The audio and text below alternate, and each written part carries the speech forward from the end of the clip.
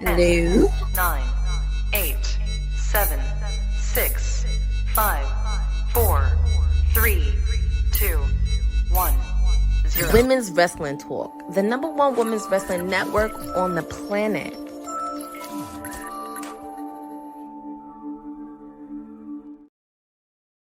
Happy Sunday, everybody. This is your PR princess, your timeless elite, whatever you want to call me, Stone Cold Courtney, with you on this special watch-along edition of AEW Forbidden Door, coming to you from London, England at the O2 Center. I just got wrapped up watching the matches from 0 Hour.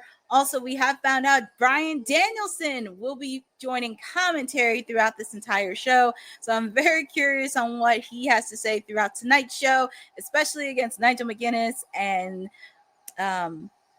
Zack Sabre Jr., also with the Lights Out match as well. So very curious on getting his thoughts on that. We are kicking it off. If you've watched 0 Hour, we are kicking it off with Christian Cage and Adam Copeland, but I still know them as Edge and Christian. They will be taking on Kill Switch and Kip Sabian to kick off. Hi, Lewis Johnson. Thank you for joining on this watch along. So you will be joining here with me for the next 3-4 hours. So get ready, get set, because it'll be a fun night. And also I do see Adam, I still sing him as Edge, but Adam Copeland with everybody from London chanting his theme song. Yeah, you're right, Boza. 11 years. Because 2011, they teamed up on TV. But the last time they teamed up on pay-per-view together was Invasion 2001. So it's a bit of nostalgia in there. It's like, where has the time gone? And I know myself and Victoria did role predictions on WWT, but feel free to put in the chat who you guys got in this match to kick off.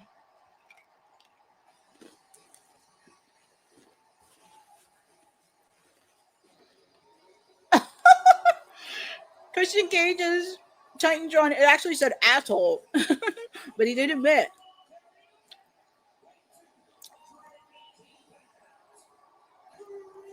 Well, I mean, that is a record, I will say, for the OT Center, because that's the first time any like professional wrestling event in the OT Center they were able to do that. But we shall see on that. But same thing. Congratulations to them.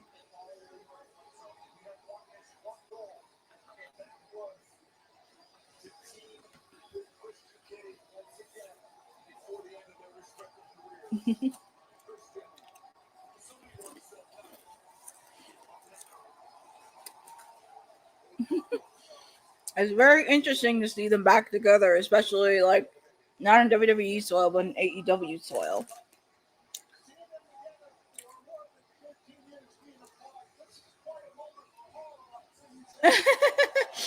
Look at them. I'm laughing because Adam Copeland was trying to mimic Christian's facial.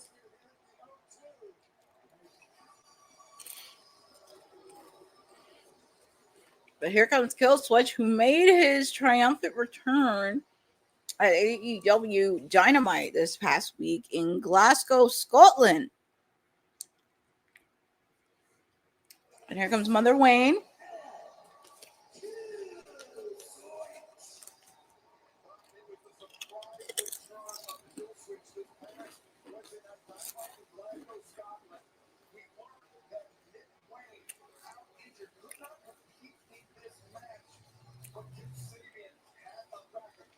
Yeah, so Nick Wayne mentioned on Dynamite this past week that he's in crutches and unable to compete tonight. Very curious because I think he's supposed to compete at Ring of Honor Death Before Dishonor, so I don't know how that's going to work. Yes, it's a great opportunity for Arcady because FYI, if you had seen Dynamite 2 weeks ago on Dynamite, the Young Bucks super kicked Justin Roberts. So he's out of commission for a while. So that's why our kitty is filling in, and she's been doing a stellar job so far. You may recognize her voice because she does the weekly ring announcing for Collision. So, hi, Zach Minner. National Waffle Day and National Peach Pie Day. And it's very interesting because peach is a summer fruit, but we're also in the end of summer. But I may do that. And also, it's awesome to know it's National Waffle Day. But we are kicking off with, I'm sorry, I still think of them as Edge and Christian. I can't call them by their names in AEW. I still think of them as Edge and Christian. Taking on the returning Kill Switch and Kip Sabian, kicking off AEW Forbidden Door, coming to you from London, England. It is the first time that they are doing Forbidden Door outside of the United States, which is very interesting to do. And also, not only for this match, but what match are you looking forward to seeing at Forbidden Door? We have incredible matches happening tonight. Obviously, this match, we have the Lights Out Steel Cage match. Kazuchika Okada taking on Swerve Strickland. My client, Toni Storm, taking on Athena for the AEW Women's World Championship match. We also have the TBS Fatal 4-Way match with Mercedes Moné taking on Persephone from CMLL, Bozilla from Stardom, and my other client, Alex Winsar, representing AEW and in front of her home country. We also have a 3-way match for the AEW tag team titles. We have FTR taking on Brodito, taking on the Hurt Syndicate. So pretty much any match. Oh, we also do have Hangman versus MJF for the AEW World title. Anything with the women, but if I had to pick one outside the women's matches, I am curious / nervous about the regular main event with the AEW World Heavyweight Championship. Really? Because I honestly thought the Lights Out cage match was going to be the main event. But yeah, it's just with the AEW World title. It's going to be very interesting with Hangman versus MJF. And hold on, I'm putting a thought. I'm going to hold on my thought because I'm looking at the stare down between Kill Switch and Christian Cage. It looks like Christian has seen a ghost from his lifelong past.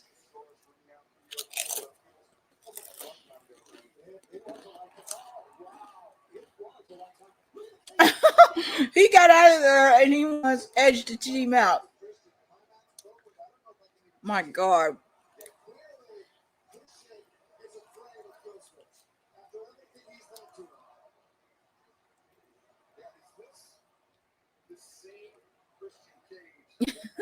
It looks like Edge is going for the team. The Lights Out match is closing, I think, for the way AEW does. Yeah, because usually they say the unsanctioned match for the close it, because I know they did it with last year with Hangman and Swerve when they did that Lights Out Steel Cage match. And then obviously there was a few times Anarchy in the Arena was the main event.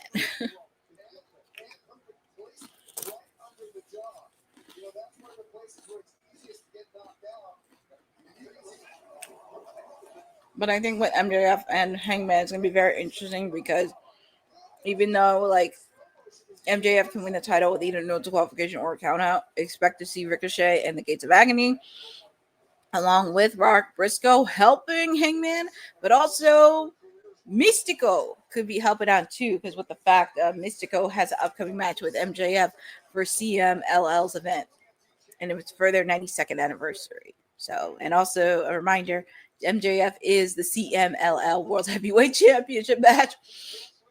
Sorry, I'm looking at this match and I saw Adam Copeland slap Kip Sabian in the face.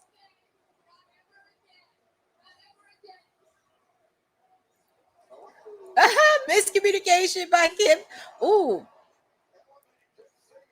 Killswitch used Kip Sabian as a battering ram by that distraction from Heather Wayne.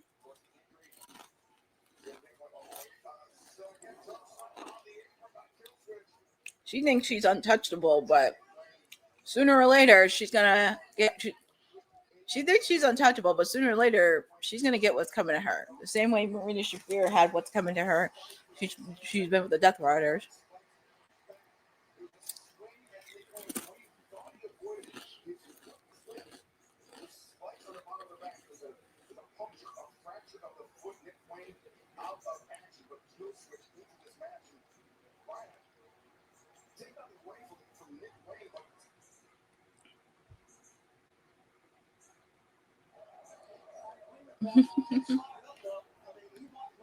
She thinks she's a genius by saying, I know, right?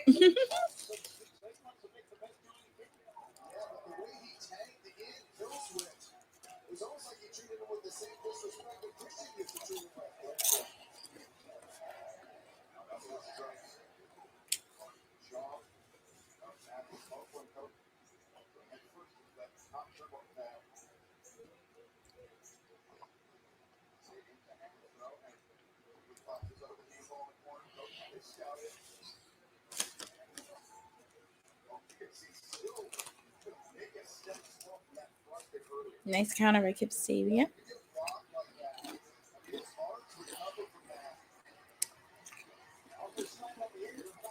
Nice drop kick by Kip Sabian. I will say, since he's been with the patriarchy, Kip Sabian looks like he's gotten a lot more better in the ring since he worked under Christian.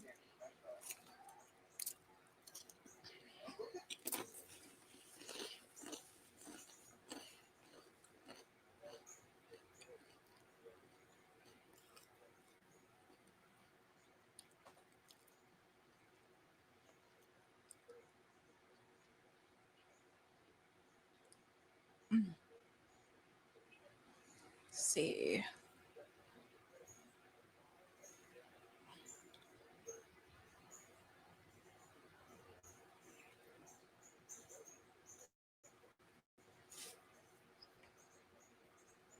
Hi, Byron Cutler. Thank you for joining on this special edition of AEW Forbidden Door. Joining with me. Shoot. Let me see. I need to work on my buffering. Give me. Oh, it came back on. So, because I was having a little bit of buffering issues, but it came back on. So, in the ring. And also, if you're joining me right now, we are kicking off with a tag team match. We are kicking off with Kip Sabian and Killswitch taking on the team of Adam Copeland and Christian Cage, but I still call them Edge and Christian. This is the first pay-per-view match since 2001 they have teamed up together. And the last time they teamed up together was back at Invasion. So it's a real treat for wrestling fans to see them back together. And if you saw Dynamite this past week, Christian and I'm going to call them Edge. Edge and Christian made a pact saying he will fix Christian's problem with the rest of the patriarchy, and Christian will help with Edge's problem with FTR. So this will be very interesting. And oh, Kip Sabian looks like he's busted open in the eye. And also, just to let you know, we do have a guest commentator today. We have Brian Danielson doing commentary. As you know, Nigel McGuinness, he's getting ready for his match against Zack Sabre Jr. for the IWGP Championship with Daniel Garcia in his corner. I just have a slight feeling Daniel Garcia is going to turn on Nigel, and I think it would be a good opportunity for him to do a program underneath Nigel McGuinness. But and here comes Mother Wayne. She's just being devious as she is, being distraction. But Kip Sabian taking out Christian. Pretty much it's 3-on-2 at this point. Hi, Christy Wilson. Thank you for joining on this special watch along for AEW Forbidden Door watch along. This is your timeless elite, your PR princess of WWT, Courtney, with you today. And we have a jam-packed show coming to you from London, England.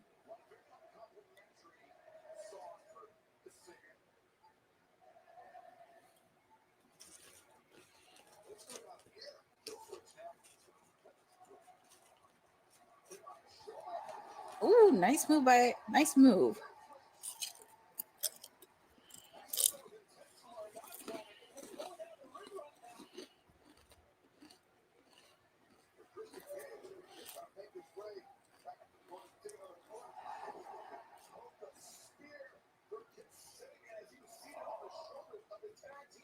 Oh my God.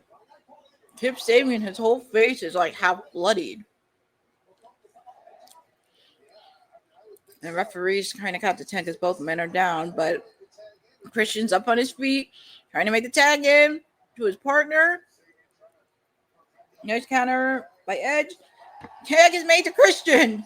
And look, sooner or later, he has to face off against his own skeletons.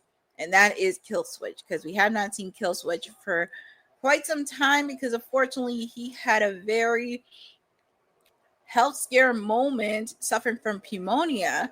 And we did not think he was going to either wrestle or walk again. Thankfully, he had enough time to recover. Happy to see him back. Very curious on where this is going to go.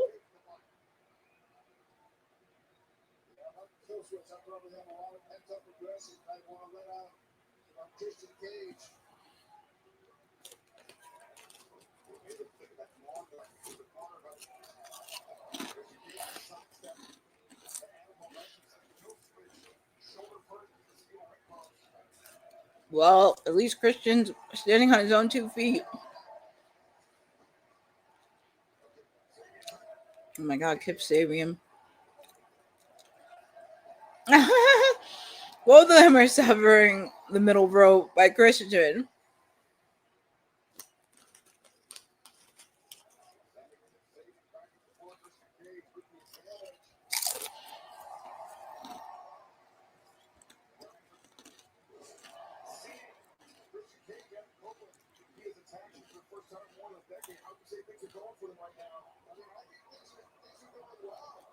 What's Richard doing? Oh my goodness, leapfrog off the top rope onto Killswitch.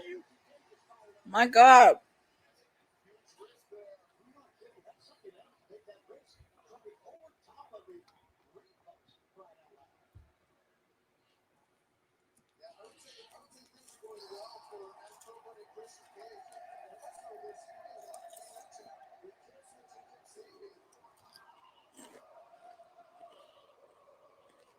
Oh my goodness, Killswitch as Christian.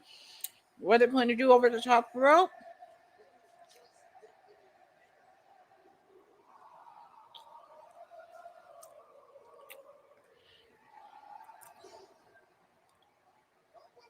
Nice little tag team, man. Head diving headbutt.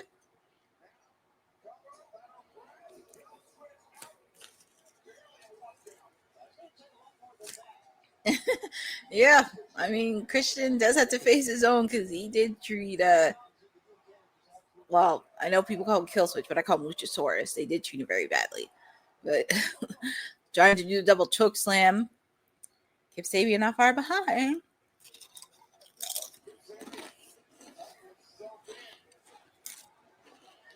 Kip Sabian. Double DDT!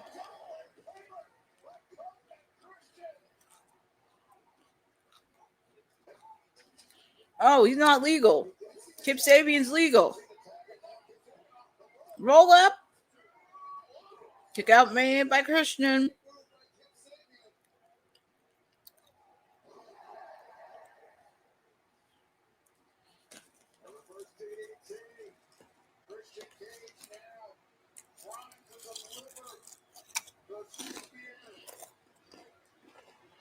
Christian 9W spear, but Killswitch got him.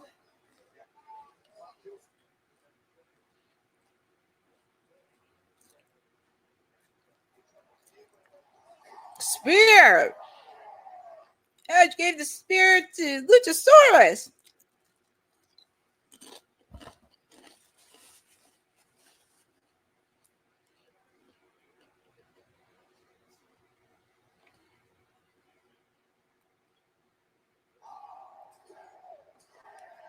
Ooh, and 3.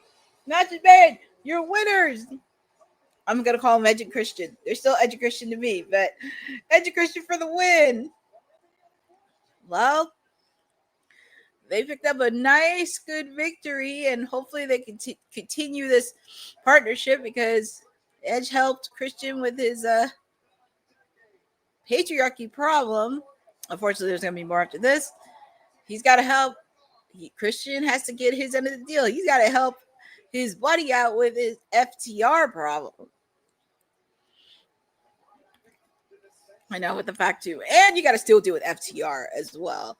But I do think that, and also with Nick Wayne as well, because even though he is slightly injured on crutches, I do think there is a lot more.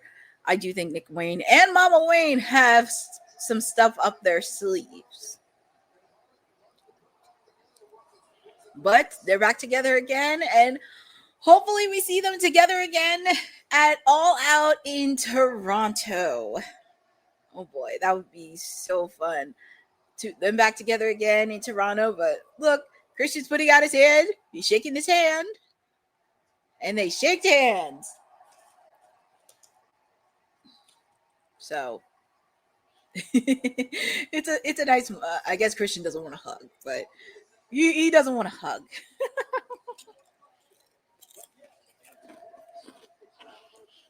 But congratulations to Edge and Christian. They got the win. Kudos to them.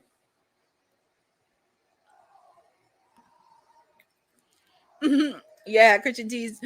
Yeah, they teased it, but I think it'll be there for the long run. I think it will be somewhere down the long run. We get to see them and they get to ride off in the sunset together. But I think they definitely will. I think they'll definitely headline All Out in Toronto. I mean, obviously, they're from Toronto. You can't have a match. But up next is the TNT Championship match. Himuro Takahashi taking on the Austin Proto-style Kyle Fletcher. Well, I could tell you the Don Callis family is going to have a busy night because they have this match and they have Okada versus Swerve. Actually, they're going to have a busy match because a few of the members of the family were in 0 Hour earlier today.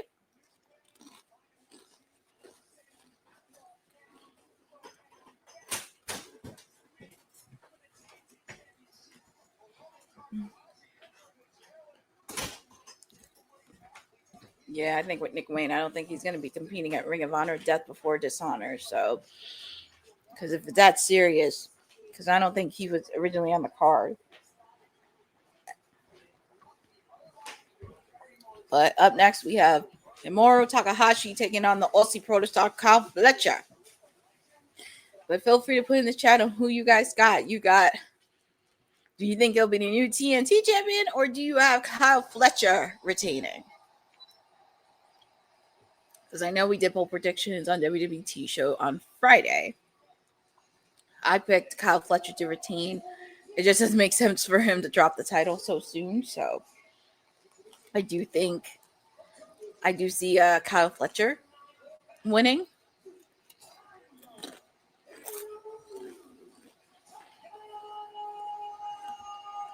There are only 4 matches after 4 matches at Ring of Honor Death Before Dishonor. And Takuro Shibata, just to let you know, because I know people are asking, what's the other ring announcer? He is the ring announcer for New Japan. So you can understand that this is a joint collaboration between AEW, New Japan, and New Japan. So they're showing the commentator team from New Japan.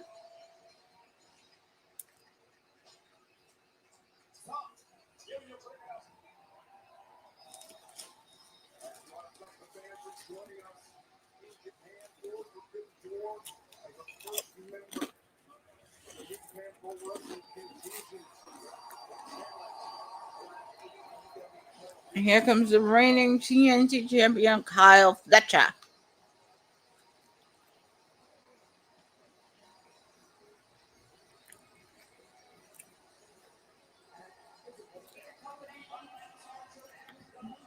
Not surprised that Justin. I know. I really thought.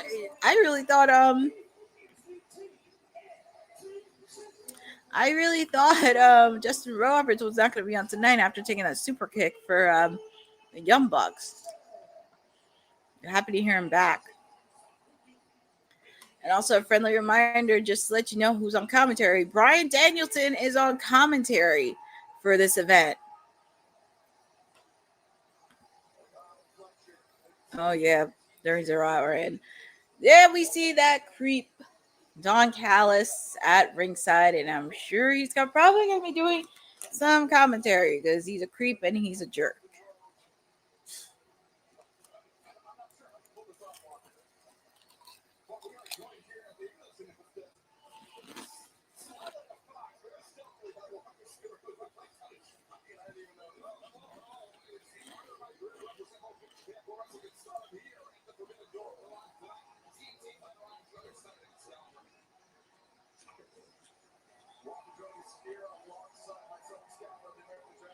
Yeah, here we go.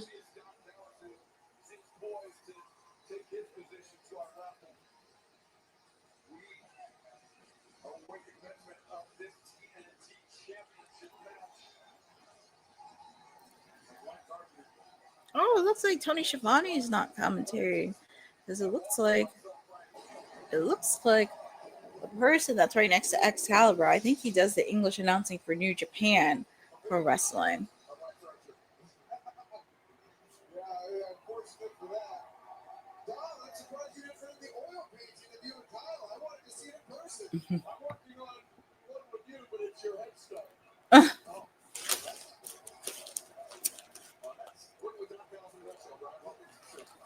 But feel free to put in the chat on who you guys got, because we have our second match of the night, which is the TNT Championship match. Kyle Fletcher taking on Himuro Takahashi.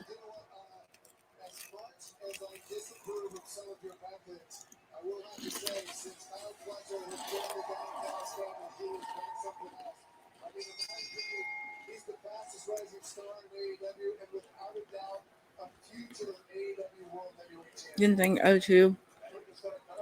I didn't think so either.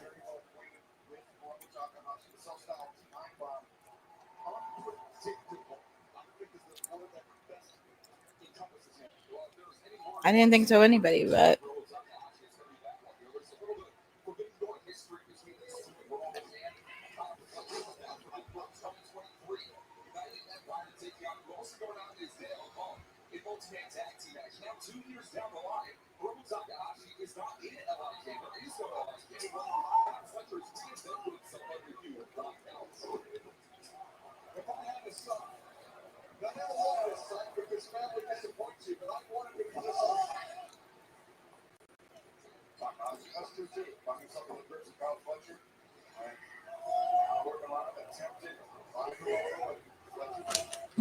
so this is a solid match, kicking it off with these two.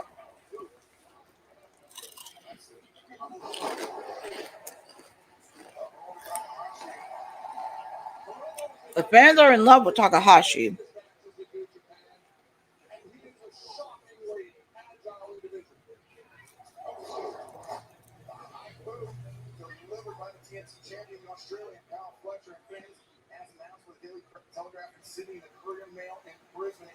Oh, so it's official. So Saturday, February 4th in Sydney, Australia, it'll be Grand Slam Australia. AEW House Rules Australia will be Sunday, February 15th in Brisbane. So breaking news regarding Australia. Just a quick FYI. And also there is a QR code to sign up for early access tickets.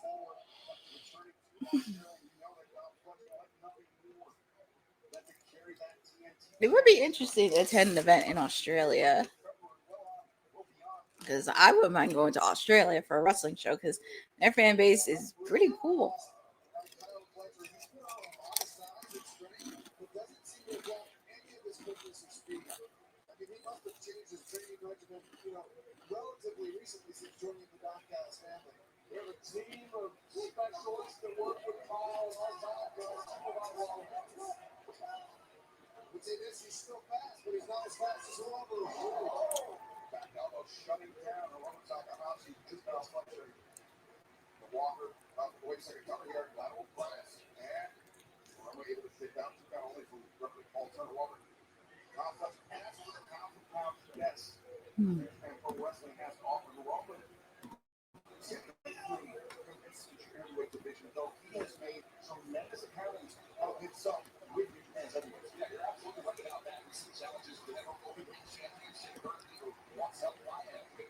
Yeah, the name is Walker Stewart, because I know he does English commentary for New Japan.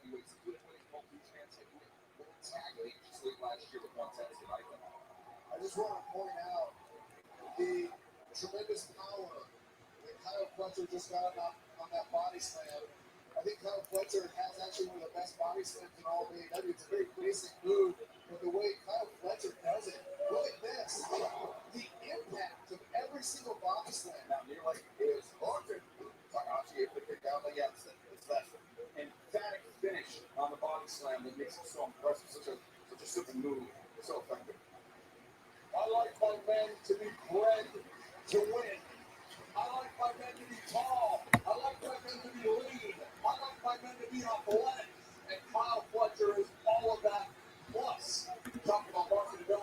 Okay, it just came out this evening that AEW will be coming back. Yep, it will be. And this is the first time they're doing a house show. And I think it's nice that they are experiencing different things, especially with house shows. And I think it does come for an opportunity because WWE had to cut back on doing house shows from paying their debt.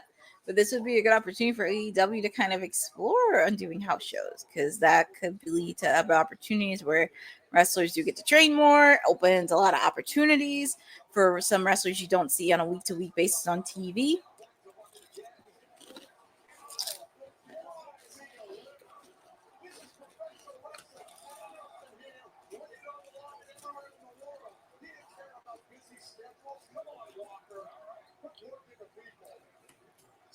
So Robert, in your opinion, what does Pharaoh need to do here to counter the strength of Kyle Fletcher? It's always agility and points, unpredictability.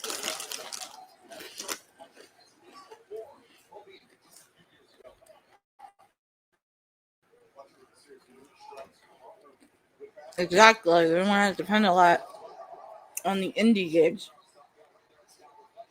So I like that there are taking opportunities to do some house shows and really experiment with them.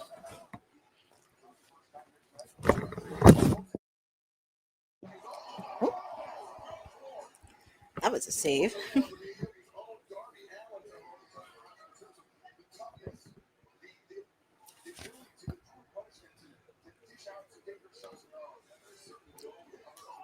Let me look in this match between Takahashi and Kyle Fletcher. Kick out made by Kyle Fletcher.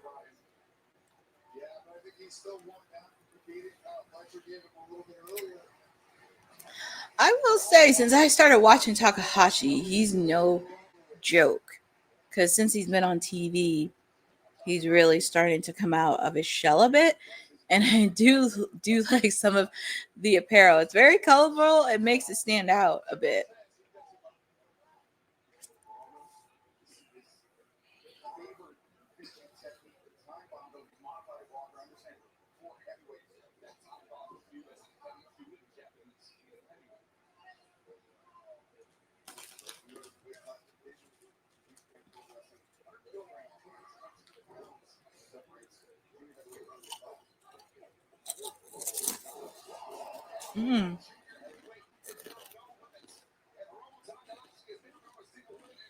Kyle Fletcher's holding on to his knee. Hopefully it's not a serious injury.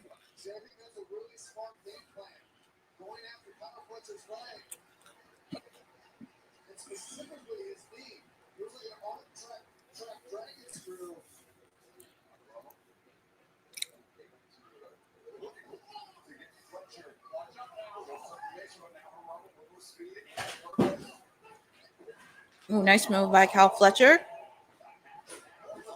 But Takahashi came up very quickly.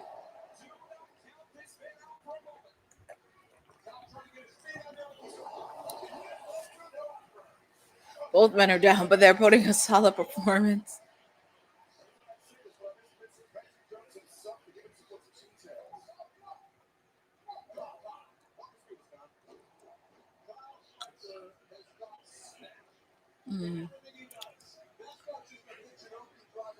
Oh, geez, now I have to listen to this creep on commentary.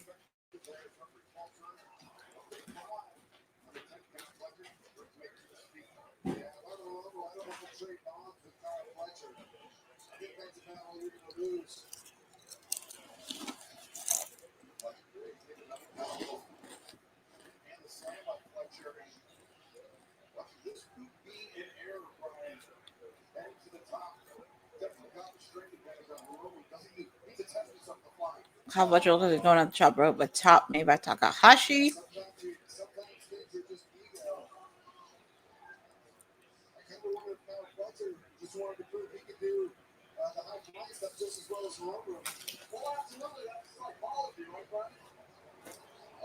Nice counter by Kyle Fletcher.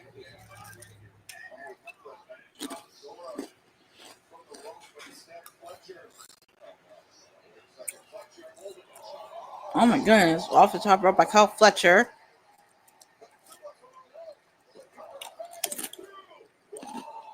Got made by Takahashi.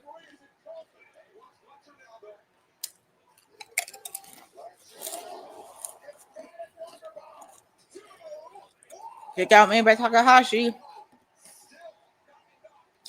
Oh yeah. I forgot we have to listen to him probably during the lights out match. And yes, I did see Hunk Collision last night. They call the Young Bucks Rod and Todd Flanders, which actually makes sense.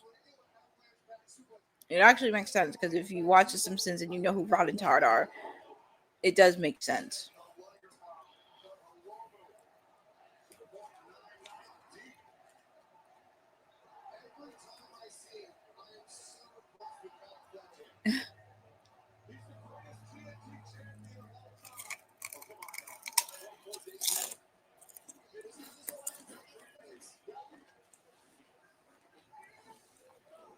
John, I wouldn't say Kyle Fletcher is the greatest TNT champion just yet. I think Christian wants Christian's trying to ask for that.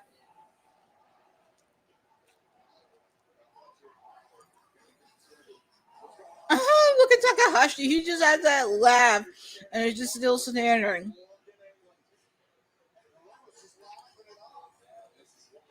He's just laughing it off like it's no tomorrow.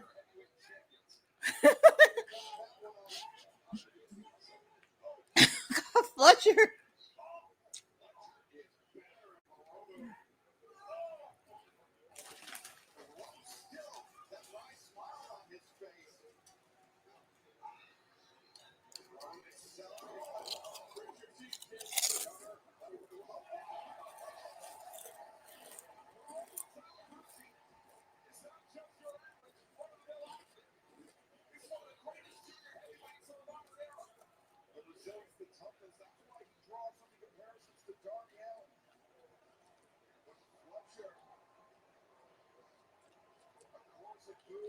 Not getting a good reception.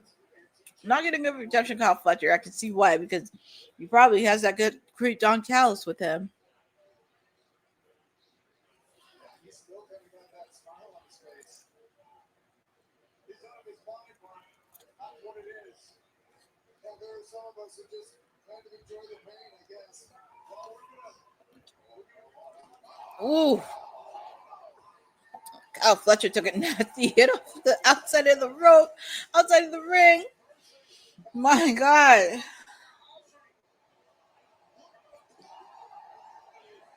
I've only watched Takahashi for 3 weeks, and I can tell this guy's no joke.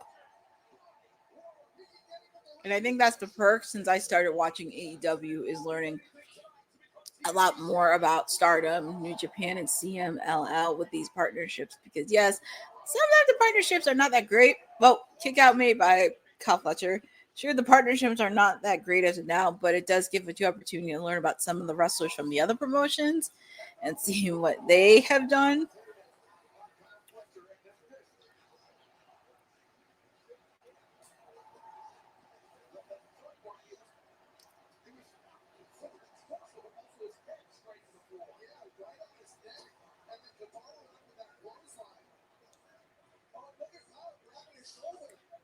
Oof. Oof, Kyle Fletcher's grabbing his shoulder. Hopefully it's not too serious. Maybe Kyle Fletcher facing karma after drilling that screw onto Dustin Rhodes' knee. That was very gruesome. I've seen a lot of gruesome stuff in wrestling, but that was probably one of the most gruesome things I've seen.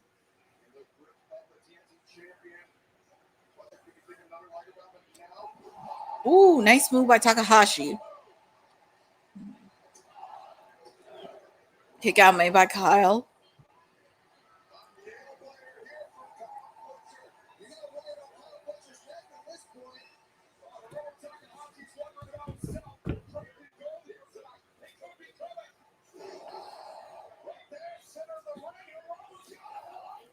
To kick out made by Kyle Fletcher.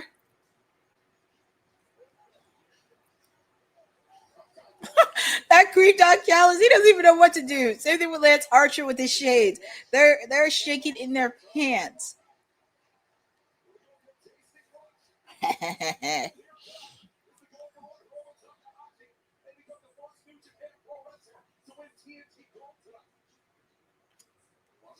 That's what I'm waiting for. It'd be nice to see somebody from New Japan win some AEW gold.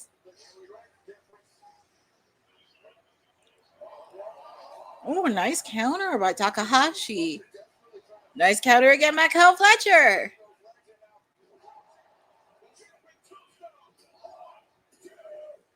Kick out by Takahashi. Takahashi ain't staying down. This is actually a good second match to get the people going. And it's crazy. This is our second match, and we still have so many matches to go. We have 7 more matches to go.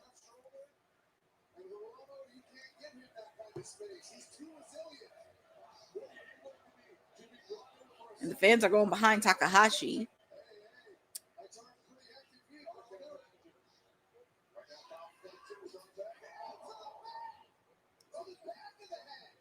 Ooh.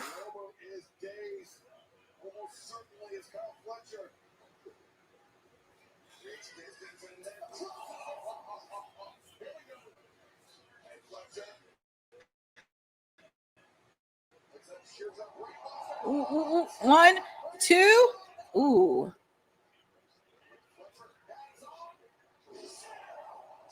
That has to be it. 3, and your winner and still TNT champion, Kyle Fletcher.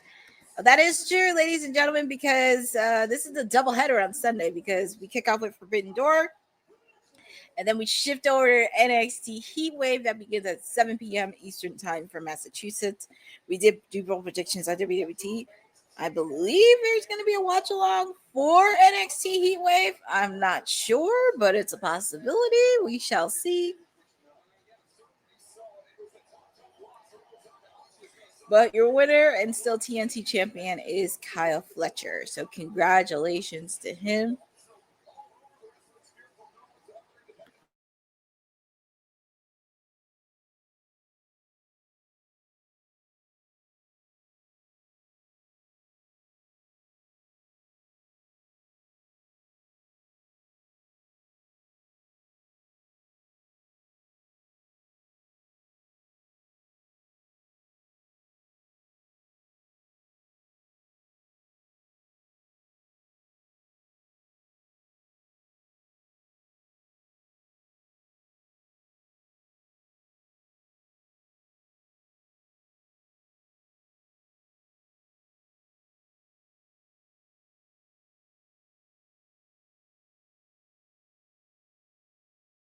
It's working well, huh? Mm-hmm. So, ladies and gentlemen, I know, not surprised for that creep. I saw a link for NXT Heatwave. There's one.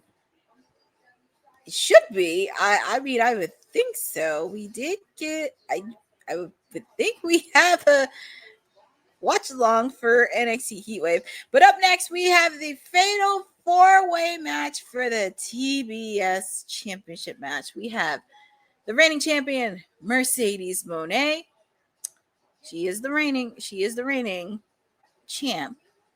We also have from CMLL Persephone. And it's nice because she actually has a win. She faced off against Athena before and she teamed up with Thunder Rosa. So Persephone from CMLL, Bozilla from Stardom. I found out she's a second generation superstar and she's 21 years old. And of course, from AEW, my newest client, Alex Winsor, is getting the win. Getting this match.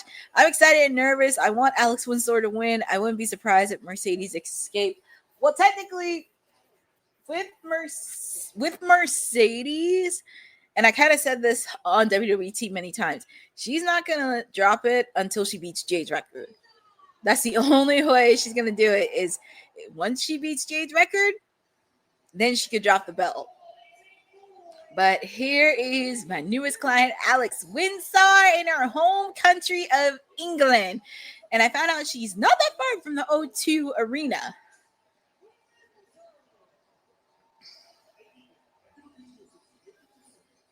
And you know, it's funny. I think it was last night or Friday. Mercedes and Alex Winsor went on opposite ends when they attended the Rev Pro event. Yeah, the Rev Pro independent wrestling event over in the UK, which I thought was really cool. So they were on opposite sides. I'm not sure who won that match, but it does put a lot more oomph into tonight's match. I think Alex Windsor had a good showing. I was on the call. I was actually on the call for media call for Forbidden Door, and I actually did had a question regarding Alex Windsor, and Tony Khan had some very nice things about Alex Windsor and very high praised her and think like she could be one of the top female superstars in AEW, which I think is potential because, as I mentioned, Mercedes can't wrestle forever, Tony can't wrestle forever, Athena can't wrestle forever. This is where you're going to have to build a lot of stars for the future. That's why you have Megan Bayne, Willow Nightingale, Chris Statlander, Tekla, Queen Amanada. You throw in Mina Shirokana. Hopefully we get to see Hikaru Shida back soon because I know she was dealing with visa issues. Jamie Hayter is another one. So that's something to really think about. Oh, thank you. That was last night, Friday. Yep, Friday she did one of her 7th, and the match was last night. Mercedes is on day 455 and it's hoping to make. Yeah, exactly. Because that's what I'm saying. She's not that far. She's not that far from Jade's reign. She's not that far. That's why I think if she breaks it on the day of Wrestle Dream, that should be the night that she drops it. Which I think would be pretty hilarious. I think it would be pretty hilarious to watch. She would have to go to Wrestle. Yep, exactly. She would have to go to Wrestle Dream, which I would find really hilarious.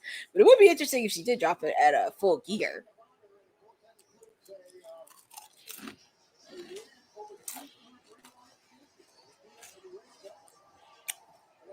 Here comes Persephone from CMLL. We have Bozilla in the ring. But we're just waiting on the reigning champ, who, by the way, is now 9 belts, Monet. She just won her 9th belt on Friday, courtesy of Fightful.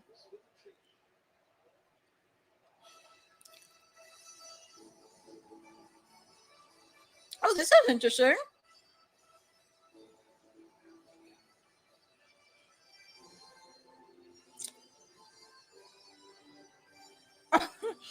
Oh my goodness.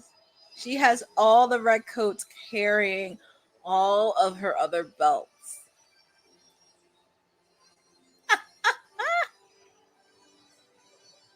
I didn't think she would top off the entrance at all in Texas, but this.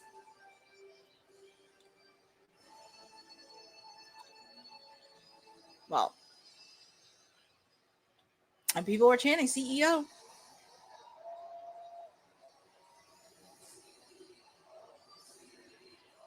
There she is.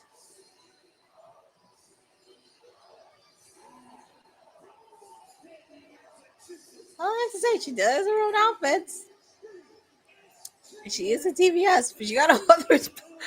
I'm trying to think how she's gonna do luggage when they come back to the States for AEW's residency in Philadelphia. I'm very curious how that's gonna work. It would be easy to do it. She's only. Yeah, that is true. She's number 4.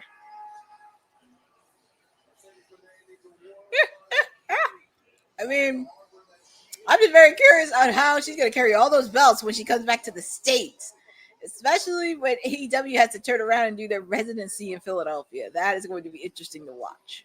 But it's going to be a good match. She is the CEO. She got 9 belts. And you see some of the fans in London, they're chanting CEO. CEO. But it's for the TBS. And technically, she doesn't have to be pinned to lose the belt.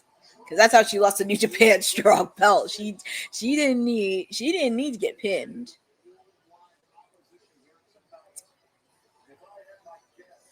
But I'm just waiting for her to go unhinged because I know sooner or later she's still salty over that loss at All in Texas against my lady Toni Storm. So I can tell you she's very salty over that. I'm just waiting for her to go unhinge a bit. And also it'd be very interesting too, because I know Tony has a big test. If Athena wins. Let's just say hypothetically, Athena wins. And how enraged and salty will Mercedes be, considering the fact Athena did something that she couldn't even do, and that was beat Toni Storm? That would be very interesting and add another layer to her character, because I know deep down she's still salty because she has all the belts in the world except the one belt that she wants since she's been here. But here we go. We have this fatal 4-way. Oh my goodness. They weren't kidding when they talk about Bozilla. She's only 21 and she's a second generation superstar. And actually, this is her first time in American soil in AEW ground.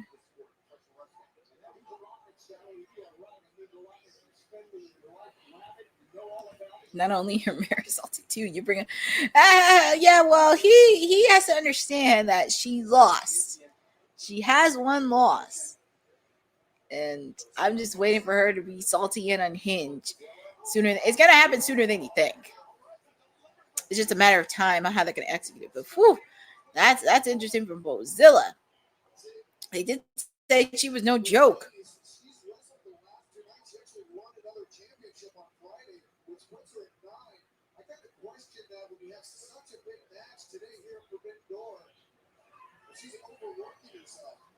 Bryan Danielson does have a point. Is she really working herself? I understand, like, you want to be the best in the world, everything else, but Bryan Danielson raises a good question. Is Mercedes Moné overworking herself?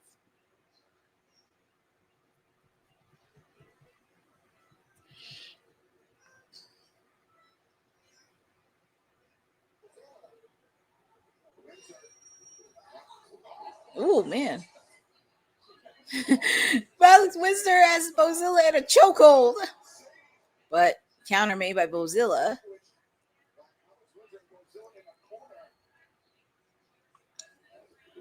Oof, clothesline. Oof. Nobody home for that clothesline. I mean, that's the one way to do it. Take out the biggest threat.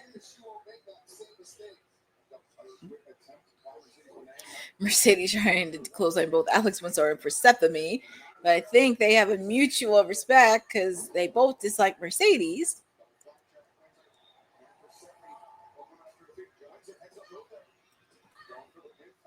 Well, you got to remember, every woman for herself.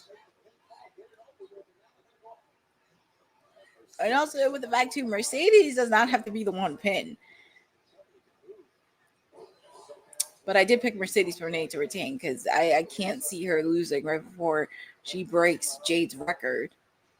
Like, after she breaks Jade's record, like, she could drop it. And after that, she can move on to win the AEW Women's title.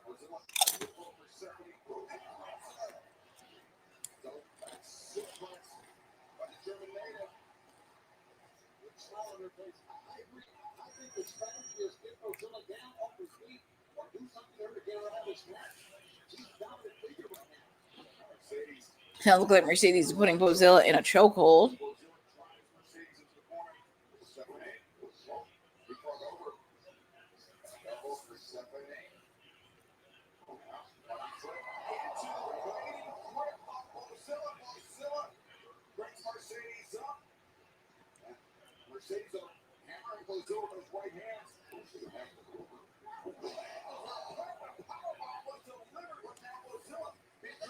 Ooh, double kick by Bozilla. That's the one thing I can say with AEW. I am learning a lot about some of the stars from other promotions as well, especially the women, because I know there is a lot of women out there in promotions, and I know some people always prefer watching one wrestling promotion, but for me, wrestling is wrestling, and I like to watch it from all different promotions and learn more about it. And that's why we have Women's Wrestling Talk, because we always love to highlight a lot of the ladies. Ooh, nice catch. Set on ball by Alex Windsor. I don't think she can take a pin. Here comes Persephone.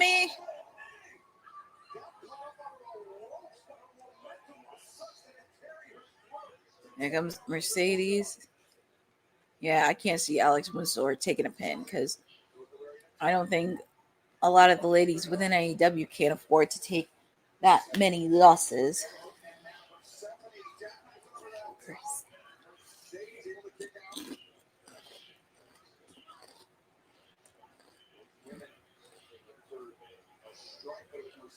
Mercedes doing what she does best. She's not called the CEO for nothing.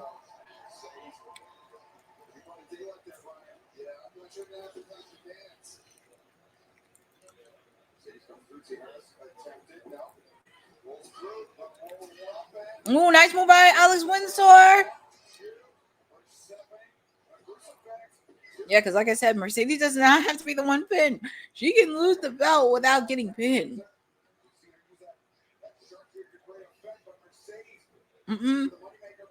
Not today. Woo! Bozilla, she's coming in out of nowhere.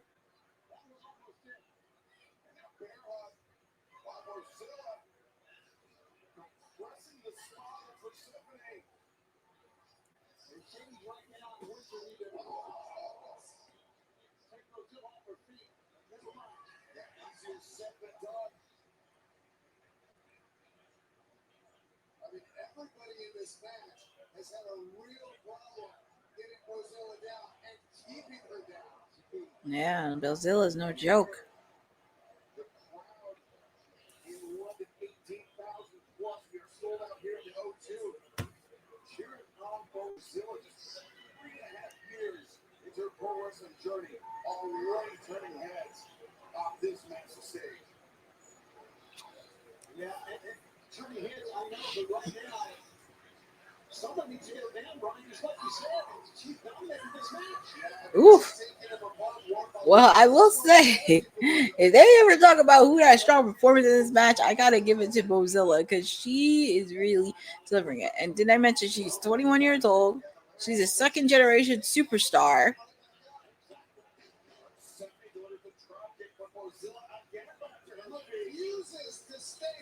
Yeah, she refuses. Ooh, Mercedes. Kick out made.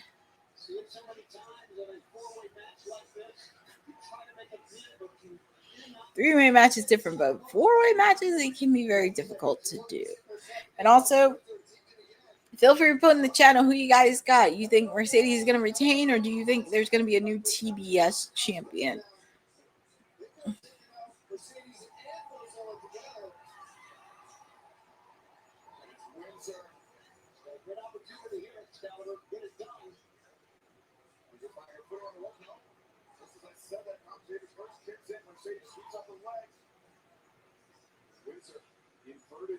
Oh, Alex is not in a good position right now.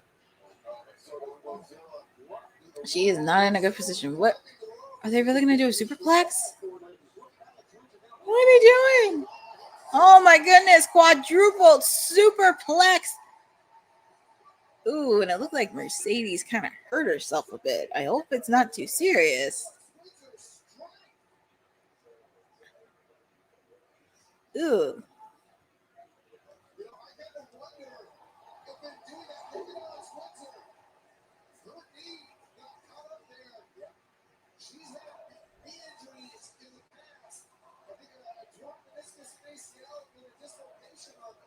Yeah. Brian Danielson. See, I like Brian Danielson as a commentator because he's a wrestler. He does have a knowledge. We did see him commentate this past week.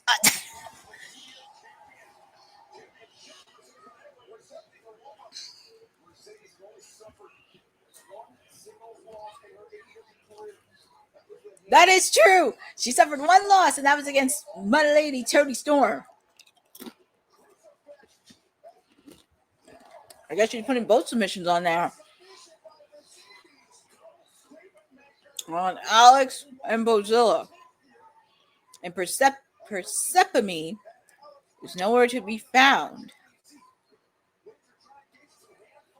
Oh, she broke it. But she has it on. What? No. Oh, yeah, Persephone. So I was like, where's Bozilla?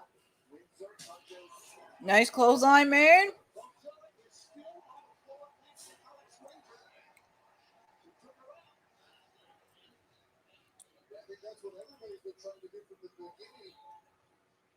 Alex Windsor, she looks like she's going to do a double submission on both of them. Scorpion Deathlock. Ooh.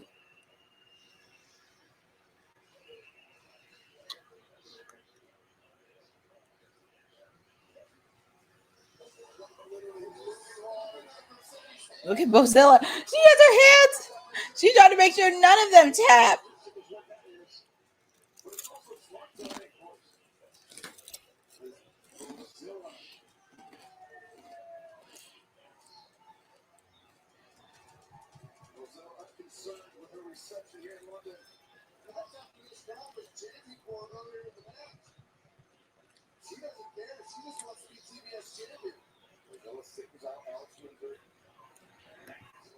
Hi, Full Flick Zone.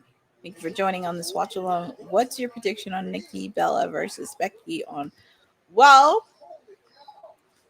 I do think there's a lot more story to both Nikki Bella and Becky, because I know Nikki was supposed to originally fight with Liv Morgan, but Liv Morgan's out with an injury, and I think they're trying to keep Nikki afloat.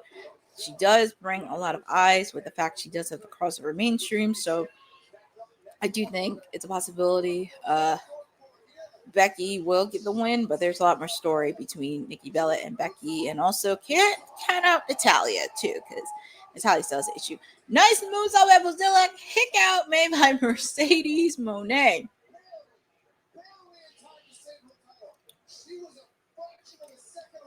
She was too. Look at Mercedes' face. It looks like she's exhausted. Bozilla is looking down at Mercedes. Man, that's the first time I've ever seen her in that corner. The last time I seen her in that face was when she saw Toni Storm this past week. Hold on. Mercedes. Ooh, nice counter. That was a nice counter. Kick out made by Bozilla. I really thought Mercedes was going to go home free. And plus, we saw what happened on Dynamite this past week, because Alex Windsor, she got the thing for the team, but kick out made by Mercedes.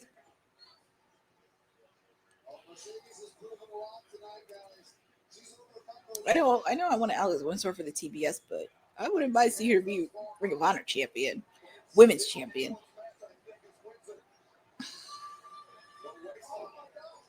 Oof. That's going to be a hard German suplex to do on Bozilla. German suplex on Bozilla. She is an impressive. She's putting out an impressive performance, Bozilla.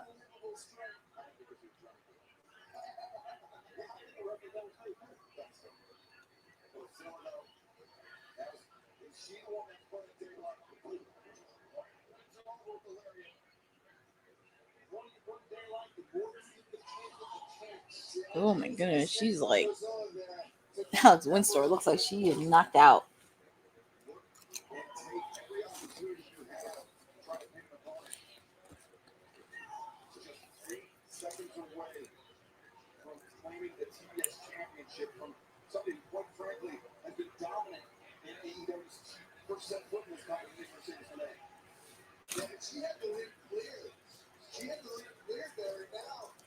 She's staring, Bozilla staring at Persephone.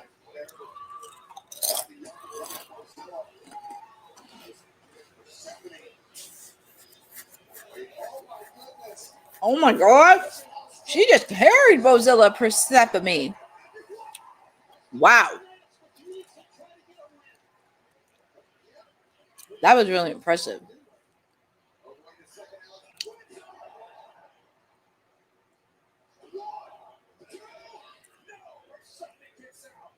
And Mercedes is outside the ring. She's outside.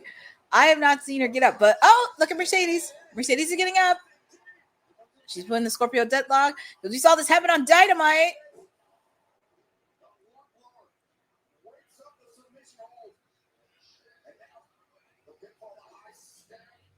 Oh, is Persephone doing her move?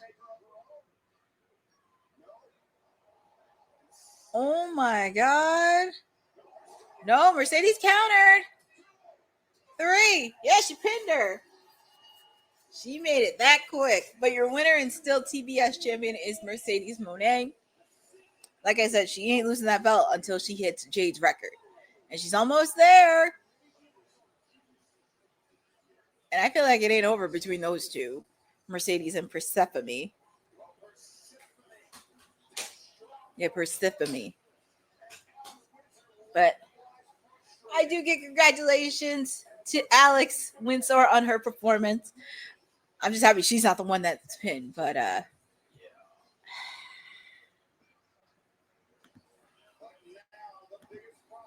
shocker. Courtney's prediction: Mercedes beating Jay. Brady. Yeah, I think it. Look, it is gonna come true because she's almost there.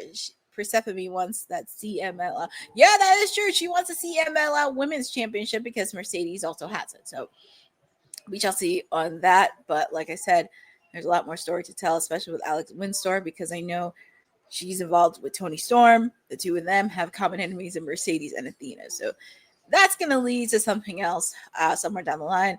But up next, we have this anticipated match. Zack Sabre Jr. taking on Nigel McGuinness.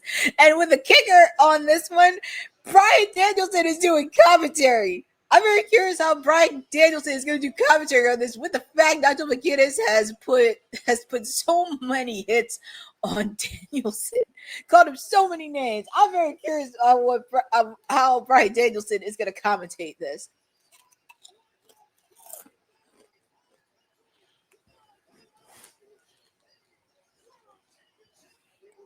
It will be a good match.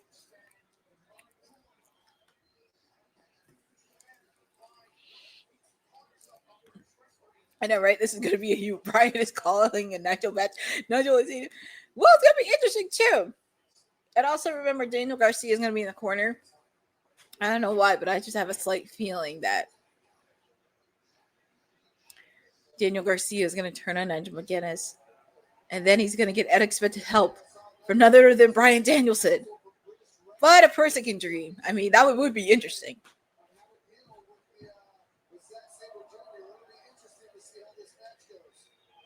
Nigel's getting screwed. Can I get some chips? Mom's here. Well, they're showing this photo. They're showing this promo of Nigel. Obviously, he's back in his home country. Oh my God, I love that. They're showing him from his home country.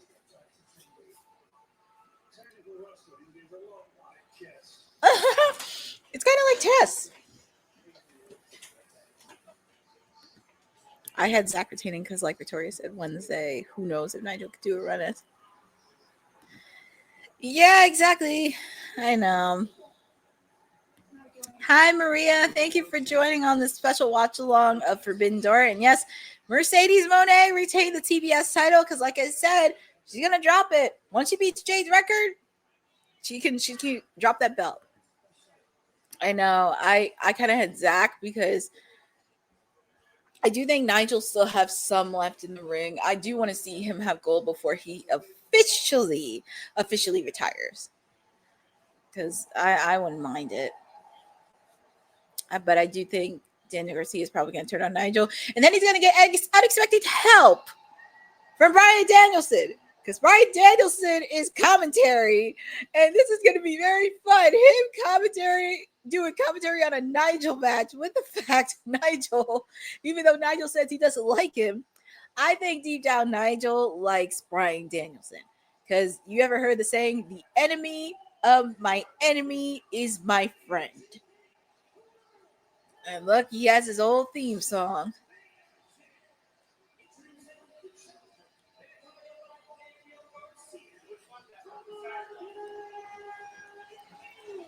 Nice homecoming for Nigel McGuinness. Like, all the fans are happy to see him home. Former Ring of Honor champion, former Ring of Honor Pure champion. Nigel McGuinness is back home in London, England. I'm sure he'll probably have a match next year at Wembley Stadium. No, we won't. We should stay at commentary.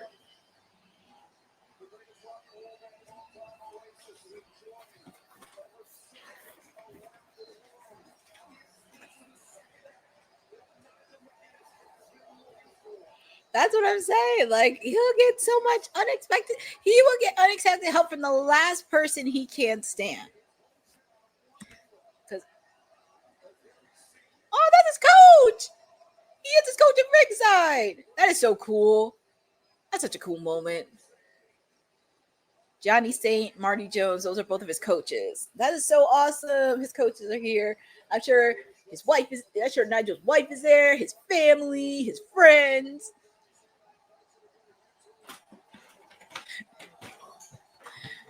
This is going to be interesting. This is going to be fun.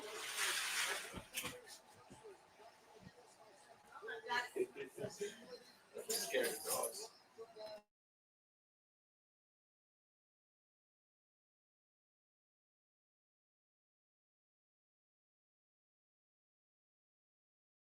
And I'll give you this.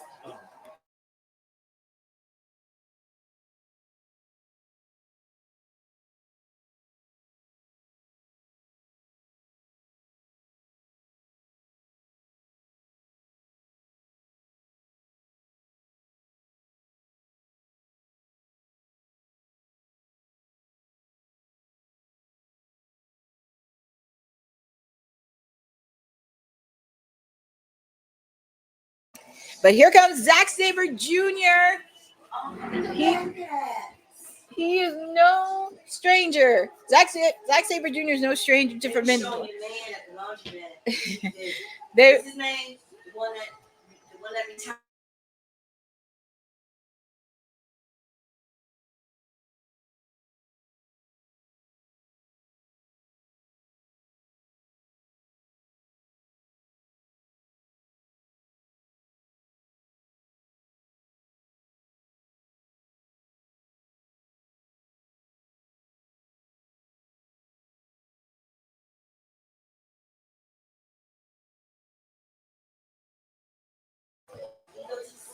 And obviously, we see Walker Stewart, who does commentating for New Japan Pro Wrestling. He's going to be commentating this match. I'm just here for Bryan Danielson because I just want to know how he's going to commentate this. This is going to be so good. This is going to be so good. And I am ready to see it.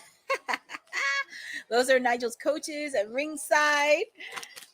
Feel free to put in the shadow who you guys got. This is the IWGP Championship match. You got Zack Sabre Jr. or do you have Nigel McGuinness? And also for the fact too, Zack Sabre Jr. is no stranger to Forbidden Door because last year he faced off against one of my other clients, Freshly Squeezed Orange Cassidy, in a match. Because if you followed it, they've had a backstory, Zack Sabre Jr. and Orange Cassidy. So here we go. We have two of the best technicians in the world. Nigel McGuinness, Zack Sabre Jr. for the IWGP Championship match. Daniel Garcia, he's at ringside, so expect this match to be a technical spectacle.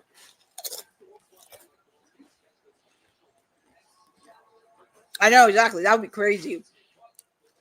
But like I said, I just have this feeling Daniel Garcia is going to turn on him, and then he's going to get unexpected help from Bryan Danielson because you'll be the last person. And also, you'll be very surprised how many people influence Nigel. Like a lot of people have appreciated and respect Nigel for the wrestling he's done. Like Lee Moriarty gave him praise when they faced off against for the pure championship match that Nigel held. Max Caster has said this in an interview with Chris Van Vliet that the guy that put the spark on him in wrestling was Nigel McGuinness. So, got to give Nigel a lot of credit.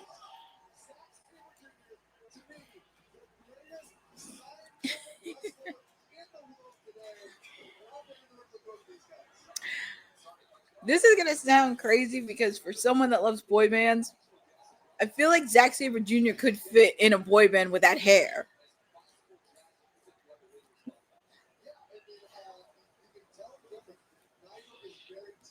Yes, he is. He's one of the best Ring of Honor champions in the world.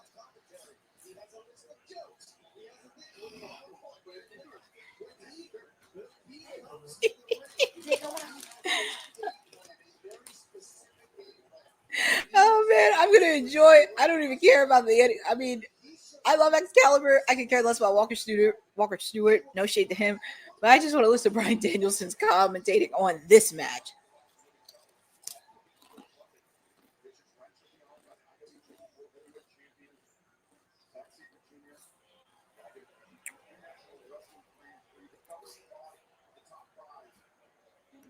And then Zack Sabre Jr. looks like he could be in the Backstreet Boys. Like he could be like Nick Carter's long lost cousin with that hair.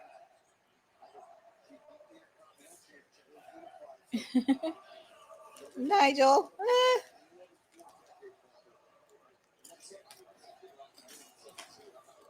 You see what Zack Sabre Jr. is doing here? I think it's very important for Zack Sabre Jr. to keep Nigel McGuinness grounded in this match. Nigel McGuinness is not just good at technical wrestling; he also has an incredible lariat. And so that's one of the things that if I'm Zack Sabre Jr., I want to keep Nigel McGuinness off the ground like he is right here. Look at Zack. I mean, he's got all the confidence in the world, Zack Sabre Jr. Oh my god, he's like bending his hand, his fingers. That's why he's one of the best technicians.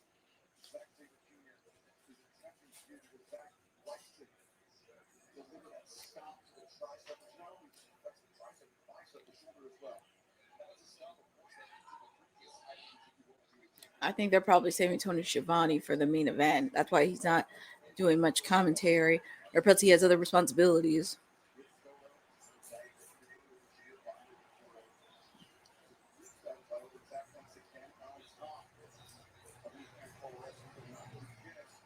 There's Nigel.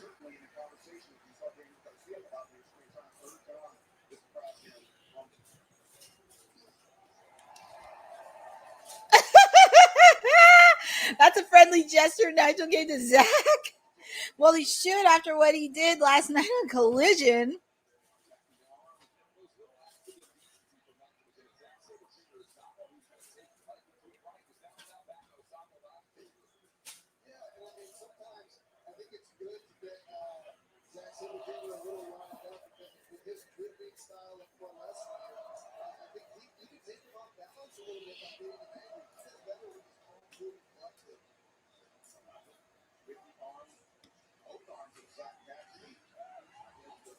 I know if they want to do like a freak out moment, I mean, give the title to Nigel.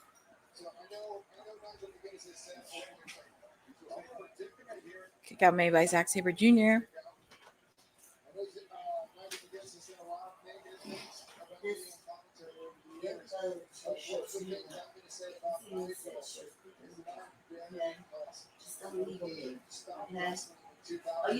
Nigel, he's doing that. Oh, nice move by Zack Sabre Jr.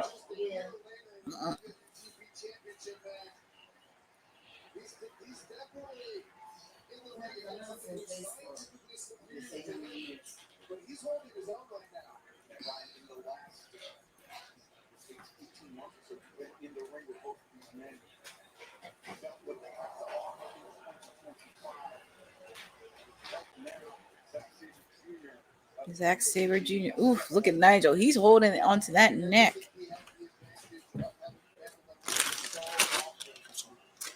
He's holding onto that neck.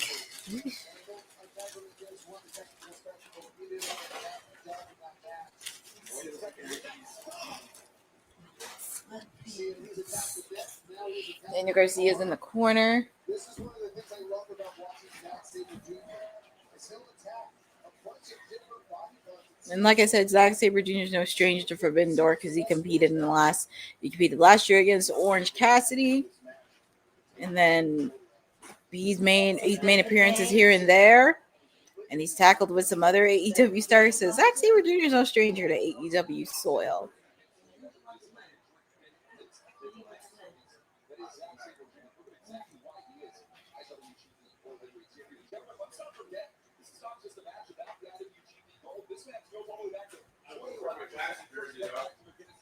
What jacket?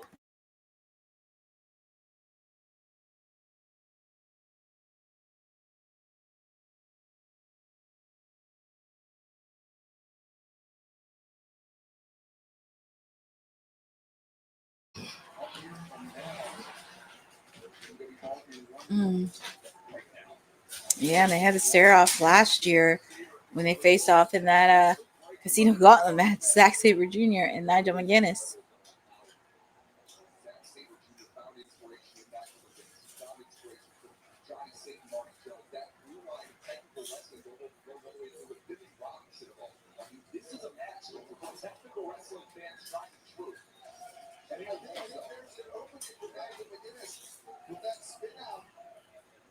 You know, when you don't roll through when somebody spins out of a 20-minute slot like that, you jam your shoulder really bad. See, and that's why Zach has to keep Nigel off his feet. McGuinness, very potent striker. In addition to being a tremendous technical wrestler, great reference there by Billy Robinson, sneaked it up and really put hard place of the catch hand style of professional wrestling that is used so many wrestlers. Not McGuinness, that's his junior right, but also Jeffrey Anderson as well. Zack Sabre Jr. has definitely kept that style alive, and that's what McGuinness is after. Nice uppercut by Nigel.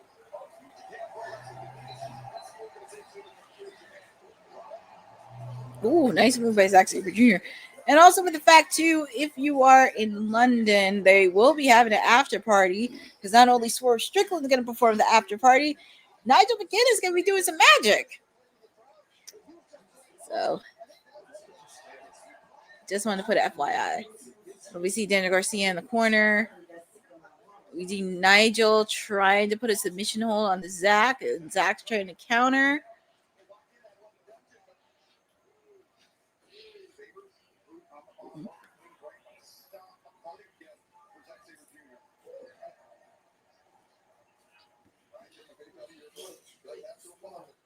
Look at Brian Danielson.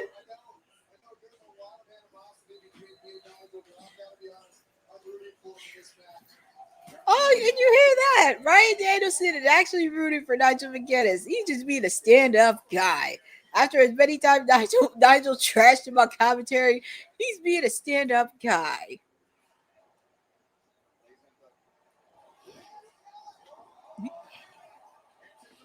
Oh, look at Zack Sabre Jr. putting a submission hold.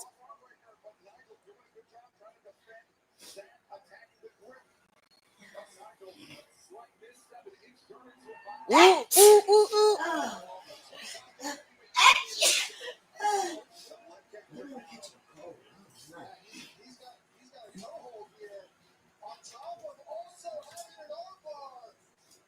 Oh my goodness.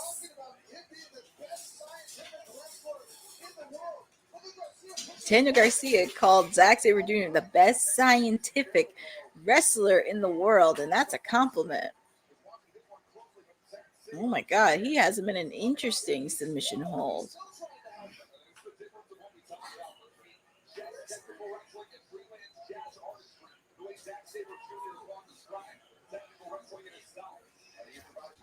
Oh, look at this.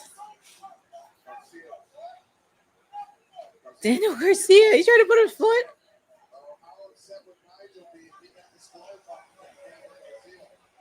Oh, look at Zack.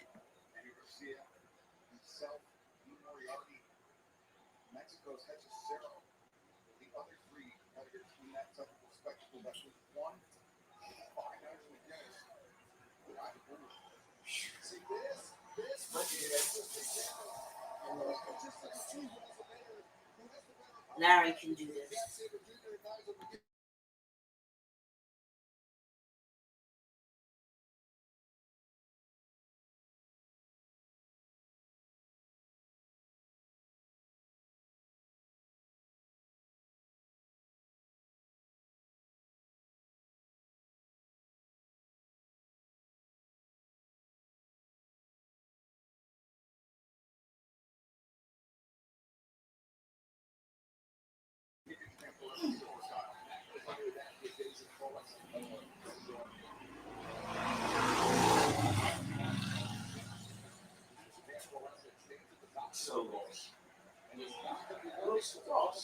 Yeah, because I think after this match, we have the three-way tag team match, the AEW Women's Tag Team Title match, the AEW World Heavyweight Title, the unification match, and the lights out match. So we have 5 matches left.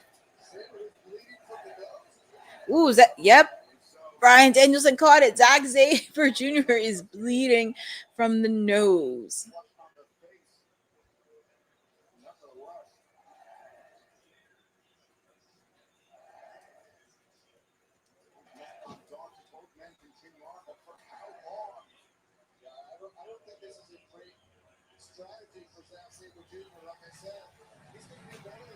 Oof, his nose is busted open.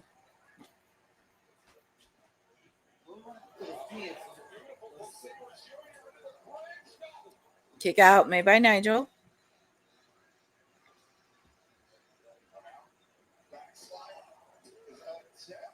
Kick out made by Zack Sabre.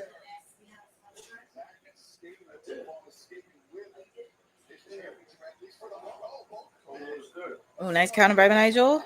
Clothesline. Is he gonna do it? 2 kick out made by Zack Sabre Jr.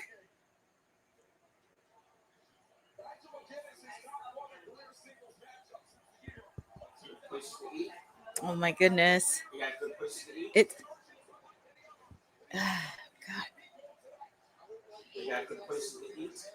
Oh, nice clothesline by Nigel. 2 kick out made by Zack Sabre Jr. Good places to eat.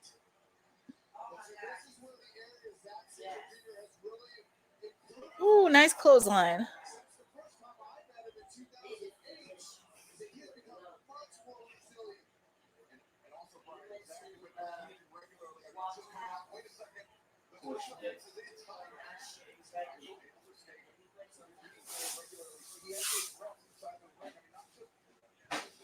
Oof. Zack Sabre holding onto his arm.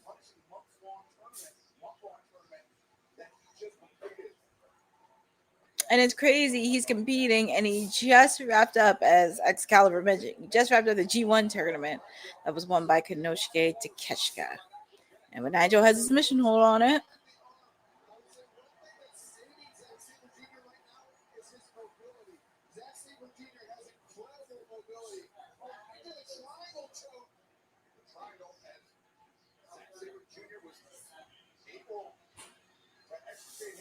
What's Daniel Garcia doing? I know that's what Brian Danielson. What's he doing? See, and I told you this was a possibility. He was going to turn on him.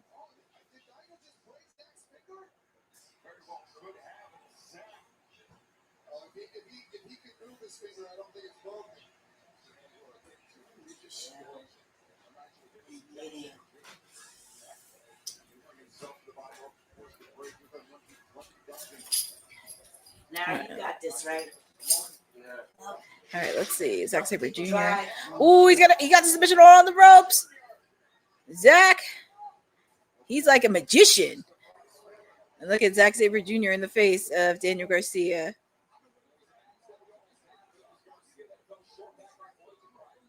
And I gotta stare down at him.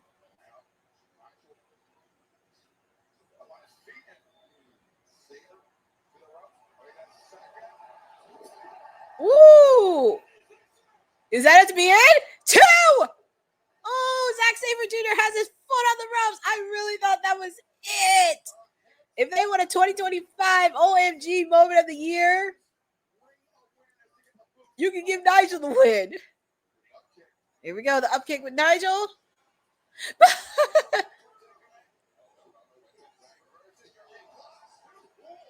Ooh, that was a nice hold. That was a nice pinfall hold by Zack Sabre Jr. There's a reason why he's one of the best technicians in the world. And also, he did have a good match last year against Orange Cassidy at Forbidden Door.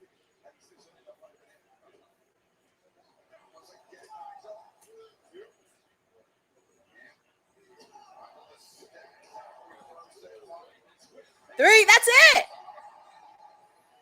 And your winner and still IWGP champion, Zack Sabre Jr. It was a really good match. I really thought they were giving it to Nigel, but I hope they do give him some gold before he officially retires from wrestling. Because he can still go in the ring.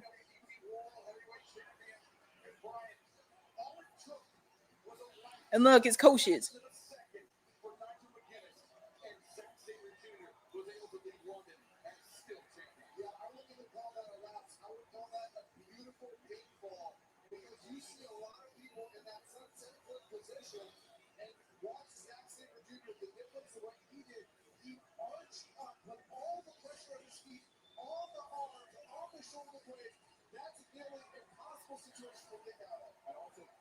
Let's see what happens after the match. Well, at least there's some respect between Zach and Nigel. At least Zach can give him some respect. Because even though Zach does some heel tactics, at least he can give him some respect. And I think Zack Sabre Jr. has really wanted to wrestle Nigel McGuinness for quite some time. So congratulations to Zack Sabre Jr. Congratulations for Nigel McGuinness on putting on an incredible match. Also, love seeing Bryan Danielson do some commentary because he actually gave some good praise. He said, even though Nigel McGuinness said a lot about me, he still gives credit. And look, the coaches.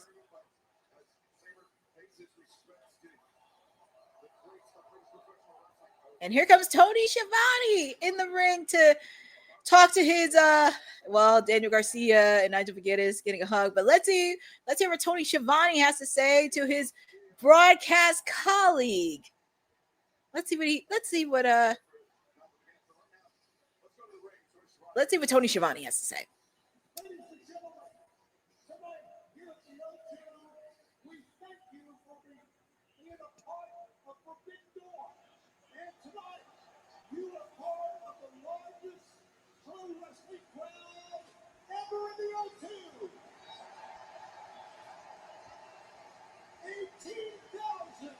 I really thought Daniel Garcia was going to turn on him, but I think it's only a matter of time.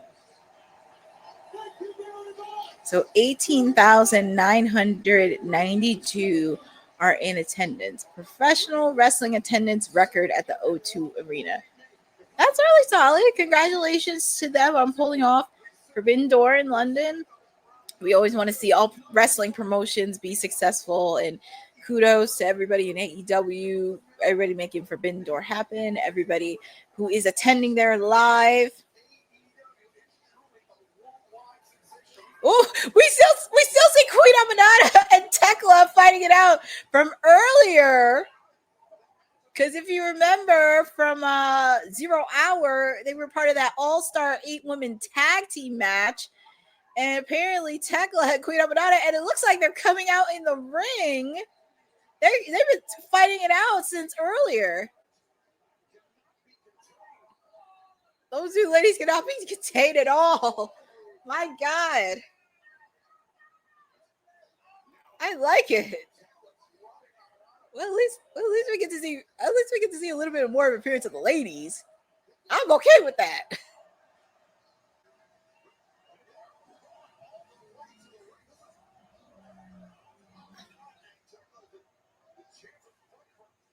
Oh my God, a headbutt between these two ladies. I'm going to tell you something. If they're going to do some storylines after Forbidden Door, they're going to have to, if they're going to do some storylines, they better include Tekla and Queen Aminata for All Out in Toronto. Well, but here comes Julia Hart and Sky Blue. And Queen Aminata looks like she's outnumbered because we did see the rest of her tag team partners laid out. Statlander, Willow, Harley. Oh, no. I'm just having a ball. There is Jamie Hayter. I'm so happy. I'm just having a ball. Jamie Hayter has been out of action for a while, and it's perfect that she came back in London. Jamie Hayter! She's back. My client Jamie Hayter is back.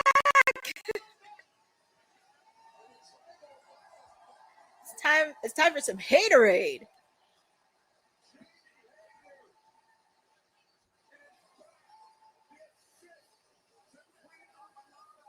Oh, she does love the queen. I mean, come on, who doesn't love Queen Amanada? But we get to see Jamie Hayter back in her home country of London, England. So it was a really great match. It was really good. But I'm just so happy to see Jamie Hayter back. I'm just happy to see one of my clients back. But she wants some blood against the toxic spider, Tekla. Well, up next, we go from the Technicians to the AEW World Tag Team Title 3-way match. We have the Hurt Syndicate, FTR, and Brodino in a 3-way match.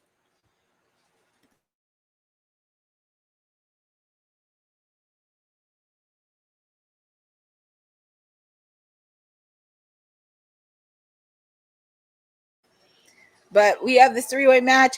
Feel free to put it in the chats. Ooh, that would be something. I wouldn't be surprised if Triangle Madness and the Queen's Court get the first women's blood. That is true. I mean, we haven't had a blood and guts match yet, because I know with the fact with All in Texas being in July, hopefully we should get a blood and guts soon. I would think it would be a good opportunity probably to do it. I know they have to do it before Full Gear, but it would be cool if they kind of did it on the road leading up to just to All Out Toronto. But it would be cool to do it on the road to Wrestle Dream. That would be pretty cool. Something around the fall. But yeah, we kind of got to this point where yes, the behind the scenes journey has been an interesting ride. I don't know if FTR is going to get it, because we did see some reports floating around that MVP and the Hurt Syndicate did not want to drop the belts to FTR. They wanted to drop it to a younger team, but unfortunately, they beat up on, well, not every single team, but they went up against the Outrunners, the Gates of Agony. They went up against Big Bill and Brian Keith. They went up against they also went up against Dustin Rhodes and Sammy Guevara. So Private Party, they've got it. I can't really. I mean, there are a few teams I would love for them. I mean, oh my goodness. I'm looking at the jackets for FTR because they do call themselves the greatest tag team of all time, which that's another conversation to have. But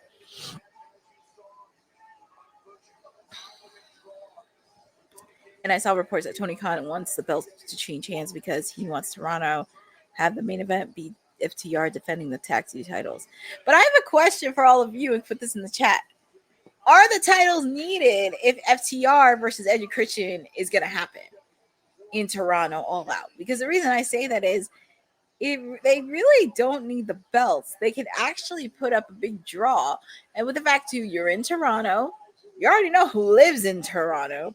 I think there is a lot of storytelling in this that where you don't need to include the belt and you just let the Hurt Syndicate, because I wouldn't mind seeing the Hurt Syndicate go round 2 with the Gates of Agony since they have Ricochet in the corner. They haven't faced off against Action Andretti and Leo Rush yet. I could see them taking on Top Flights and say align themselves with Christopher Daniels and Scorpio Sky. That's another thing. So there are a few tag teams, but here comes Brodino, which this is actually a fun tag team that I love. They have just been so fun and energetic, and also nice to see Bandino be the Ring of Honor World Champion. Obviously, he's going to have to defend it at Death Before Dishonor. I would say no, but considering WrestlePalooza is the same day in India on ESPN, the answer, I know that's the thing, because unfortunately All Out Toronto would be the same day as WrestlePalooza. But they're going to have to pull out all stops, because I get it, but we shall see. But here come your reigning and defending AEW World Tag Team Champions, the Hurt Syndicate. I'm sure they're going to have MVP in their corner. He's possibly going to be doing some commentary. I don't see MVP. That's interesting. That's interesting. I don't see MVP in the corner. I really thought MVP would be in the corner, but I guess he knows. I guess he knows his boys can do them on their own. But you listen to the crowd; they're chanting, "We hurt people in London," because I think people knew they were going to get over. I don't think they expected to be over. And also feel free to put in the chat on who you guys got in this match. I know when I did my bold predictions on Friday, I had the Hurt Syndicate retaining. I do think they're gonna probably hold it on the remaining of 2025. Hurt Syndicate. I thought MVP would be out there. I know, that's what I'm saying. I thought at least he would be out there to keep an eye on that Weasel Stokely. Yeah, jumped. So I don't know. We shall see. But here we go.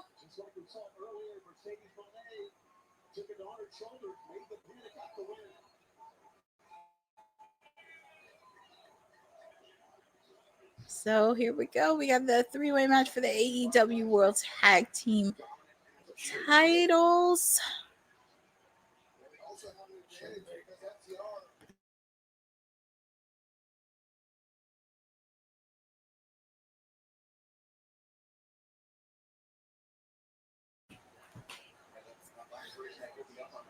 So we have a three-way match between FTR, Brodino, and the Hurt Syndicate, but was that a coincidence? Both teams went after both members because when you are the rated tag team champions, you have a bigger target on your back. And we'll see how the Hurt Syndicate does against a 100% healthy FTR.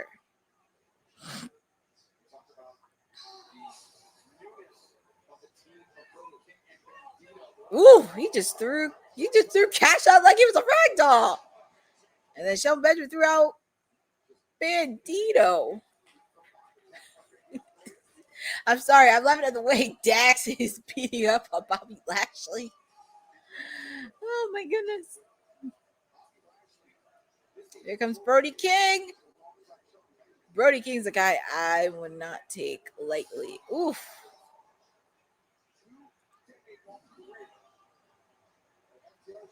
FTR double teaming Bobby Lashley. I think that's what you kind of need to do is double team them. But Bandino, he's getting the crowd going. And he has a big week too. He has this match and also Philadelphia for Death Before Dishonor. And nice hurricanrana he made out to Shelton Benjamin. So it's Dax and Bandino.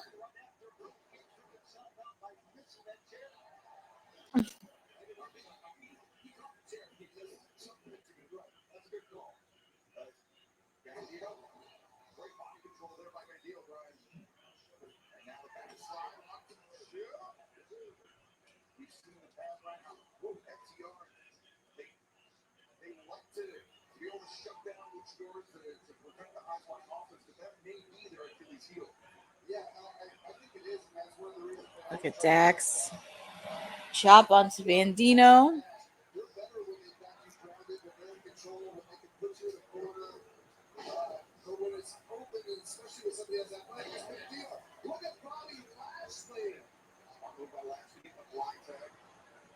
Yeah, that's what they tend to struggle. No need to say that, tell you that Lashley is an incredible athletic specimen. And look at this. How hard is it to take him down? Not only take him down, but keep him down. Not only is he strong, he's got incredible conditioning.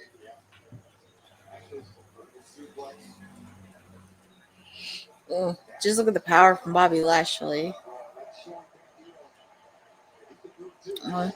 On to Dax. Look at Bandito. He's there right at Bandito. I'm like, I don't think Bandito's afraid of anybody. He doesn't care who he has to go against. Bandito's probably much more worse.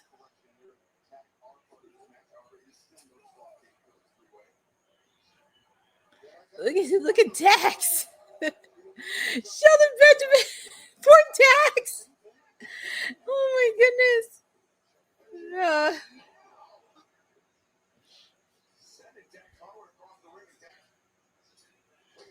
Dax is made to Bandito. I would be more intimidated by Bandito than I would of Dax.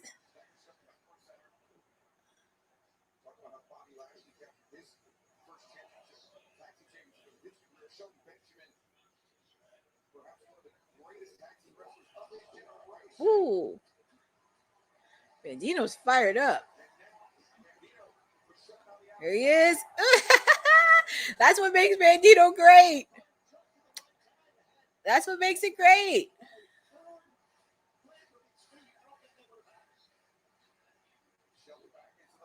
Oof, that was a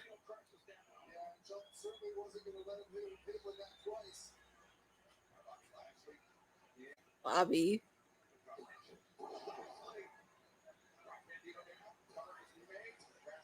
Kick out, Cash breaking it.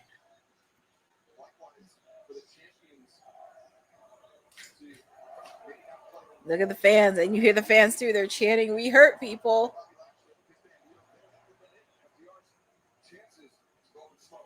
Yeah, I think one of the keys for FTR here is going to be to prolong this match as long as possible.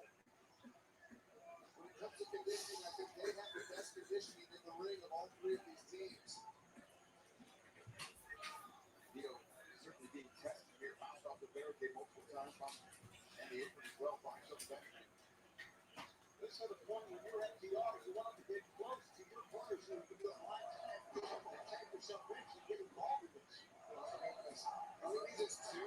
Kick out made by Bandino.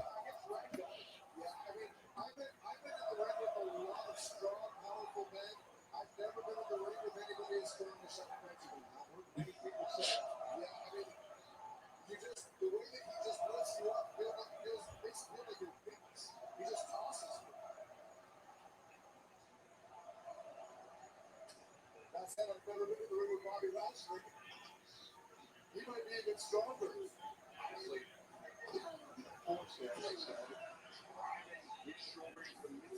Bobby Lashley driving Bandino.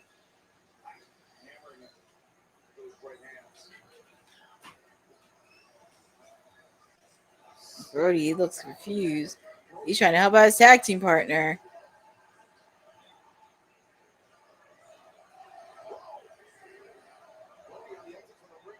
And Bobby Lashley took out Brody King. I think that's what you need to do. His own tag team partner.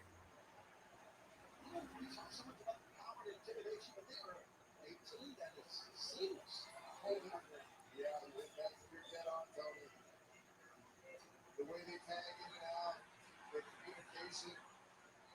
Brody King very frustrated watching this match from the outside. You have to imagine, as our FTR, trying to look for an opportunity to tag themselves back in. Try to play Look at FTR. FTR doesn't even want to be tagged. They just want to go. I'm like,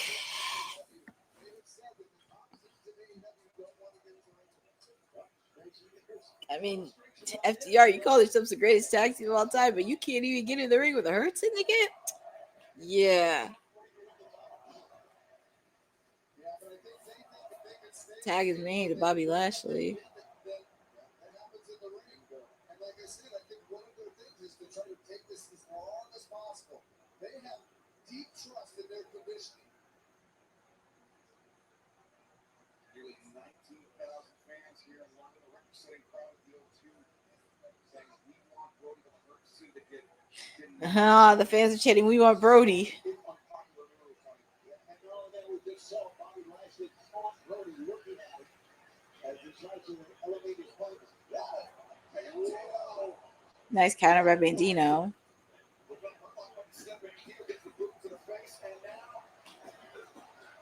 Try to make the tag his tag team partner. Come on, Bandito. And couldn't make it in time. Shelton Benjamin came in.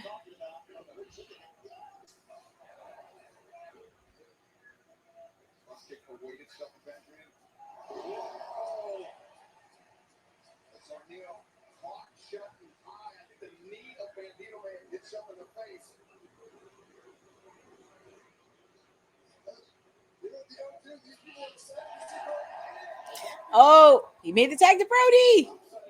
Here comes Brody King.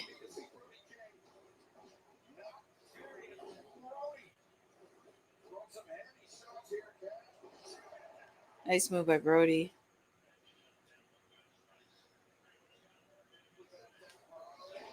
Oof. Kick out made by Dax. It's hard to believe we have 4 matches left after this. Only 4.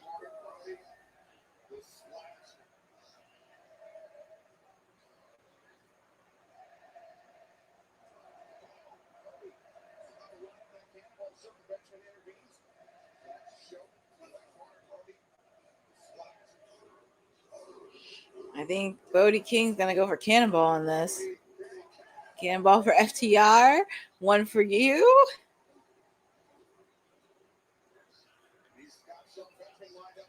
Oh, look at the stare down between Bobby Lashley and Brody. You know what's funny? We haven't seen Big Bill versus Bobby Lashley, and they stare down with each other. We haven't seen that happen yet. Does Bobby know not to mess with Brody? Brody doesn't even, this is one thing I love about Brody King. He doesn't care who you are. He will go after you.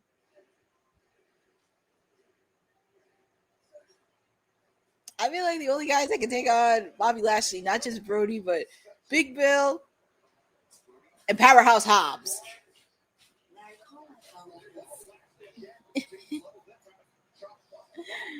Oh my goodness. Here's Brody.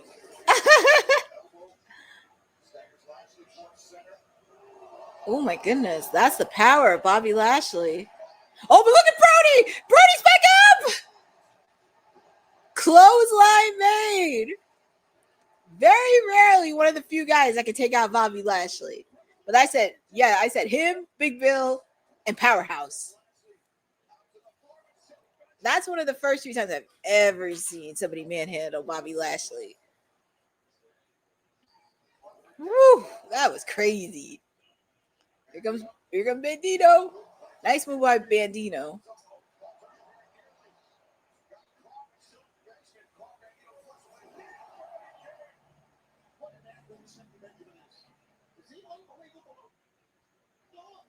Sean Bunny's always been an unbelievable athlete.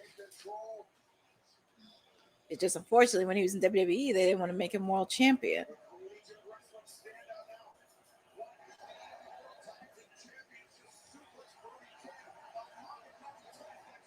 Mm-hmm.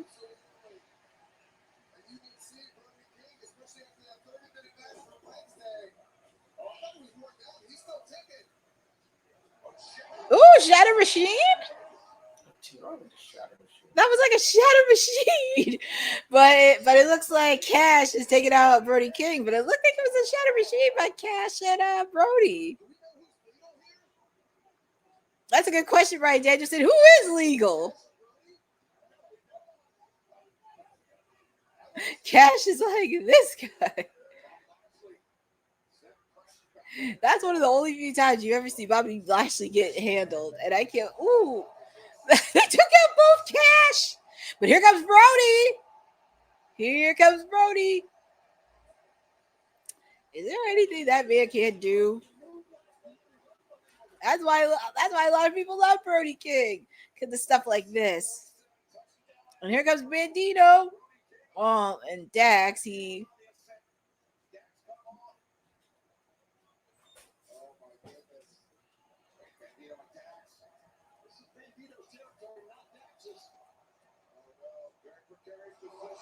Oh my goodness. All 3 teams are out. And it's hard to believe we have 4 matches left. Wow. And look at that Weasel Stokely's face. He doesn't even know what to believe.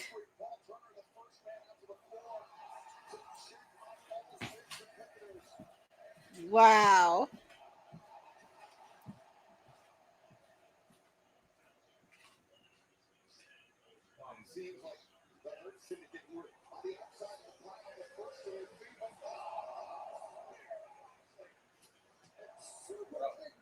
Oof. Oh, man.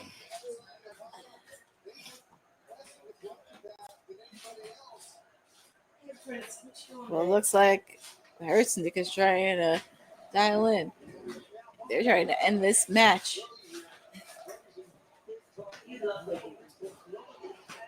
Yeah, me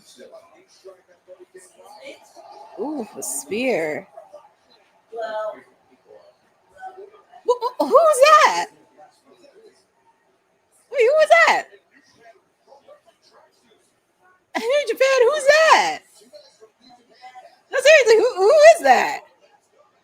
Who is wearing New Japan stuff?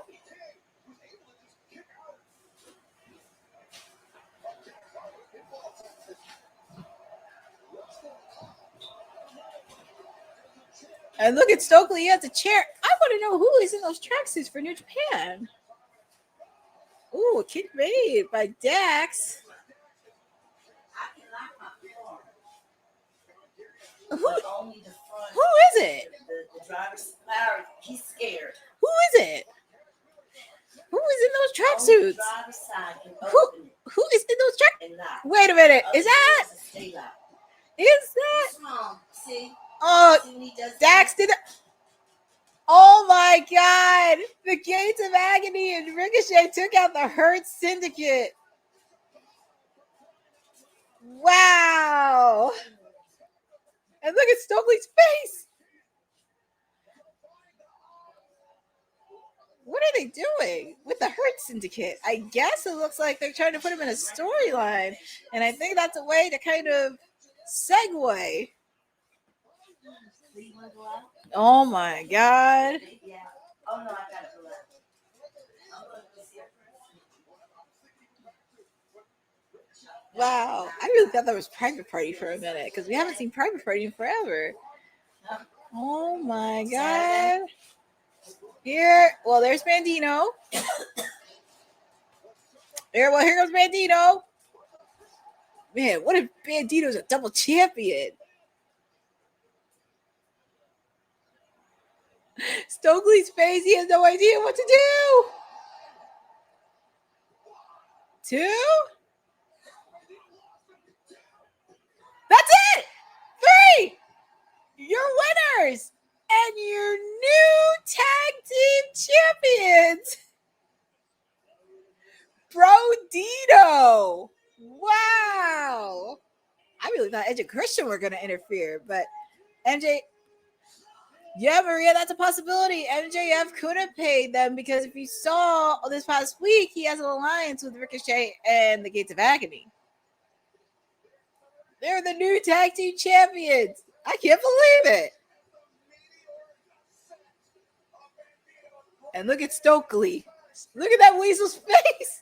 His face looks like he's seen a ghost, but that's why I picked the Hurt Syndicate. Well, congratulations to Brody King and Bandito. And with the fact, too, Bandito's a double champion.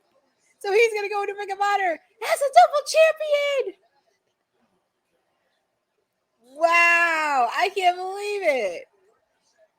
I'm very curious on how this is going to go. The Gates of Agony with the Hurt Syndicate. I'm very curious on where this is going to go next.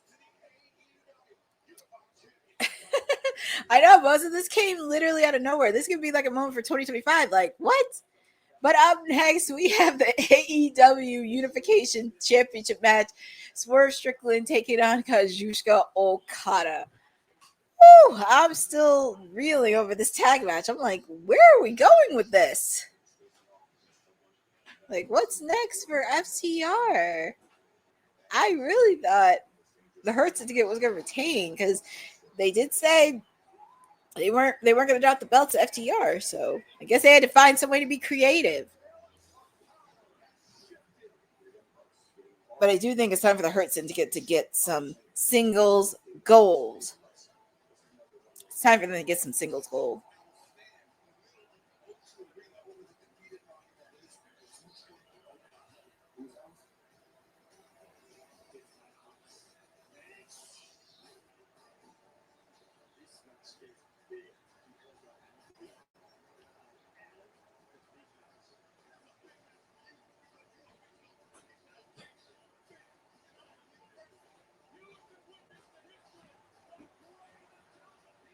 This is going to be a good match between Okada and Swerve.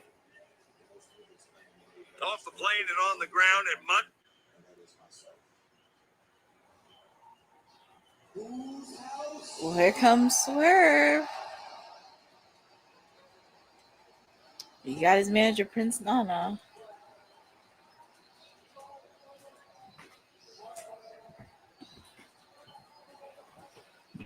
And Nana has his coffee.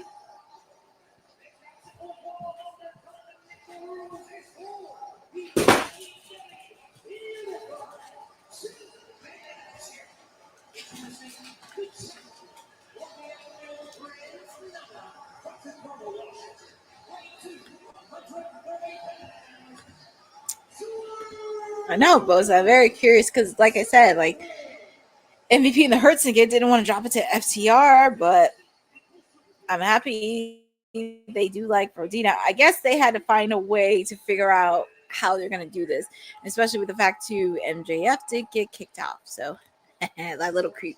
Yeah, that could be.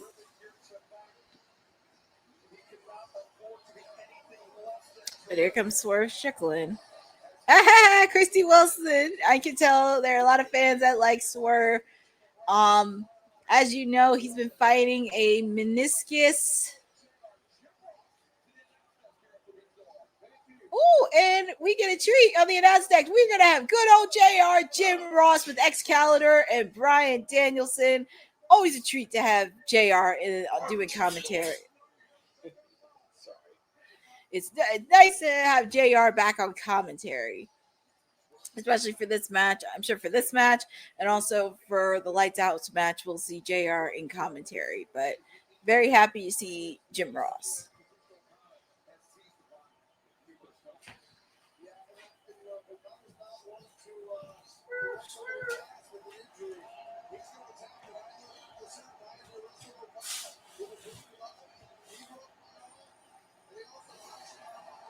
Well, here we go.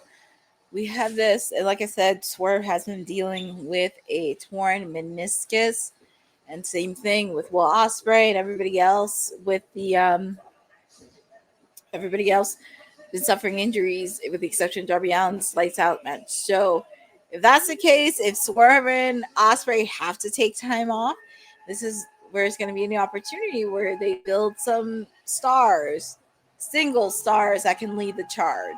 So we shall see. And oh yeah, we have that creep Don Callis carrying 2 of the 3 belts that Okada has. So and in fact too, since he's been with AEW, Okada has not lost. He is not lost, and not everything else. So then we hear the ring announcer from New Japan make the announcement of Okada.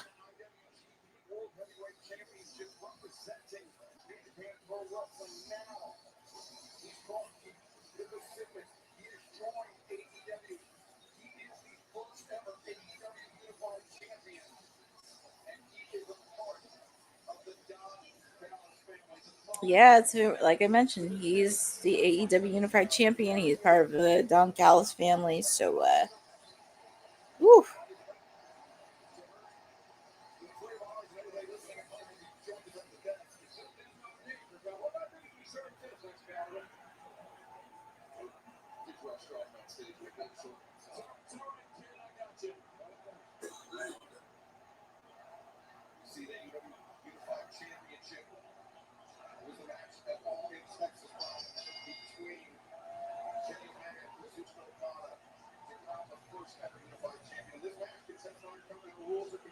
Okay, so here we go. Sorry, I had to look at some what's happening in the social world happening right now, because I know I'm still reeling over the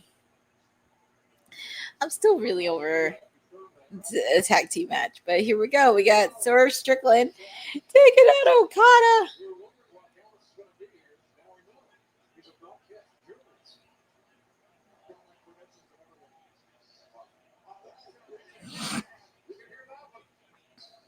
And also feel free in the chat on who you guys got. You guys got Swerve or Okada?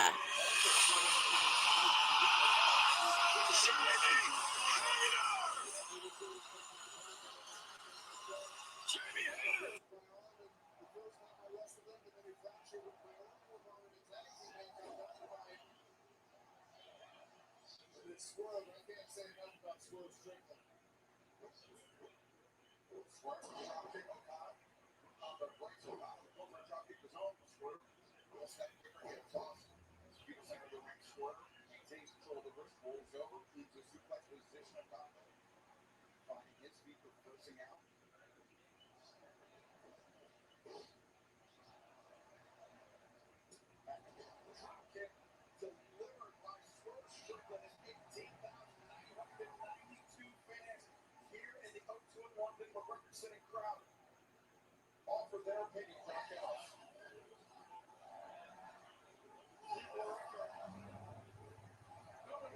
That is a good taste. Swerve driving Okada into the ring apron. That's the champion on the jaw.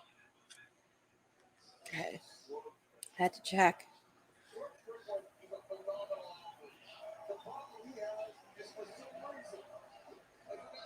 Ooh, nice move by Swerve.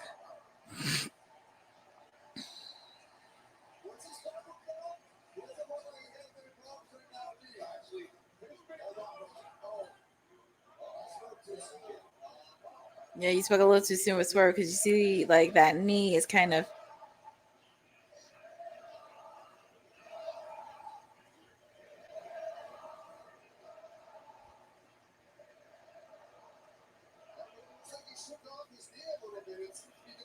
Yeah, because I know he says he's been battling a torn meniscus, so that is gonna. Oof. Because, like I said, if Swerve and Will Ospreay and a few other people have to take time off, let them take time off and make new stars. Because you got plenty of people that can take the reins. But I'm sorry, I just still can't get over this tag team match. Oh my god!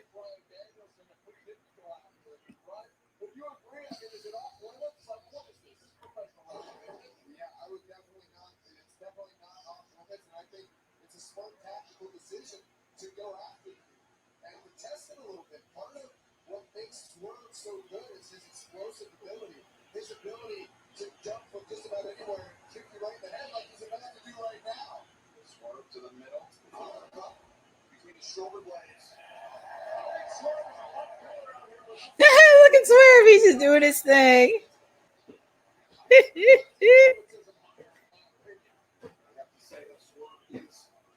He's just doing his thing. And oh yeah, we got to hear that creep Don Callis on commentary.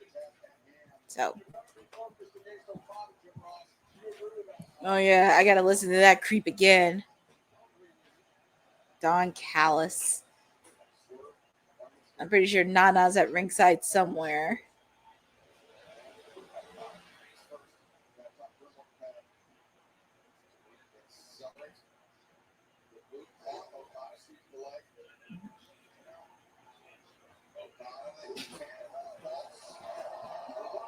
Ooh, look at Swerve. I think he's hitting that knee, which looks like could be the torn meniscus knee. I don't want to make assumptions, but it looks like it. But yeah, after this, we got 3 matches left. We have the AEW Women's Championship match. We have the AEW World Heavyweight title. And we also have the Lights Out match. And it's only 3 o'clock. So...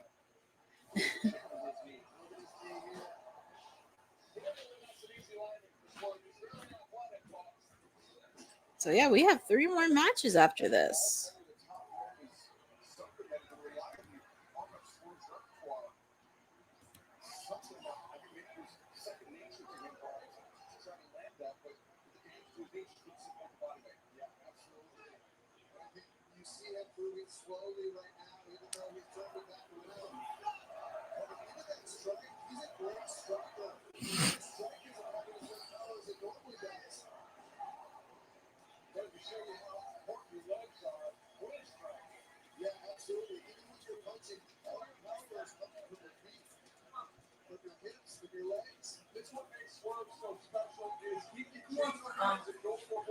Austin, come on.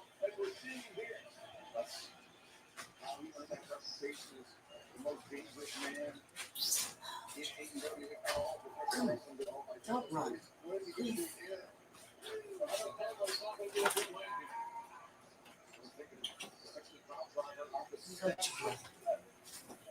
Is it over? No.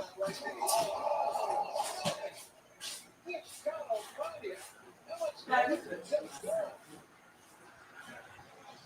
now, if the knee issue was not enough for Swerve's triple contender, now potentially the neck injury is You always messing.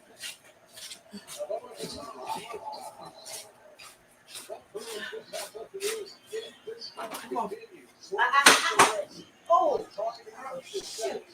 Yeah.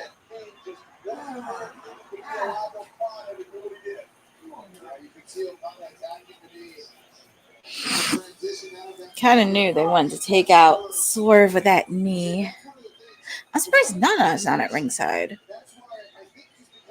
I thought at least he would be at ringside, but it's like I gotta see her this creeped on callous. But yeah, after this, we have 3 matches left.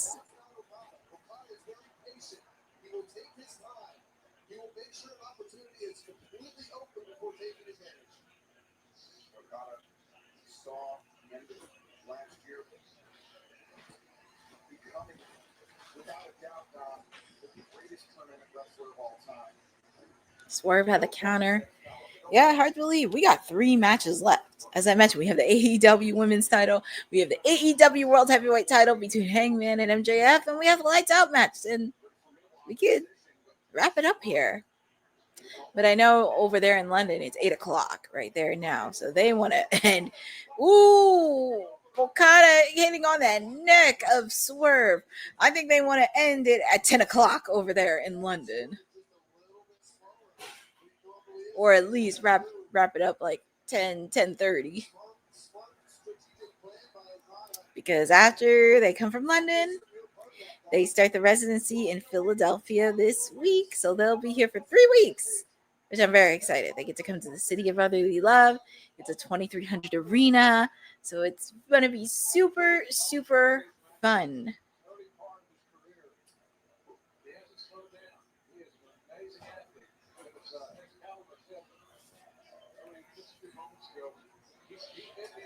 These guys are pulling punches back and forth. But as I mentioned, I do want to thank everybody for joining on this special watch-along edition of AEW Forbidden Door, coming to you from London, England, with your timeless elite, your PR princess of WWT, Courtney, with you in the building. It has been fun so far. And as I mentioned, we do have 3 matches left. So, ooh, nice counter by Swerve. Ooh, nice move. I know, as much as I would love Swerve to win, I got to give the win to Okada. Because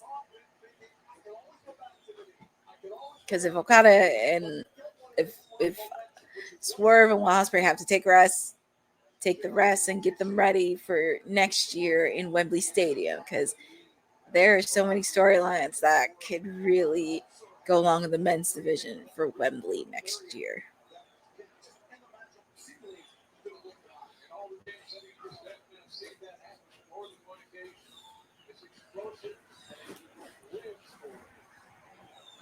Brian, would you agree that if you're having knee issues, getting up on those very unstable ropes is not a good situation for your knee? Yeah, I think anything important is making by Swerve.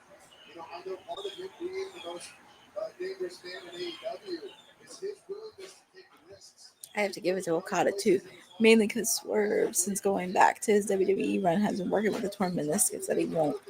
I know, it's crazy, and I feel like maybe it's the perfect time to get like some rest, because you've already done it all in Texas. You do have a few pay-per-views. It's nothing too crazy, and your biggest one is next year in the summer.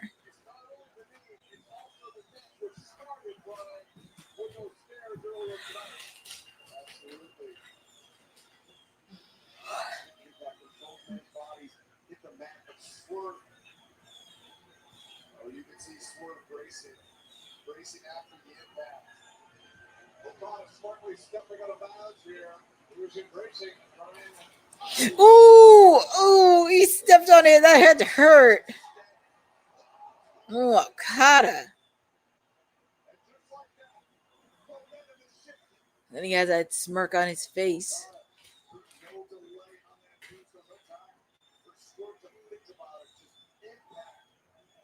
Swerve's head driven into the floor. You know, I'm seeing this, and I know We called Swerve. I called Swerve the most dangerous man in AEW. He's called himself the most dangerous man in AEW. But I kind of wonder if Okada isn't actually one of the most dangerous men in AEW. He's hurt me. He's hurt Kenny. And now it looks like he's hurting Swerve. I mean, Bryan Danielson knows he's faced off against Okada many times since Danielson has been in AEW. He's faced him many times.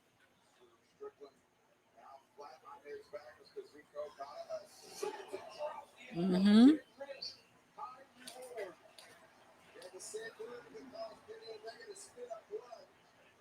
Yep. Oh, look at that. He gives his signature. Oh.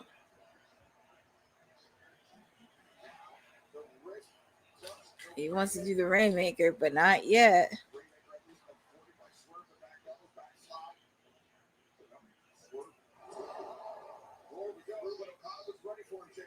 Sure was. It was good strategy, but it was good round for Swerve. Okada's got great grip strength, JR, and allows him to maintain wrist control. And that wrist control is so important. Oh, there was the beginnings of Ooh, nice counter by Swerve. Well, if one knee doesn't work, he does the other good knee. Swerve's ability to fight through pain, I would say, is second to none.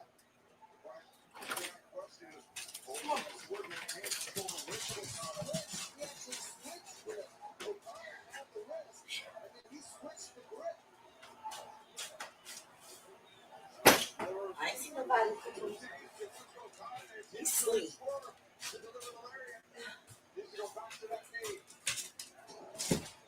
think Swerve has to be careful stepping around like that with all of these different pivots. Once a lot will catch up with a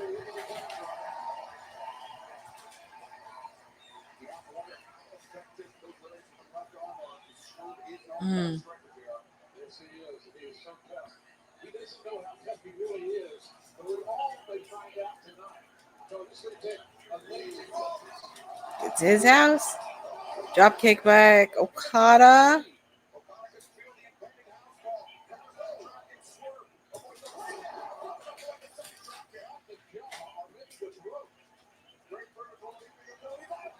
He's trying to do the Rainmaker. He tried to do it 3 times on Swerve, and Swerve countered. Ooh, nice string.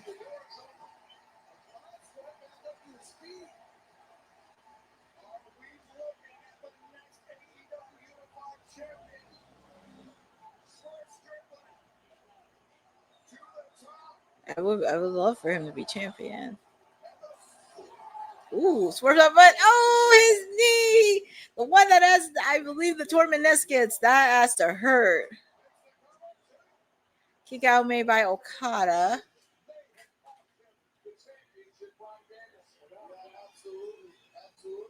I was thinking at the moment he landed. Okada, look out, smart. Rolling out to the apron. Yes, he was. One of the highest IQ wrestlers I've ever been in the ring with. There is no out of bounds with Swerve Strickland is the problem. And now at the very least, outside you can't get pinned or submitted. Great point.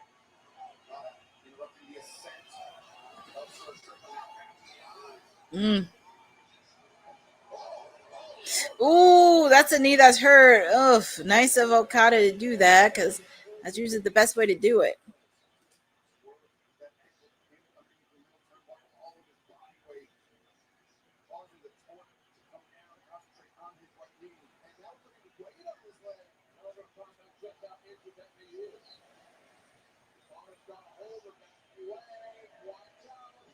Ooh.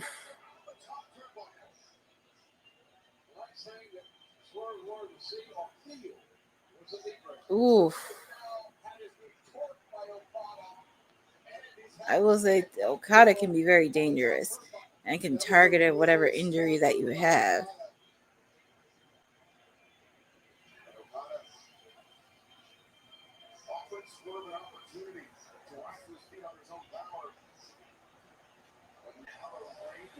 I tried to do a Rainmaker. That didn't have it, but Swerve. Ooh. He's been trying to do a Rainmaker and it hasn't missed opportunities. Drop kick. Ooh, he got the kick. Is he going for the house call?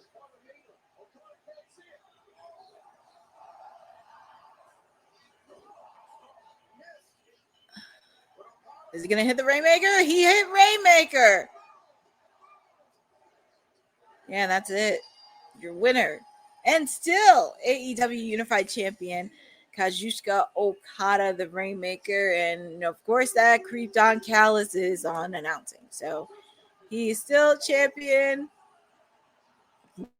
Congratulations. It was a good match.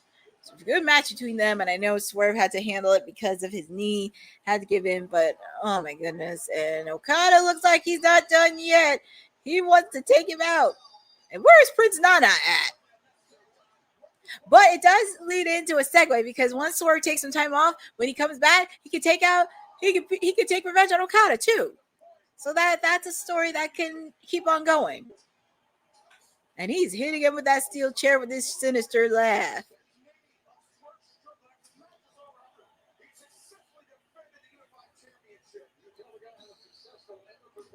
Yeah, that is true, Boza. He does have that. Look at Prince Nana! He got that pipe! See, you don't want to mess with him with a pipe. And also, he used to wrestle too, Prince Nana. You don't want to mess with him. There we go. Get him out of there.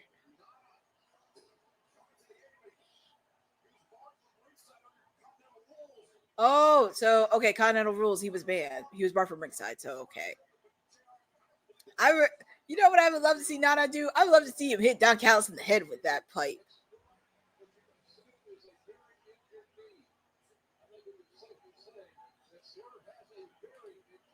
Yeah, he has a very one. So I think this does give time off to not only Swerve, but possibly Ospreay too. So if they do have to take time off, this is kind of where a lot of other guys can step in. My dream match is our favorite Prince against that little creep. Oh, did not know. Unify. Yeah, I didn't even realize it either. That's why Prince Nana was banned from ringside. And uh-oh.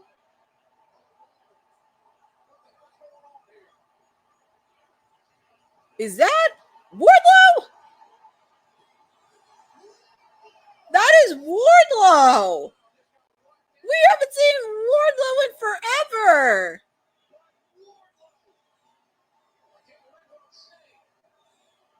Uh-oh.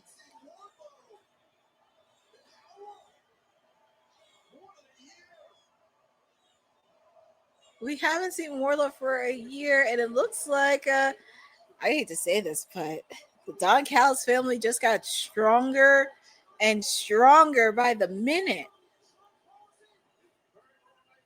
You have Okada, and then you're going to have Wardlow.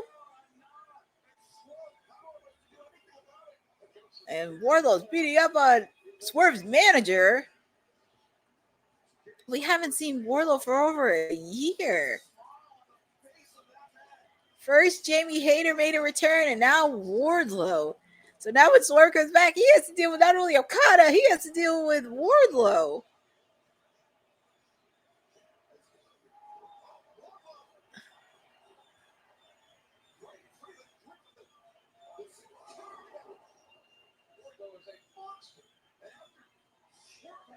I do think, well, maybe there's a way for Don Callis. Well, I hate to say this, but the Don Callis family got stronger and dangerous by the minute. But I'm very curious on what's going to happen with Wardlow and MJF. That's going to be very interesting because we saw what happened with the way MJF treated Wardlow.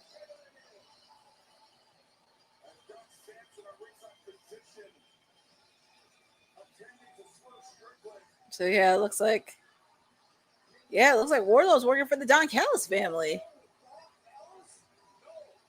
And Don Callis just has tricks up his sleeve. But I do think it is suitable for him to work with Don Callis. Man, So I guess when Swerve comes back, he has to deal with both of them. That's why I'm saying for the unification match for Okada, I think the next person in line is going to have to be Takeshita. Because look, you see every member of the Don Callis family out there except Takeshita.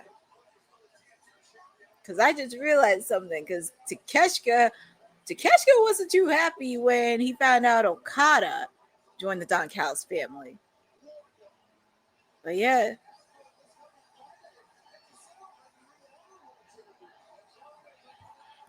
Yeah, exactly. I think Don Callis is. Oh, and here comes Takeshita. But I still think. But if you saw Takeshita's face, he wasn't too pleased when he found out Okada joined the Don Callis family. But and I can see Takeshita and Wardlow have a lot of history with each other.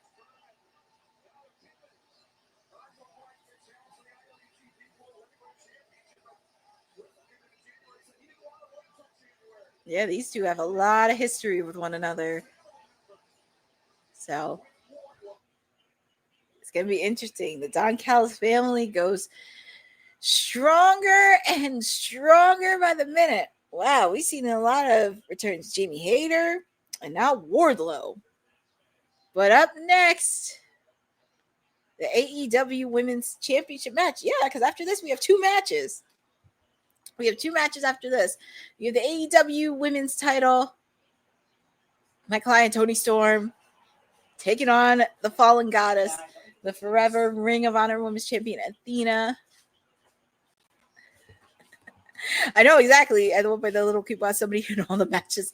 Exactly. Like, don't be shocked if you see it happen in All Out Toronto, Wrestle Dream, Full Gear. Like, don't be shocked if it is the rest of the year. Don't even be shocked if, say, you have people in the Continental Classic.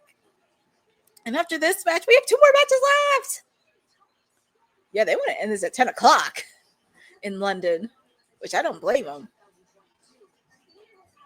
Yeah, she is. My client, Toni Storm. I thought Mercedes Moné was her toughest one, but this is going to be her toughest one ever. Because we have the forever Ring of Honor Women's Champion. We have the Fallen Goddess. And I feel like Athena has been getting the upper hand of Miss Toni Storm.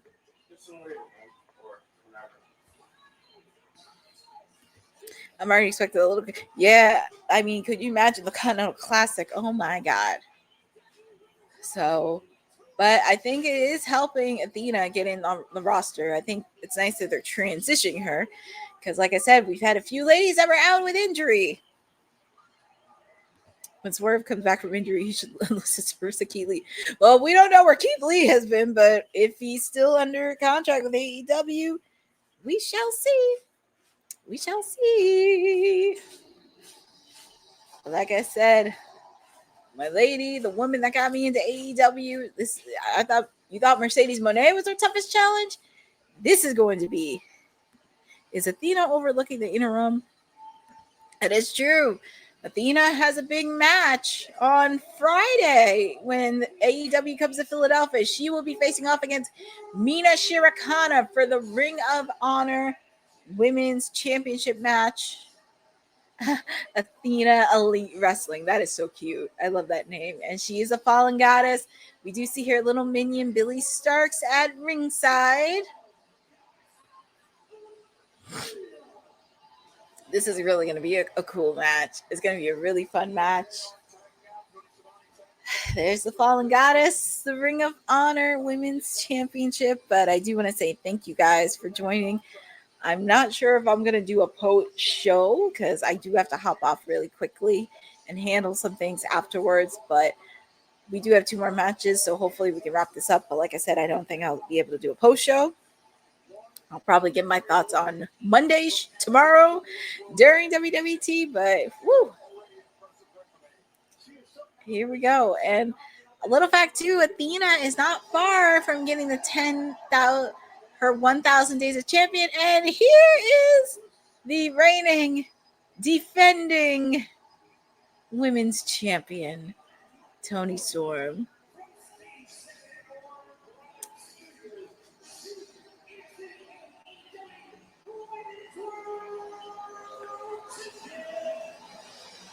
I'm gonna say this.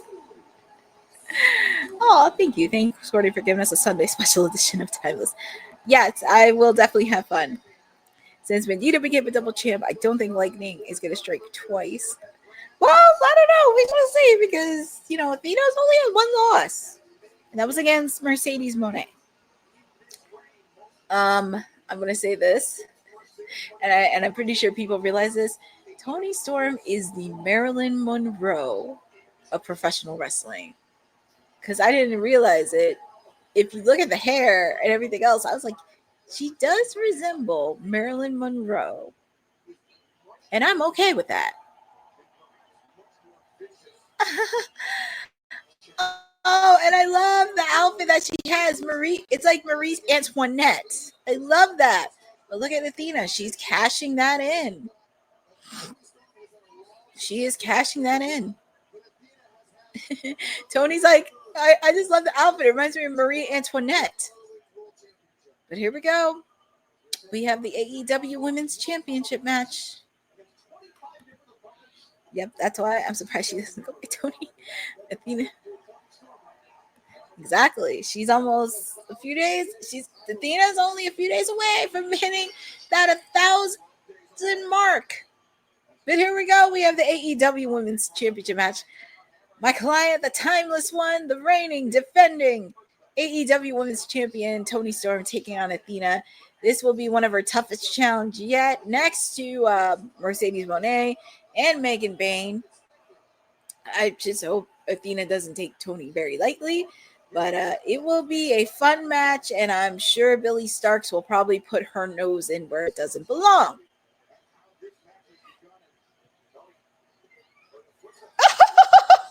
Oh, she gave a pile driver. Ooh, she gave a pile driver.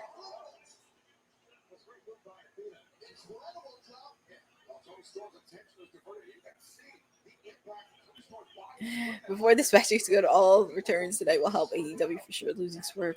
Yeah, it's going to help. Because like I said, Jamie's back. Wardlow's back. Then, of course, you're going to have Hangman, MJF. Then you're going to have this segue with the Gates of Agony and Ricochet getting more TV time. Especially against Hurt Syndicate, which that's going to be a really interesting segment and program.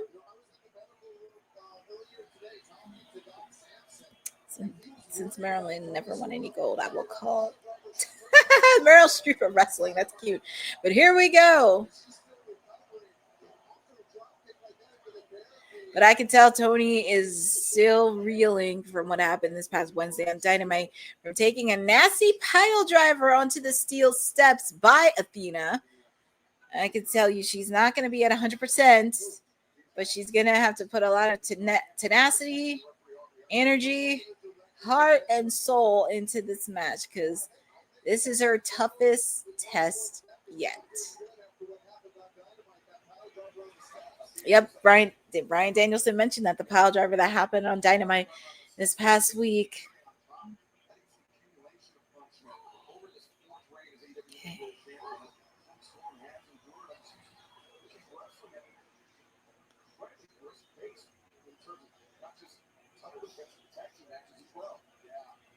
Seems like she's never taken a week off.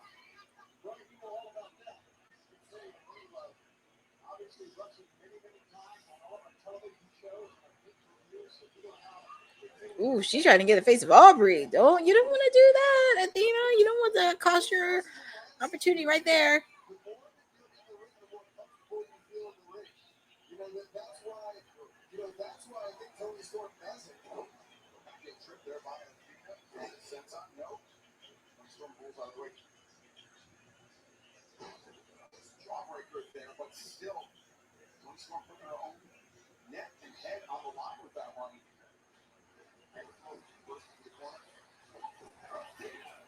There's the power from the fallen guys.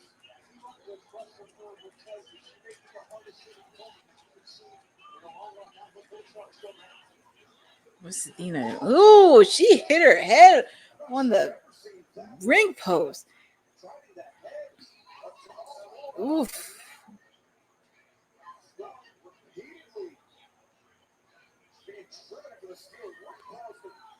This is where Athena can get a little dangerous. She can get very dangerous. Because I've seen her matches a few times when she faced off against Billy Starks, Thunder Rosa, Alex Windsor, along with many others. This is where she can be very, very dangerous and can hit a soft spot.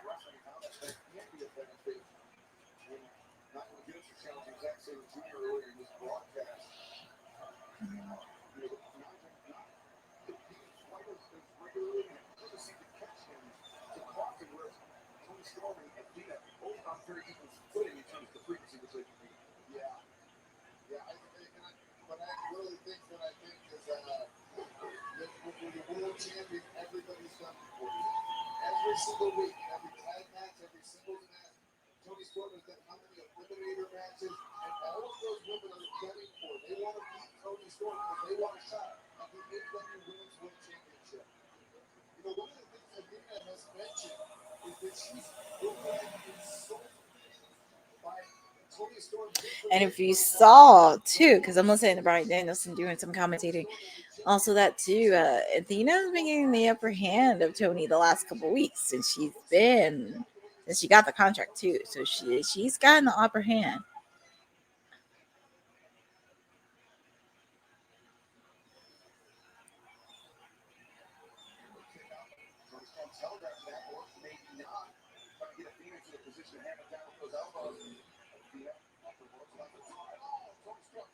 Oof.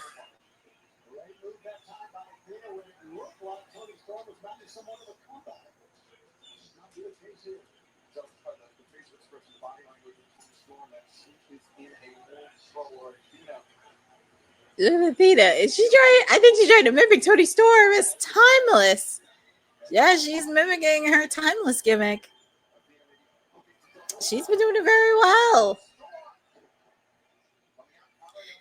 But the most dangerous that you can do with Toni Storm is if she has her back against the wall. That's the most dangerous you could see her. Athena is wrestling this match like she doesn't respect Toni Storm, and I think that's a mistake. I think one of the things that Toni Storm does so well is that she's got this peculiar side for sure, but I think it disarms her opponents and not taking her as seriously as they should. Athena said going into this match, she thought Toni Storm was so overrated, which obviously is not the case. I mean, you get that by Athena as somebody turn around. Neck breaker. And a suplex. Delivered by Athena. Yes, she is just full. Athena's, I mean, I hate to say it, Athena's been dominating this match all throughout the night. Billy Starks is still on the floor after taking that pile driver. Poor girl.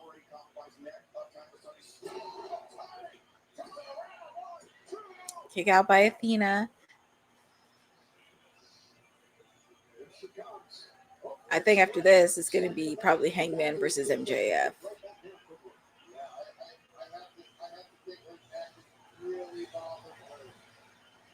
Yeah, Toni's still feeling on that neck after what happened to her on Dynamite this past week during the tag team match. Athena and Mercedes taking on two of my clients, Windstorm, Alex Windsor, and Timeless Toni Storm. She was going for Storm Zero. Oh, Toni's still feeling it on her neck.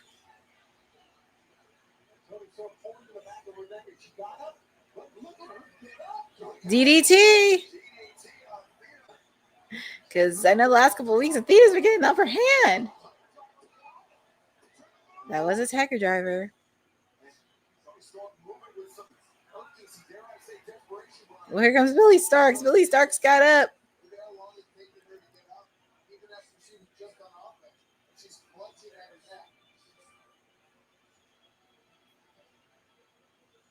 She's in a lot of pain. You can tell.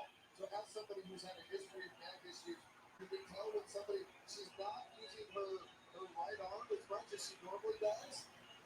And I wonder if she's getting that pain shooting down her right arm. So Brian, when you have this neck pain and you're rushing for a big match, and you wonder, what do you do to get yourself back into it? Well, Billy Starks is up, but she's feeling the effects of taking that pile driver outside the ring. This year, she's been beat bloody and bruised, and she still comes out to win. Athena changing levels with the attack. Tony Stark changing attack with the Magoya shot. Athena trying to escape between the legs. Tony Stark finds herself on the receiving end and get another Magoya shot. Storm onto the boot. Athena avoids. Ooh, kick. I hope they at least give him some good time. Kick out made by Tony Storm. I really thought that was it. I really thought we were going to have a new AEW Women's Champion.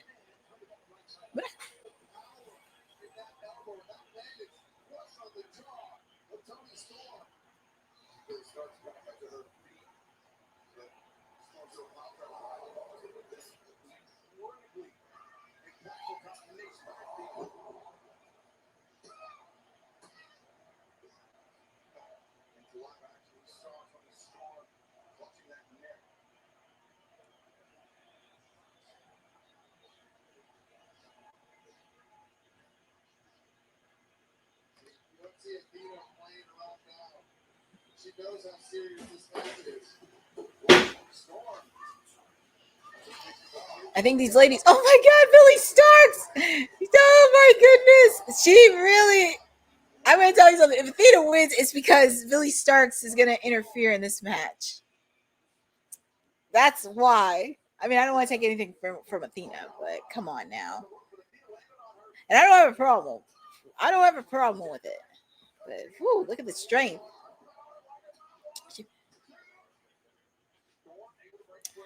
But I know she would love to have either. I know Tony would have. Ooh, she got a submission hold, Athena. She does look like Marie Antoinette.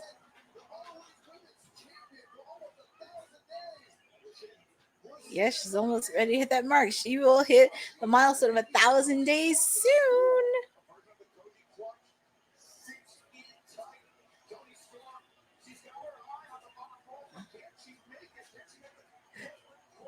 Can she make it? Oh, she got her foot on the rope. Gotta break the submission hold. You gotta break the submission holds, or else the title won't change hands.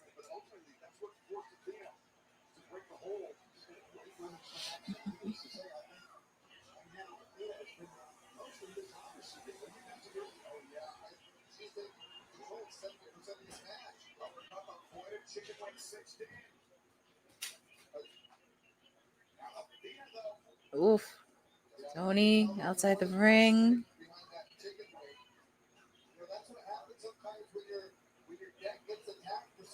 Pretty much it's like it's 2-on-1 here for Tony. Ooh, leap Stark outside the ring. Technically, it's pretty much 2-on-1 because you have Billy Starks outside the ring, and then you have Athena. And oh my God, she's gonna do the same thing she did on Wednesday. It's pretty much she wants to end Tony Storm.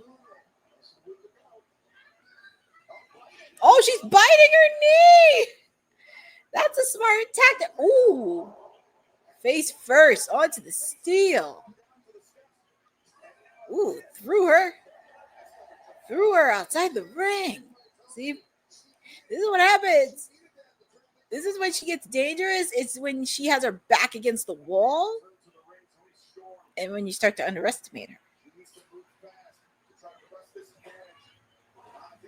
Landed on her feet. There's a reason why Athena is the forever women's champion. Is that a Storm Zero? And is that it? Quick. She's going to have to do. I'm going to tell you something. With Tony, she's going to need to do more than one Storm Zero. Because I think she gave Mercedes 4. No, she gave a Storm Zero off the top rope. That's how she won it all in Texas. So she kind of has to be a little bit creative outside the box. A bit. With the Storm Zero.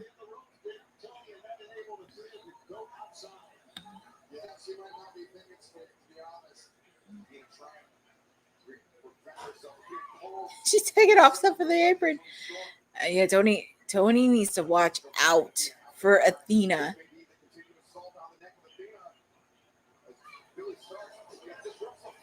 Look at Aubrey. Poor Tony. I'm like, can you please get her out of there?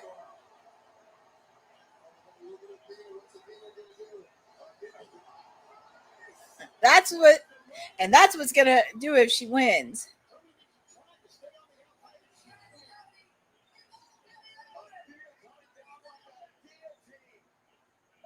Oh boy.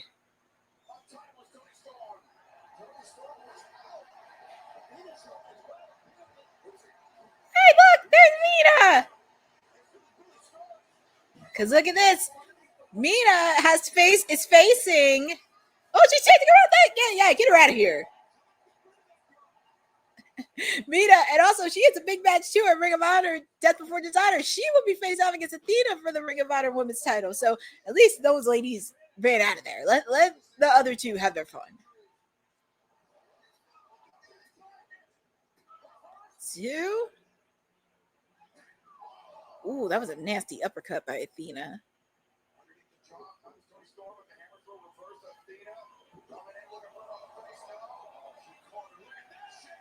Chicken wing. She got her with the chicken wing. But is she going to tap? Because she very rarely ever tap. What? That's it. Your winner and still AEW Women's Champion. She is still your Women's Champion, Toni Storm. Well, but she did it. Look at the fans. She's interacting with the fans. And you know what? I noticed she actually did it without Luther being at ringside. Athena feels confident with Billy. Yep, I just realized something. Because, of course, Luther has been injured for the last couple months. But she was able to do it. And she did it. And she's still timeless. But there's a lot more story to be played between Athena and Mercedes. And Toni Storm along with Alex Windsor. I know Persephone wants Mercedes for the CMLL. Yes. So we have the AEW. So yeah, obviously the main event is going to be the Lights Out Steel Cage. But we have the AEW World Heavyweight Championship. Hangman Adam Page.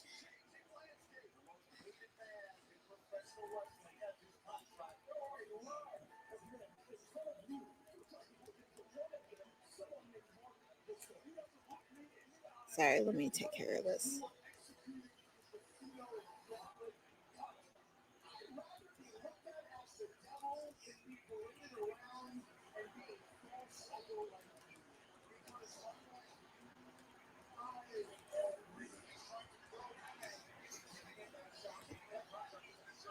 So it's going to be interesting because I feel like Athena and Mercedes are still going to have an alliance. Are they still going to have an alliance?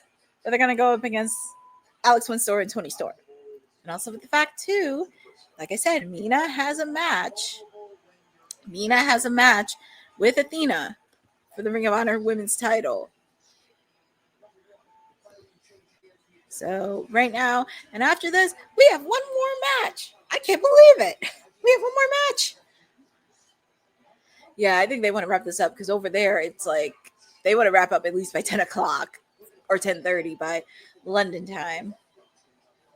But right now, we have the AEW World Heavyweight title match. Hangman Adam Page taking on MJF. We already know MJF has an alliance with Ricochet and the Gates of Agony. We now know that the title can be won by either disqualification or count out. And MJF still has his contract. But also with the fact, too, do not be shocked if the Gates of Agony and Ricochet try to come into this match. And we probably may see the Hurt Syndicate after what happened earlier in the tag team match. And with the fact, too, we may see possibly Mark Briscoe and Mystico come in this match because they both have issues with MJF. I'm also curious what they're going to do with Wardlow, too, because Wardlow actually has issues with MJF that have not been unfixed. So that's another layer to this as well. But here comes MJF. He I'm looking at his suit. MJF did nothing. That's his that's what his robe says. MJF did nothing, but also fact too, he's also the CMLL World Heavyweight Champion because he will be facing off against Mystico in a mask versus hair match honoring the 92nd anniversary event held at CMLL. So like I said, don't be shocked if you see Mark Briscoe or Mystico or even Ricochet and the Gates of Agony. But here comes the reigning AEW World Heavyweight Champion Hangman Adam Page. Feel free who you guys got in the chat. I know when we picked on Friday, I picked Hangman to retain because I kind of hope they do a lot more better on this reign than they did the first time he won it. So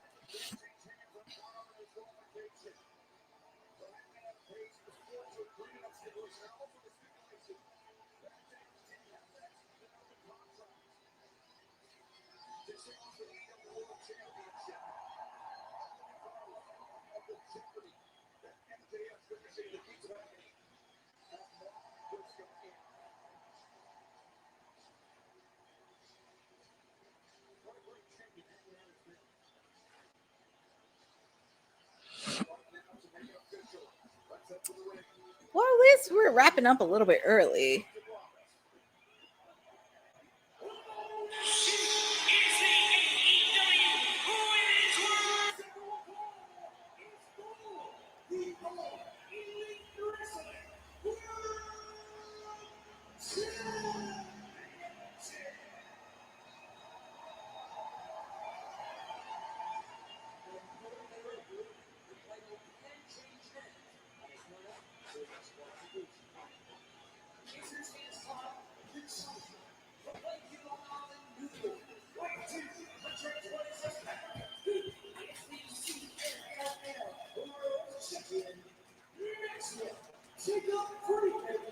Yep, he's the reigning CMLL World Champion.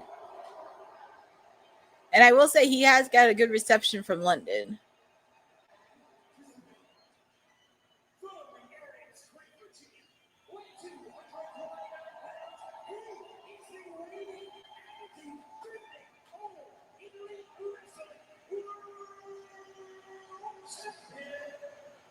See this kid.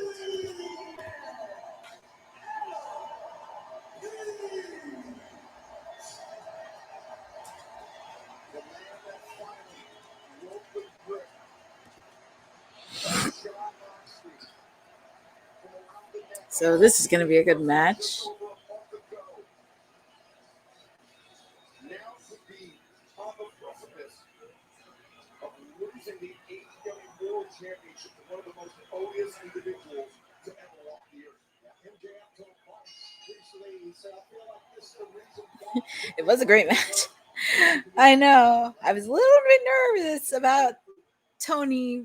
I was a little bit nervous, but she pulled it off. That's where the most danger she have. And we'll see what's next for her. Like, who will be next in line? Because I still believe her and Jamie Hayter need to meet next year at Wembley Stadium next year. But we'll see who the next person in line is for her AEW Women's title. But here we go, because we have our second to last match of the night. MJF taking on Hangman Adam Page. Per what happened on Dynamite, the match can be changed by a count out, no disqualification, and MJF still has his contract. So, yeah, the match can be won by a count out. Actually, the title can change hands.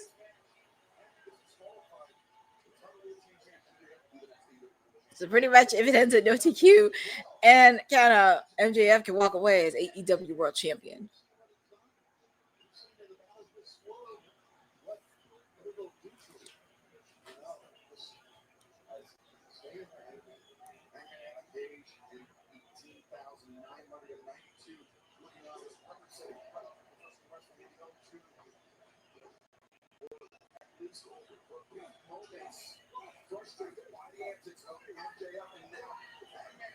Ooh, and Hangman, he's losing. He has to make sure he doesn't get disqualified because the title will change hands at disqualification.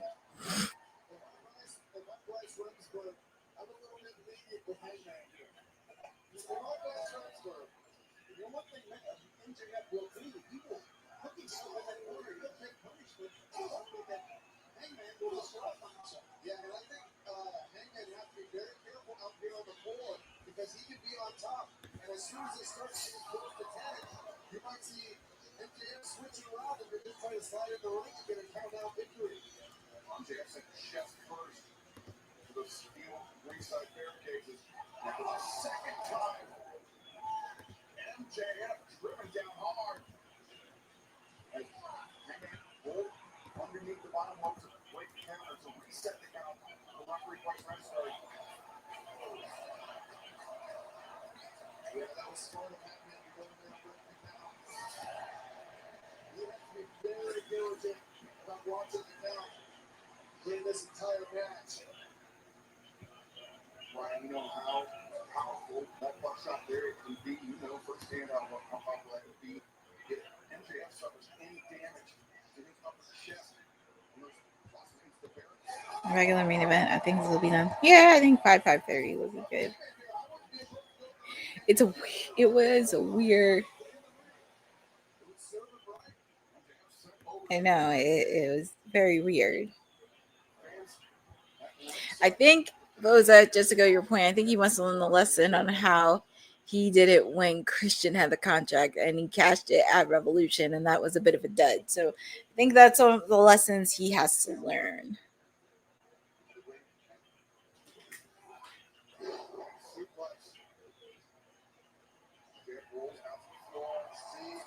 This is part of MJF's strategy. Keep taking it to the floor. Hope he can get Hangman in a vulnerable position so that he can go in and get a count-out victory. Or anger him enough so that Hangman gets disqualified. Which is surprising. If he doesn't want to take the count-out victory,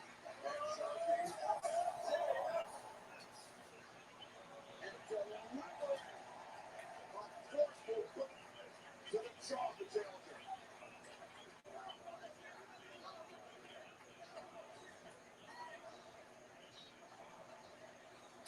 See, and I think one of the reasons why they want this stipulation is because this is Hangman's type of match right here. You know, brawling on the floor. He's such an incredible brawler. He takes so much punishment. Oof. See, that's what I'm talking about. If the ex-wrestler was in the ring and closer to 10, MJF could have got the victory right there. Well, yeah, but now MJF, after driving Hangman face first, with that steel ring post, repeated shots to the head. These people really took that heated for MJF. Well, I mean, he's on top of the world. He's the reigning CMLL World Heavyweight Champion. He's part of one of the hottest movies happening in Netflix, Happy Gilmore 2. And he's been doing a lot of press tour on that since it first came, well, before it came out and afterwards.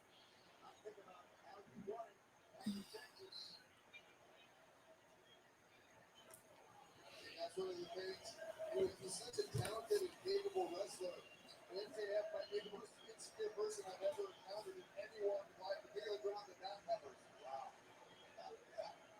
Yes, Oof. Hangman starting to feel in his neck. Also, a tactician, an incredible professional wrestler. That could also describe MJF. I hate to say it, but it's true. No one is denying MJF's quality. No one has ever done that. Trying to battle MJF from zero raw power. And it is, I would say, MJF's ingenuity. I'm trying not to laugh, but when I saw MJF, I'm trying to think because I know he has a title, a hair versus mask match happening in Mystico. I'm trying to imagine him being bald. Oh, I'm trying to imagine that. That's a pile driver. He can do things like that, and yet tries to take as many shortcuts as possible. It's a period. Bryan Danielson knows he's faced off against MJF many, many times on AEW. Danielson knows.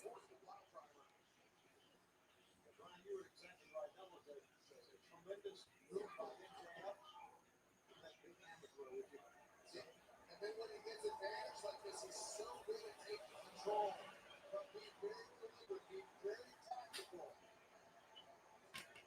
Now, you and I were on the call in 2019 when Hangman Page and MJF met in the match that determined the first ever winner of the Dynamite Diamond Ring. It was MJF that got the better of Hangman that night.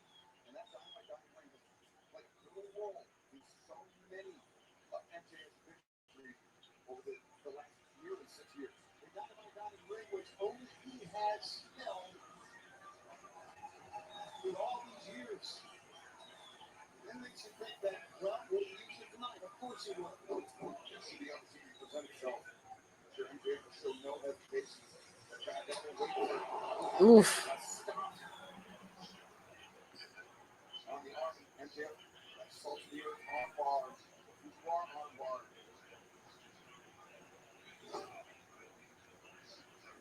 Over the top. MJF looks like he's throwing out the trash. Celtic to give to wrestler. That's what's so infuriating. Is that if MJF will put in a little bit more work and not take as many shortcuts, you know, he could be one of the greatest professional wrestlers of all time.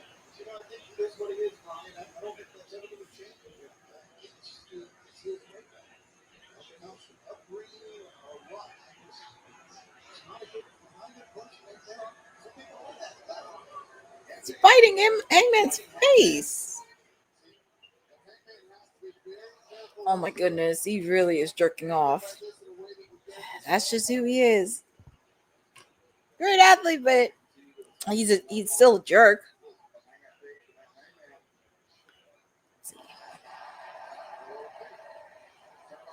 Oh, he's biting MJF's head, his hair.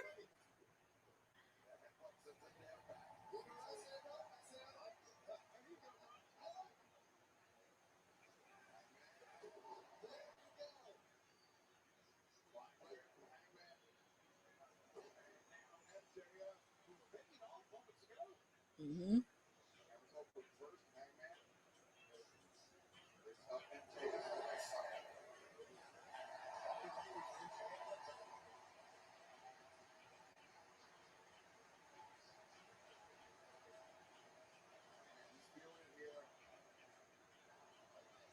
The crowd is going behind Hangman Adam Page.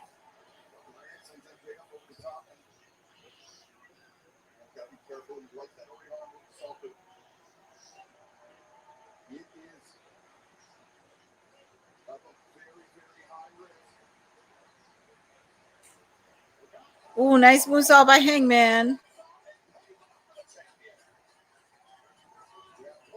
Placement of the moonsault right there. I mean, Hangman Adam Page right now is showing you why he's the AEW World Champion. MJF hit very hard, and Hangman could roll in, get a 10-count win, maybe. That's not how Hangman Adam Page wants to beat MJF. Yeah, and that's not the kind of AEW champion that I want either. Ooh, nice powerbomb. Kick out made by MJF.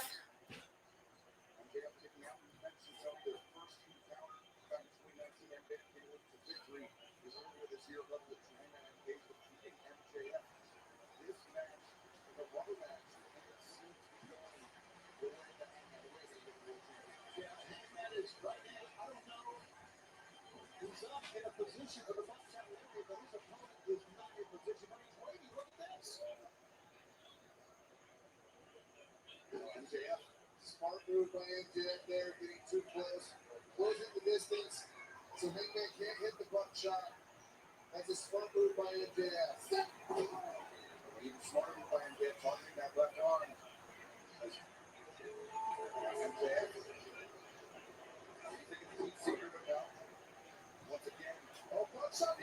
He's gonna do the buckshot, but MJF's got a submission hold.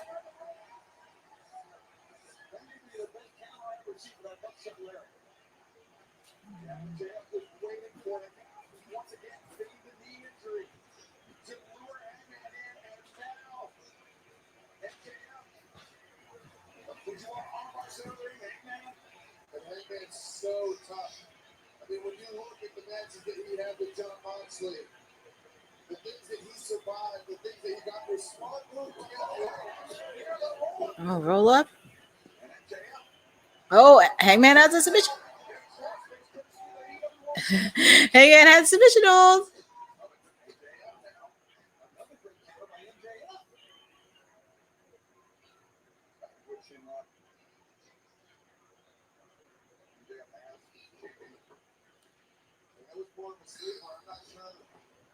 I'm not sure he had an opportunity to roll. Beautiful knee. Great execution by MJF. Once again avoided.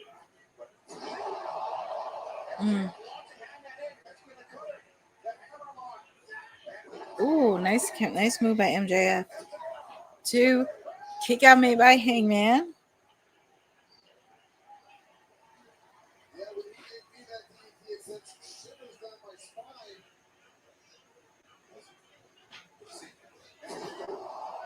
Bringing Hangman in.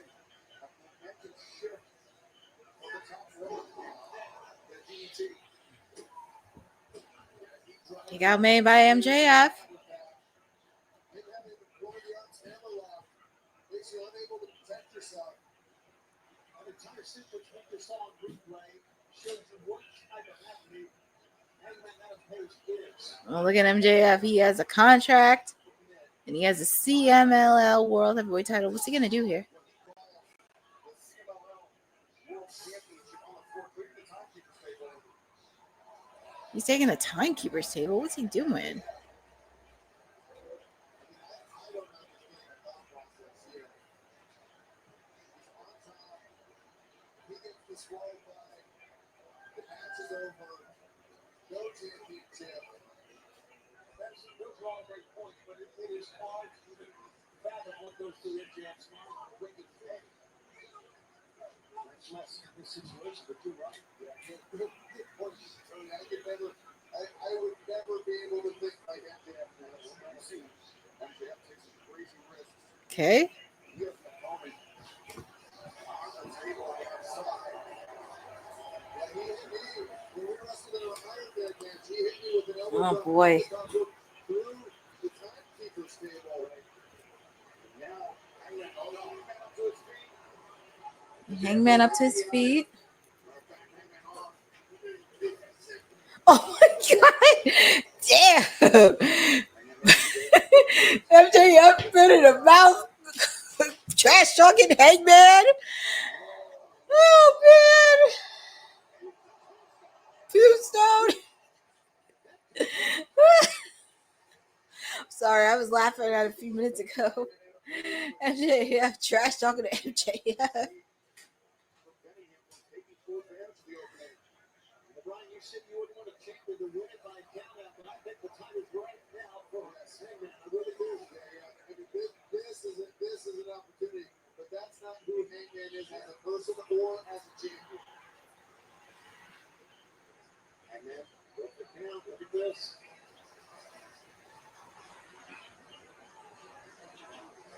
Second bell. Oh, come on. You're the champ, Hangman. Make the rest of your match. Don't get.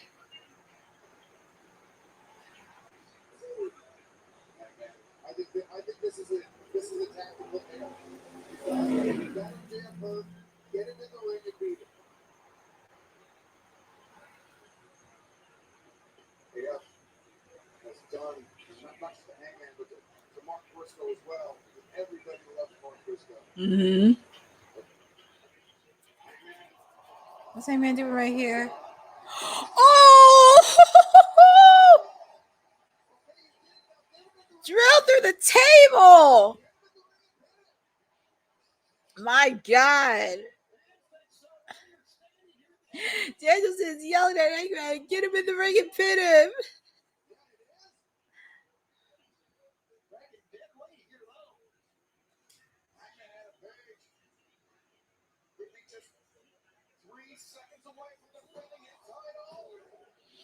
foot on the rope by MJF.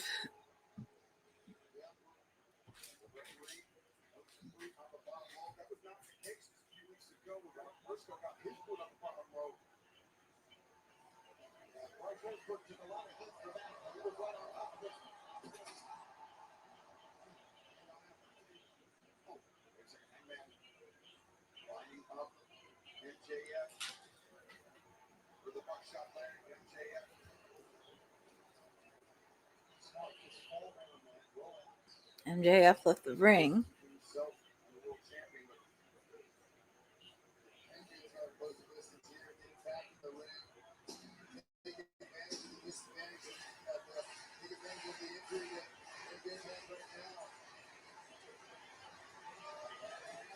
Ooh, head first onto the steel chair.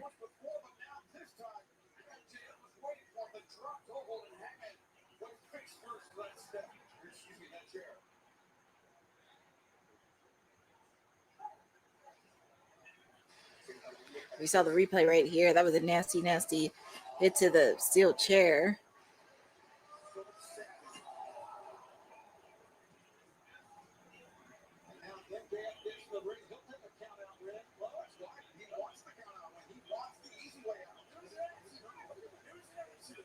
It was not an accident. You know it. You are such a liar. That was not an accident. He intentionally wanted to hurt Hangman. Ooh, and Hangman. It looks like Hangman's busted open. Yep, he's busted open.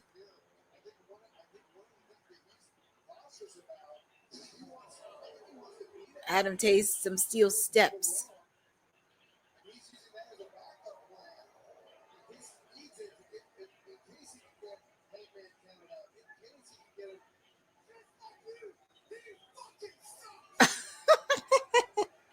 Just like you, man, he even yelled at Bryan Danielson, just like you, he effing sucks. I'm like, man, you yelled at Bryan Danielson out of all people?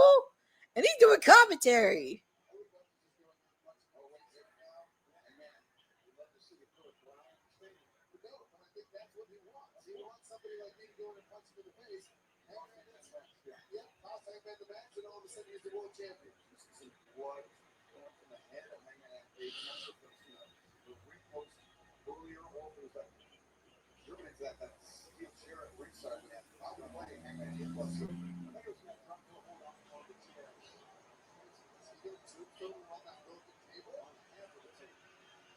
What's he gonna do? Oof. Jeez.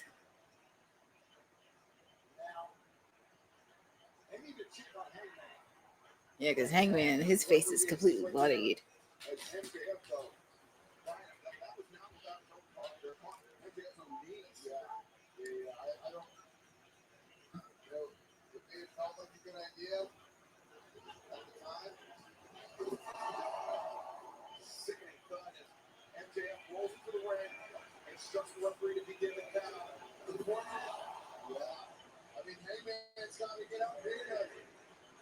Hangman needs to get up.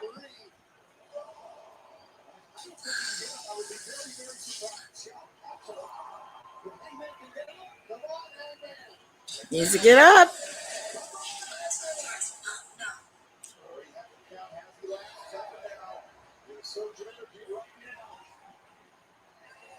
Eight. Already 8. Hey, man, you gotta get up. Oh, he got in the ring. He finally got in the ring. Woof. He finally got in the ring. Oof. I don't think this match is going to end that easy.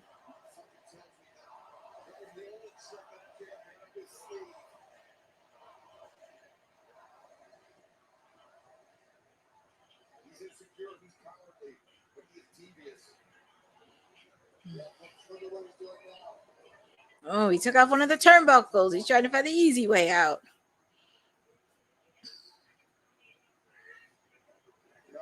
Oh, he hit him on the head with the turnbuckle.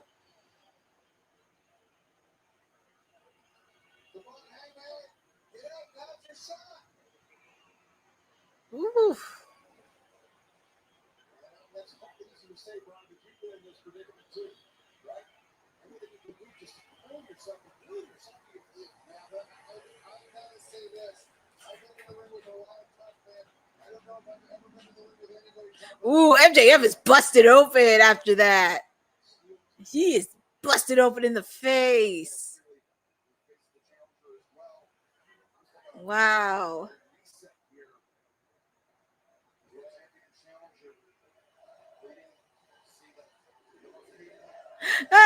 The fans are chanting, "You deserve it."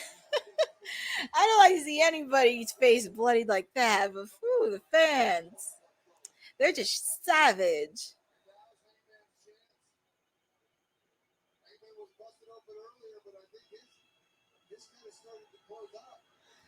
Look at Heyman's face. Look at MJF's face. They're just locking eye to eye with each other. Both faces bloodied.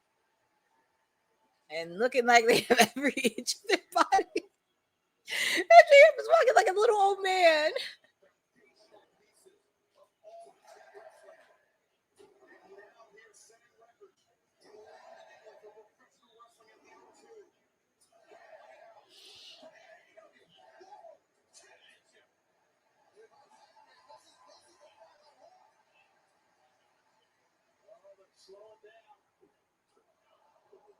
Both men laid out.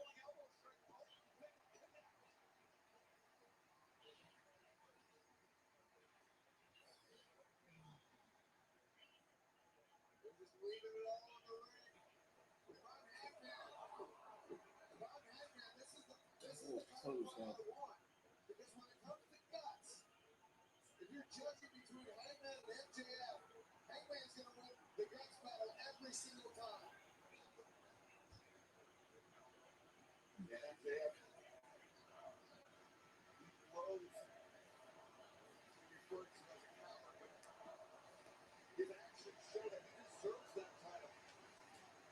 With some of his actions, and then sometimes he gets up like he's getting up now after a war like this.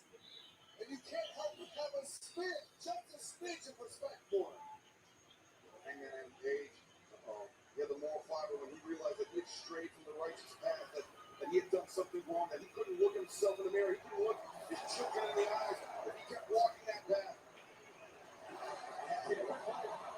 If this fight is out for planetary Hangman today, you got me, look at this. MJF reverses. 2, 1, 2. Neither man will get the advantage after that exchange. Sunset flip.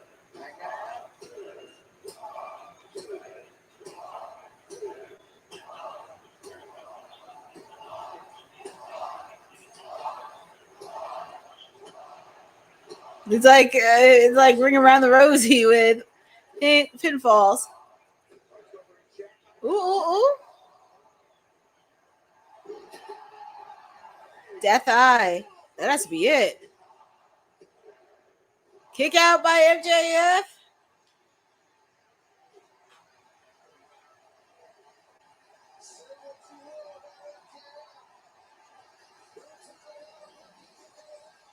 It's actually a good match.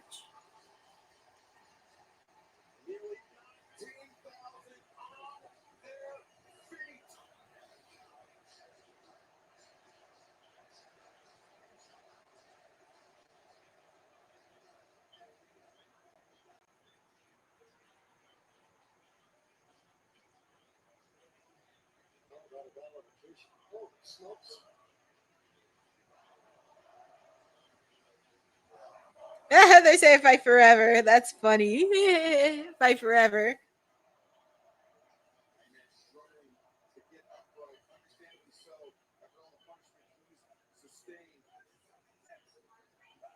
Hey man, now I'm talking trash. He got his ring.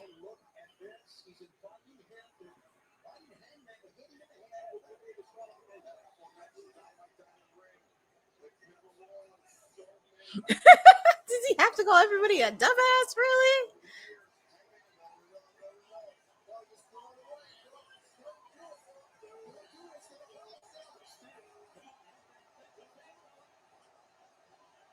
He really wants to do it, but that's what MJF wants.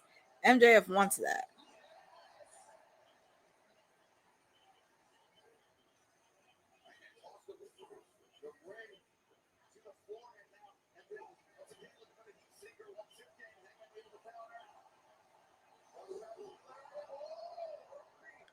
Ooh, referee.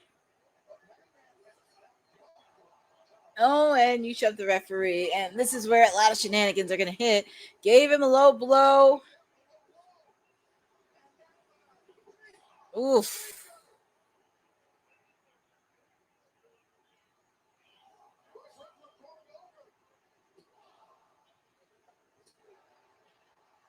Nope. Nope. Nope. Nope. Nope. Wait a minute. Nope.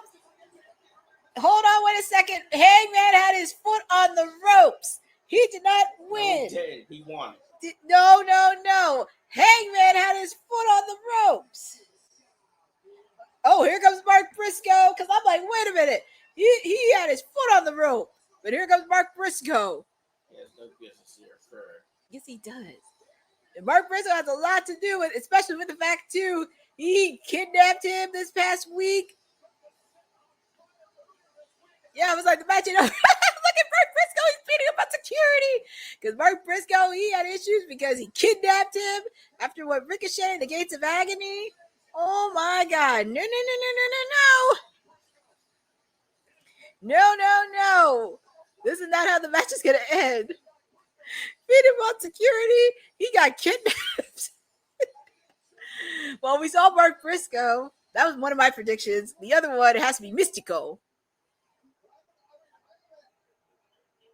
Yeah, I was like, Hangman did not win that match. I mean, Hangman didn't lose. Mark was the victim. Mark was the victim that forced Max. I know exactly.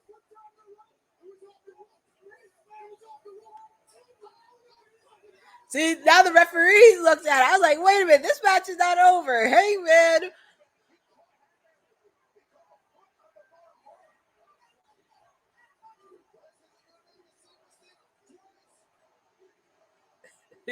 You effed up bad, MJF. Oh my God, he's jumped. Oh, look at MJF. And the match is still going on.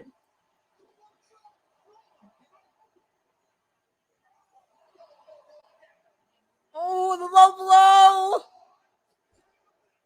Oh, I was very nervous. I was like, whoo.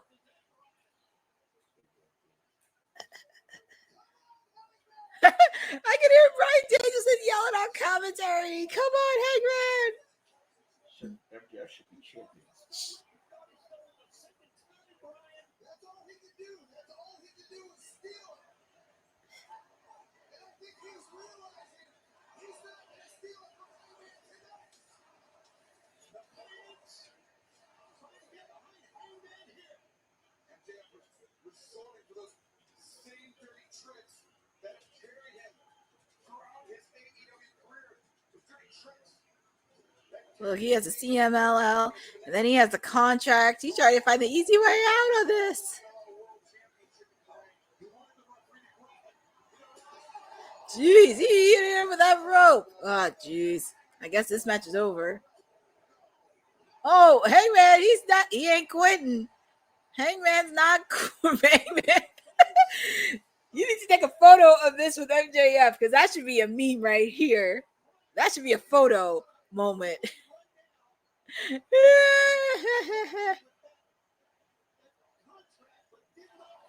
The fans are going really behind the fans are really rallying behind Hangman.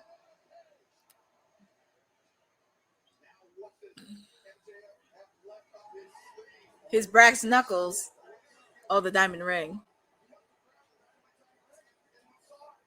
He's got the diamond ring. Ooh, the referee.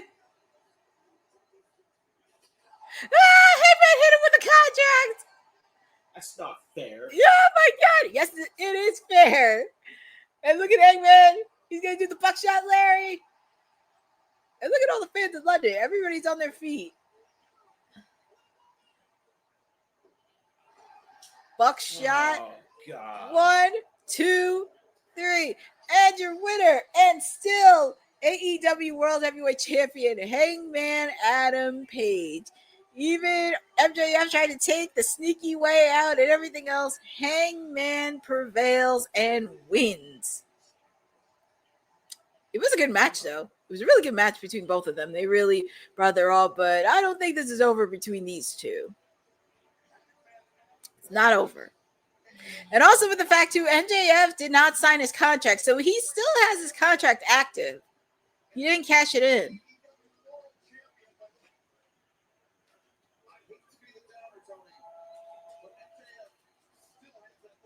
Yes, that's exactly true. He did not cash in that contract. He still has that contract, so he can cash it in anytime, any place, anywhere.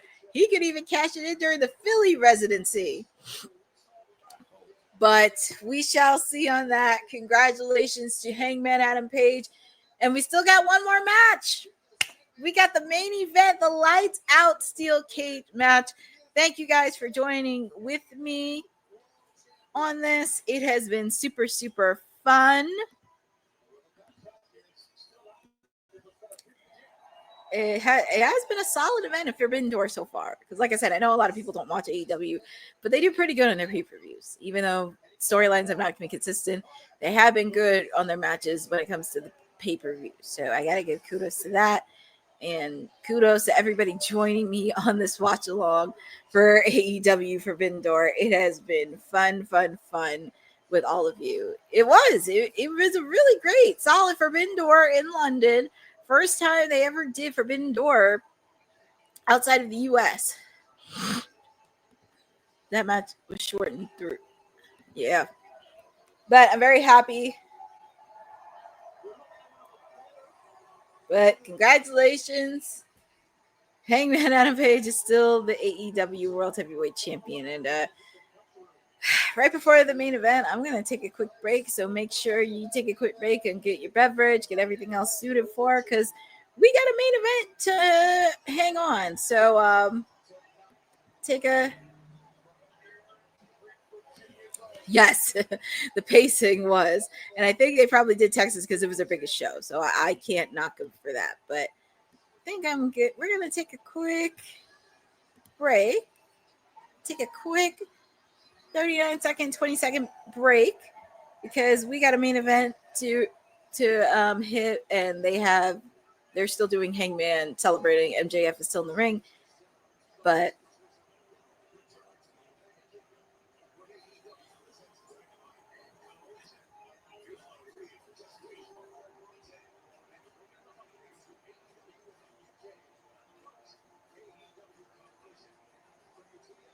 they're coming back in December. They're coming back to the UK in December for Dynamite and Collision. That's so cool. I love that. I love it.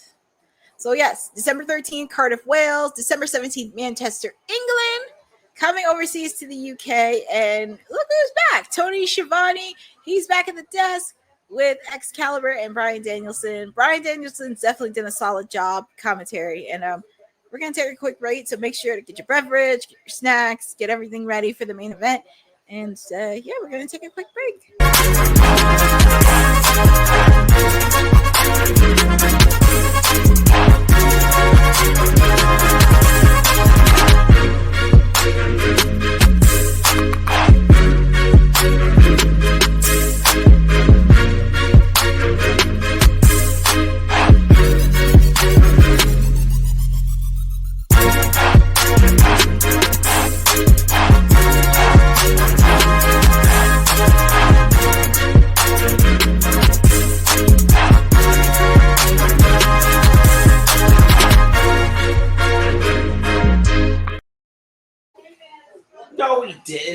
No, he didn't.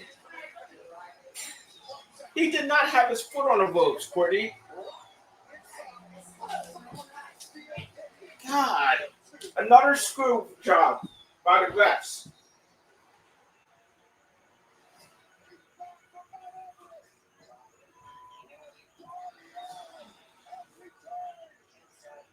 Courtney, where's the charger thing?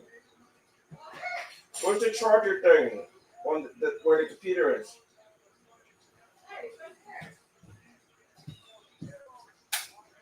No, it's not. Where's it at? Did you knock it over?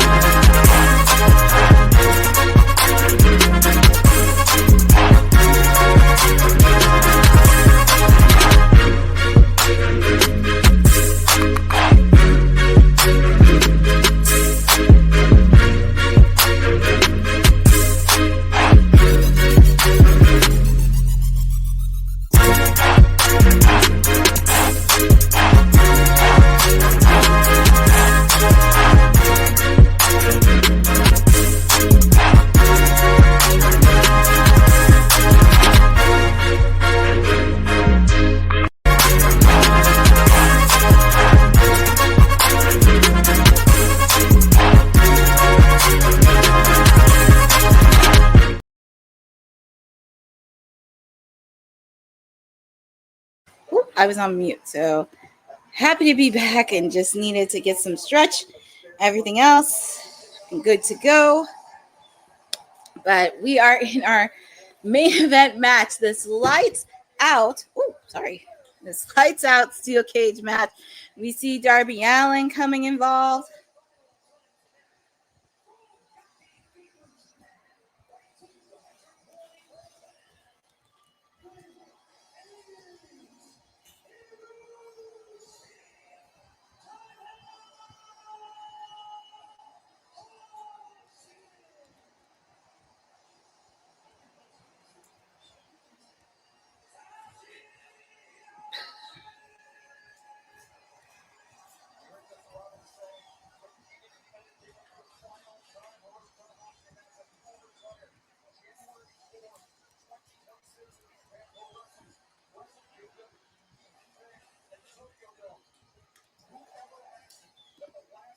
Okay, so we are back. And this is the main event. Darby Allin, Tanahashi's entering the ring, but also with the fact too, Tanahashi is actually on his farewell tour too.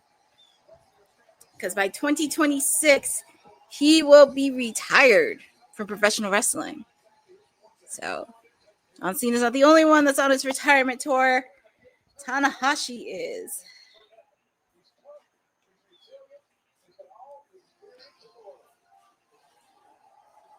Let me see. Kota Ibushi.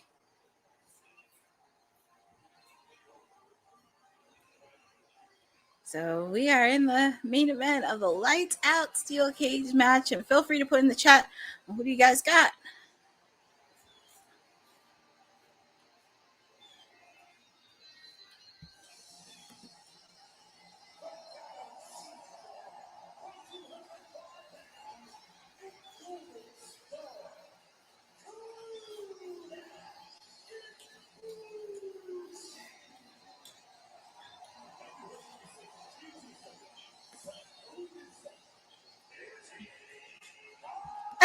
Hey, Christina, thank you for joining. I'm trying to watch the match in Courtney's glasses.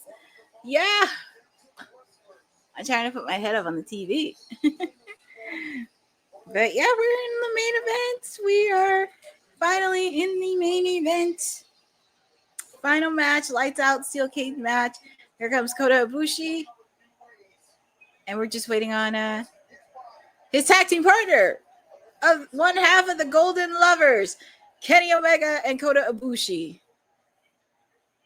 And we haven't seen Kenny Omega since All in Texas.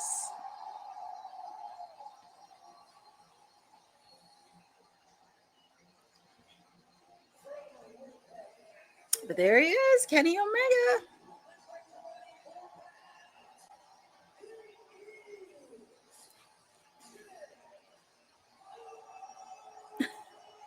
Even the fans know his entrance by heart. They know Kenny's entrance by heart.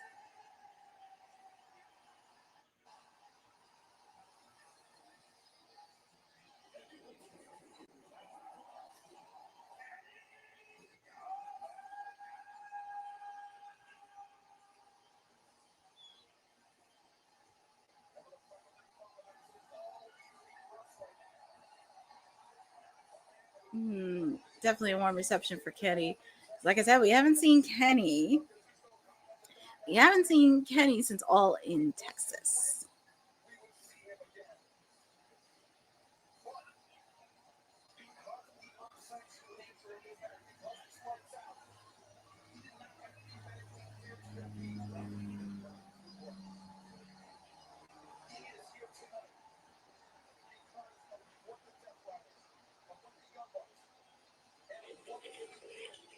Hello?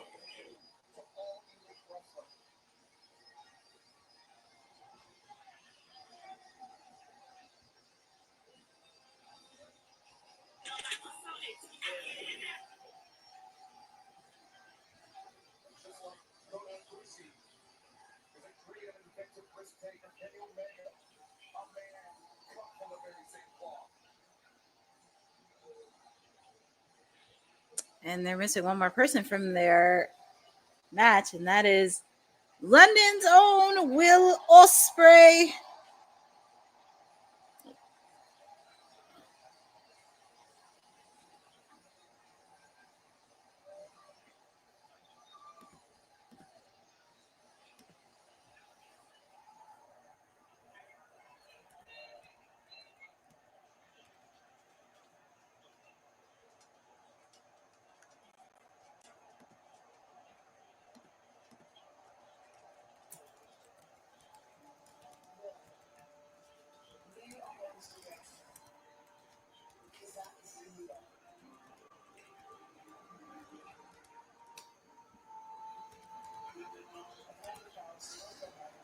And look, they're showing a montage of Will Ospreay.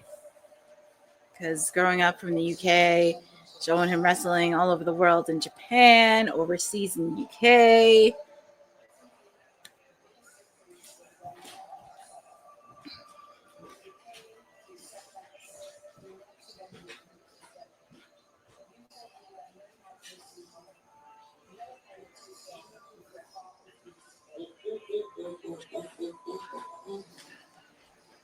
So yeah, they're showing the montage of Will Ospreay even during his time in AEW. But even though it is this, Could you imagine? Especially this is the O2, but can you imagine the crowd going nuts for Will Ospreay at Wembley Stadium next year? I mean, I know it has happened last year because the last 2 years he wrestled in Wembley Stadium. Oh, and there's Alex Windsor, Will Ospreay, just showing his journey, getting into wrestling. I just love it when they show montages like this. But here he is, Will Ospreay.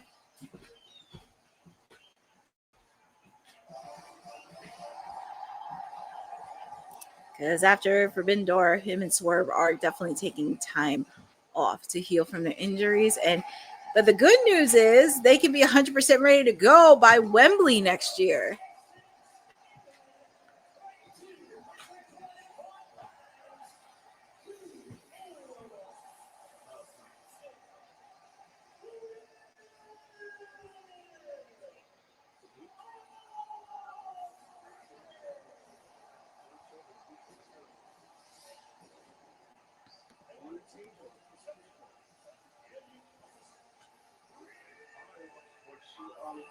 Come on.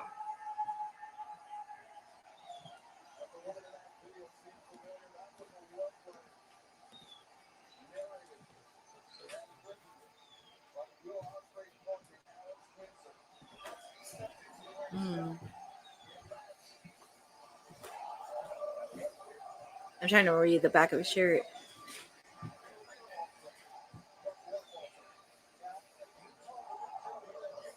Attack for the next generation. That's what it says on the back of Ospreay's jacket. And also with the fact, too, if you notice, Bryan Danielson left commentary saying, I don't want to be involved. I don't want to be hurt. You think it's a possibility he may be involved in the Lights Out Steel Cage match? You think he should be? Because we know how Bryan Danielson is. And also, he, of all people, should get revenge on what the Death Riders and the Young Bucks actually did to him. And send him packing.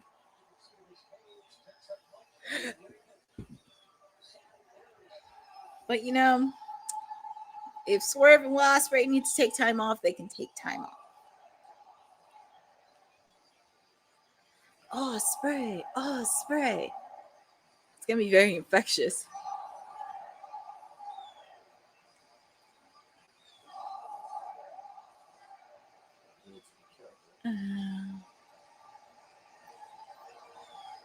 That's like a $1 that's $1 million shot right there.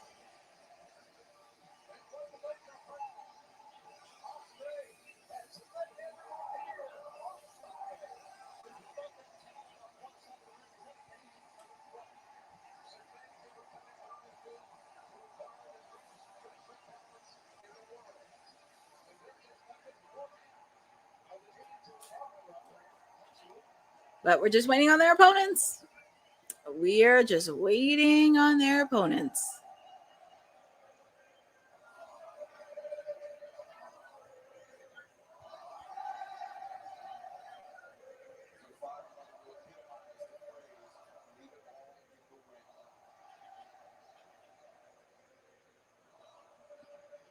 I will say Tanahashi does have nice hair.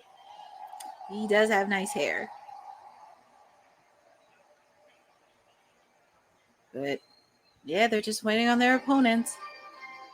Well, by request of the person who was doing it backstage, the Young Bucks got their theme back. Yes, about time.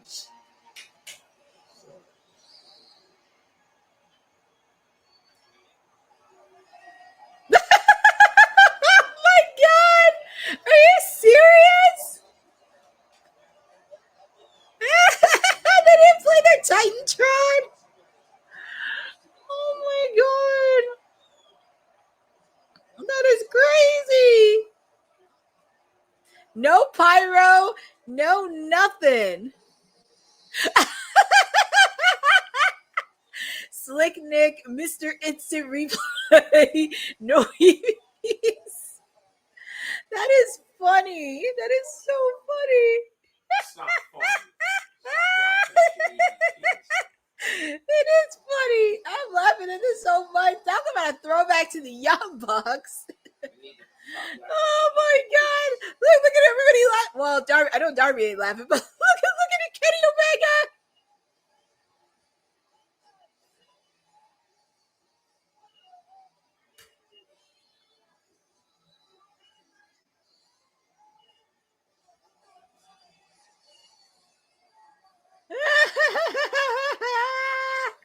That is hilarious. Oh, that's just pure gold. I'm just loving this. Oh, I'm loving this.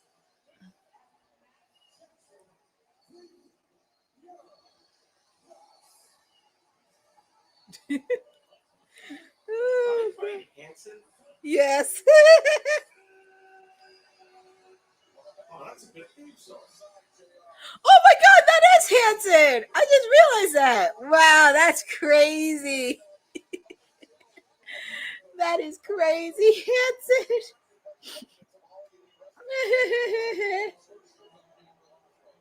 Oh, this is hilarious. This is hilarious. But here comes the Death Riders. Here come the Death Riders. Here come all the remaining members of the Death Riders coming in. Here they come. John Moxley, that little runt Wheeler Yuta. Yeah, John thinks he's all tough. There's Gabe Kidd, Marina Shafir. Oh, trust me, Claudio's there. There he is.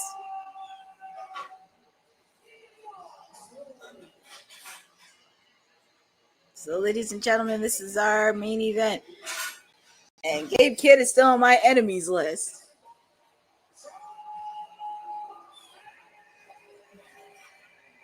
So, but we did see members of Bullet Club earlier during 0 Hour where they faced off against the Ops for the AEW Trios titles, and the AEW and the Ops successfully retained.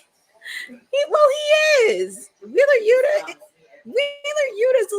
he's like an annoying little run that nobody likes.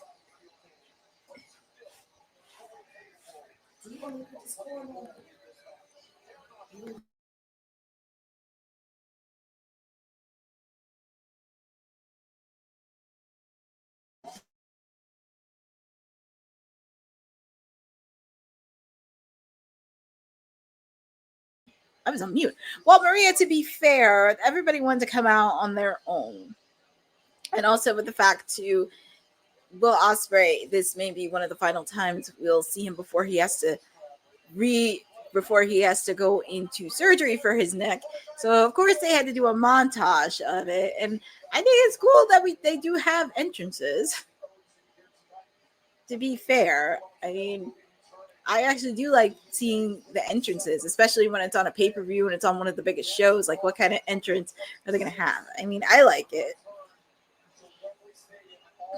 But as I mentioned, the Ops successfully retained the AEW Trios titles against the rest of Bullet Club. So don't be shocked. But I'm very curious. This is going to be very interesting because this is a lights out sanction match.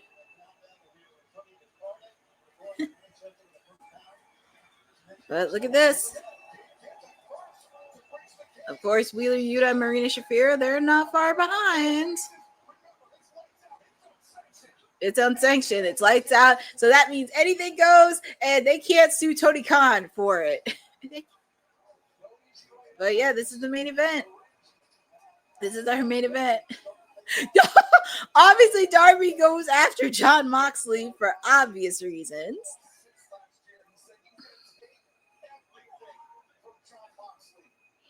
Will Ospreay taking out Gabe Kidd.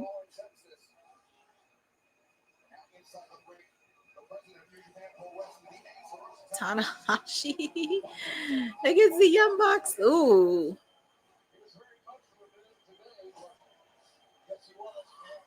Yeah, well, that's why he is the ace. He is the ace of New Japan. Gabe Kidd taking out the president of New Japan.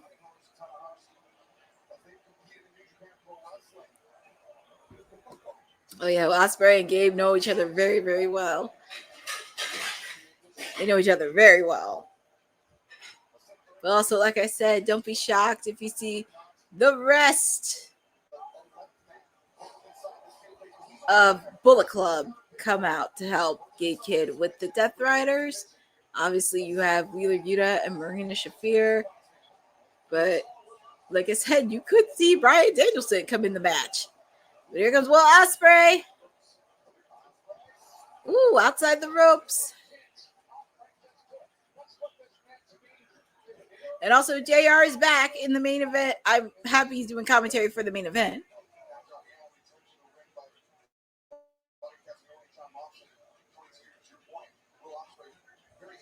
Oh, nice move by Darby Allin. Yeah, this is Darby Allin's first match since he's been back. Since All In Texas. Yeah, the only person that's not too hurt is Darby. And Darby's used to this kind of stuff. Ooh, here come the Golden Lovers and the Young Bucks, and they know each other very, very well.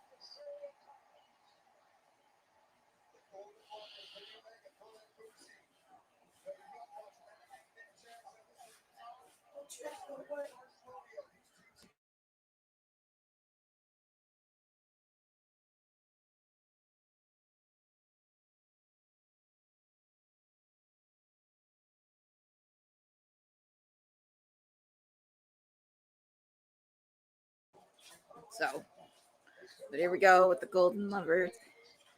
And unfortunately, in the next 10 minutes, I have to clock out because I have to take care of a few things. And it sucks it has to happen during the main event because I really want to watch this. But I do think Bryan Danielson may pop up because he said, I'm leaving. I'm not dealing with all this violence. So that should mean something.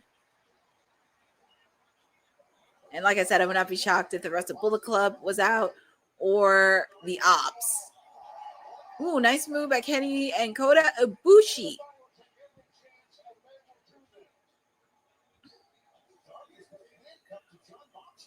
Oh, handcuffed to John Moxley? Oh my God.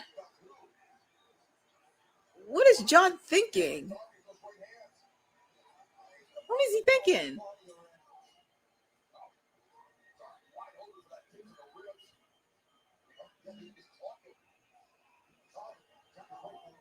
Whose idea was to handcuff each other? Ooh, code red. And he did it while he was handcuffed. Well, the handcuffs got released, so that's good.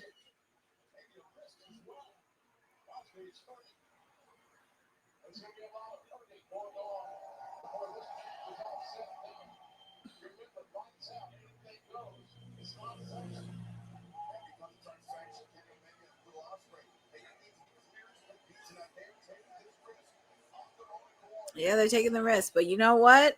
When they come back, they'll be stronger than ever. From his tag team partner, Kota Ibushi. Ooh.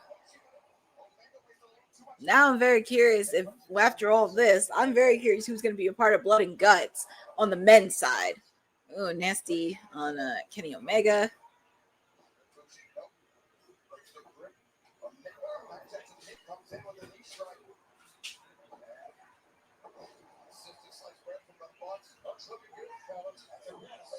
I know the Young Bucks have been suffering through some injuries too. I will say, since they lost their EVP status, I'm happy they're starting to embrace the storyline and they're enjoying it. Ooh, what's this? I'm pretty sure it's thumbtacks.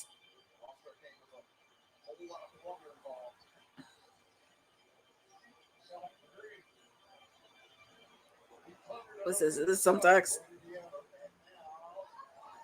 Oh, it's jelly beans. Jelly beans? Jelly beans. I thought it was thumbtacks. Jelly beans. Even Moxley and Claudia are like, what's going on? But nice counter by Will Ospreay. That's crazy. Jelly beans? Wow.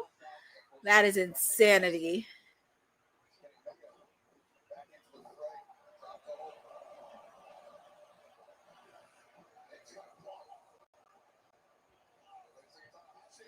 Here comes Tanahashi. Oh, planted on the gummies. Thumbs up. Well, hey, look, everybody loves gummy. You get a gummy. You get a gummy. Kenny stuffing the face on one of the Young Bucks. Hey, you get a gummy. You get a gummy. Kick by Kota Ibushi. Nice tag team. There's Claudio.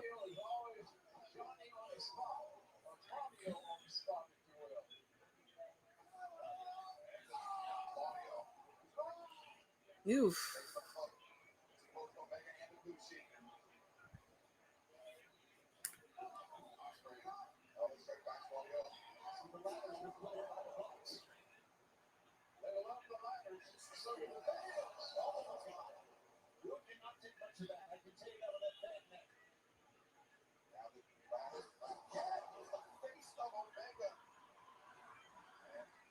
Oh, they bring out the ladder. Oh, hit to the face bite onto Ibushi by the Young Bucks.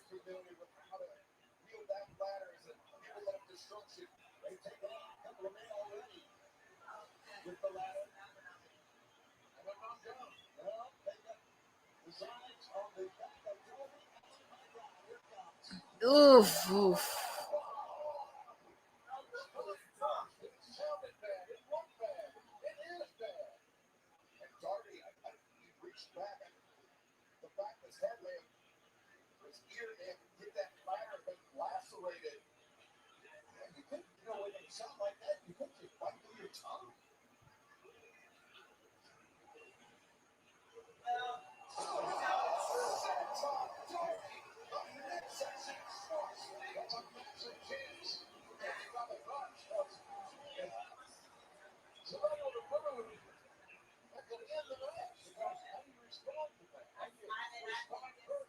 Ooh, nice. Ooh, Will Ospreay's already bloodied. Yeah, the bloodies in the face.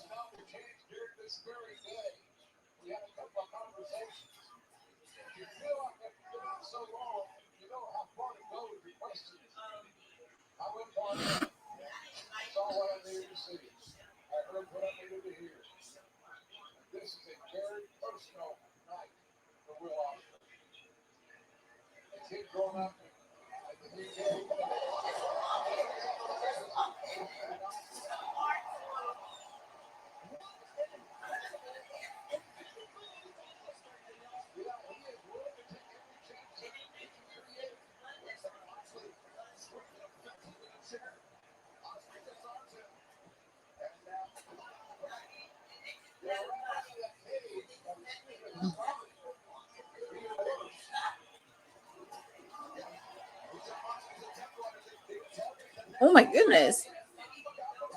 Well, Ospreay trying to break John's neck. I guess after what he did to everybody else. But there's Gabe Kidd trying to do the same thing to Will Ospreay. Pile driver.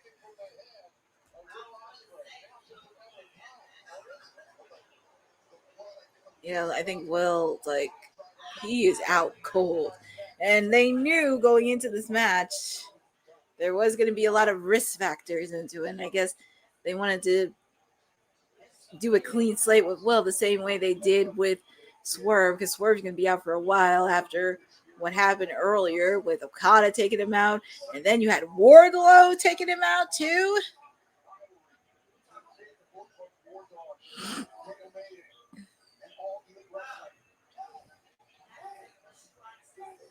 Well,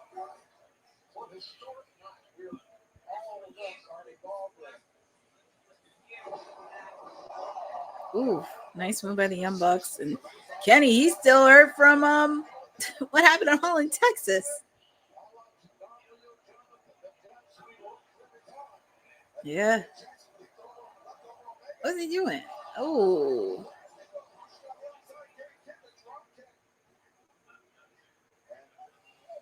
Ooh, I guess Team AEW is a little, well, Team AEW in New Japan, they're a little bit, not getting outnumbered.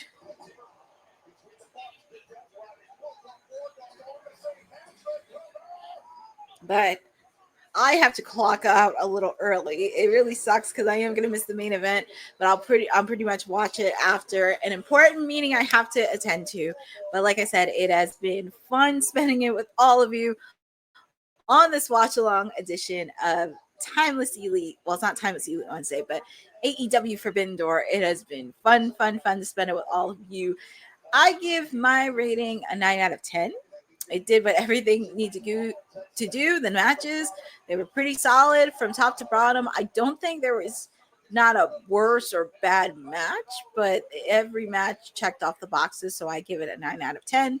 It did everything we need to do, but I am clocking off a little bit early, and I'm going to watch the main event when I come back from my meeting that I have. But I do want to give a shout out to people that stopped by the chat. Lewis Johnson, Boza, Zach Minner, Maria, Byron Cutler, Christy Wilson showed up for a bit.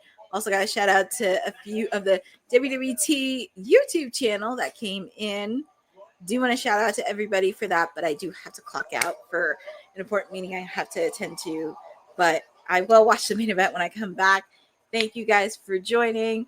I will be talking more about highs, lows, and everything. And oh, Darby Allin's out cold. Hold on 1 minute. I'm looking at Darby Allin. Oh my God, Claudio threw Darby Allin on the steel cage, and it looks like he's out cold. But I will be giving my full analysis tomorrow on WWT Live. So make sure to check in. Also, make sure to follow me on socials at CourtneyNJ11 for not just wrestling content, pageant content, everything that I'm doing. Also, just to let you know, I will not be doing a Timeless Elite Wednesday watch on this week because I will be on site in Philadelphia when they kick off their residency at 2300 Arena. I'm super excited on that. But I am signing off a bit early, and it was a really great afternoon with all of you. I'll be watching the rest of the main event when I come home after my meeting. But thank you guys for watching Women's Wrestling Talk, the #1 women's wrestling network on the planet. Enjoy the rest of your evening, and I will see you tomorrow. Thanks for joining WWT. Don't forget to like us on all social media platforms at WWTalkpod. Like and subscribe on all video and audio platforms, like yesterday, my G. And check out our website at www.talkpod.com. Thanks for watching Women's Wrestling Talk, the #1 women's wrestling network on the planet.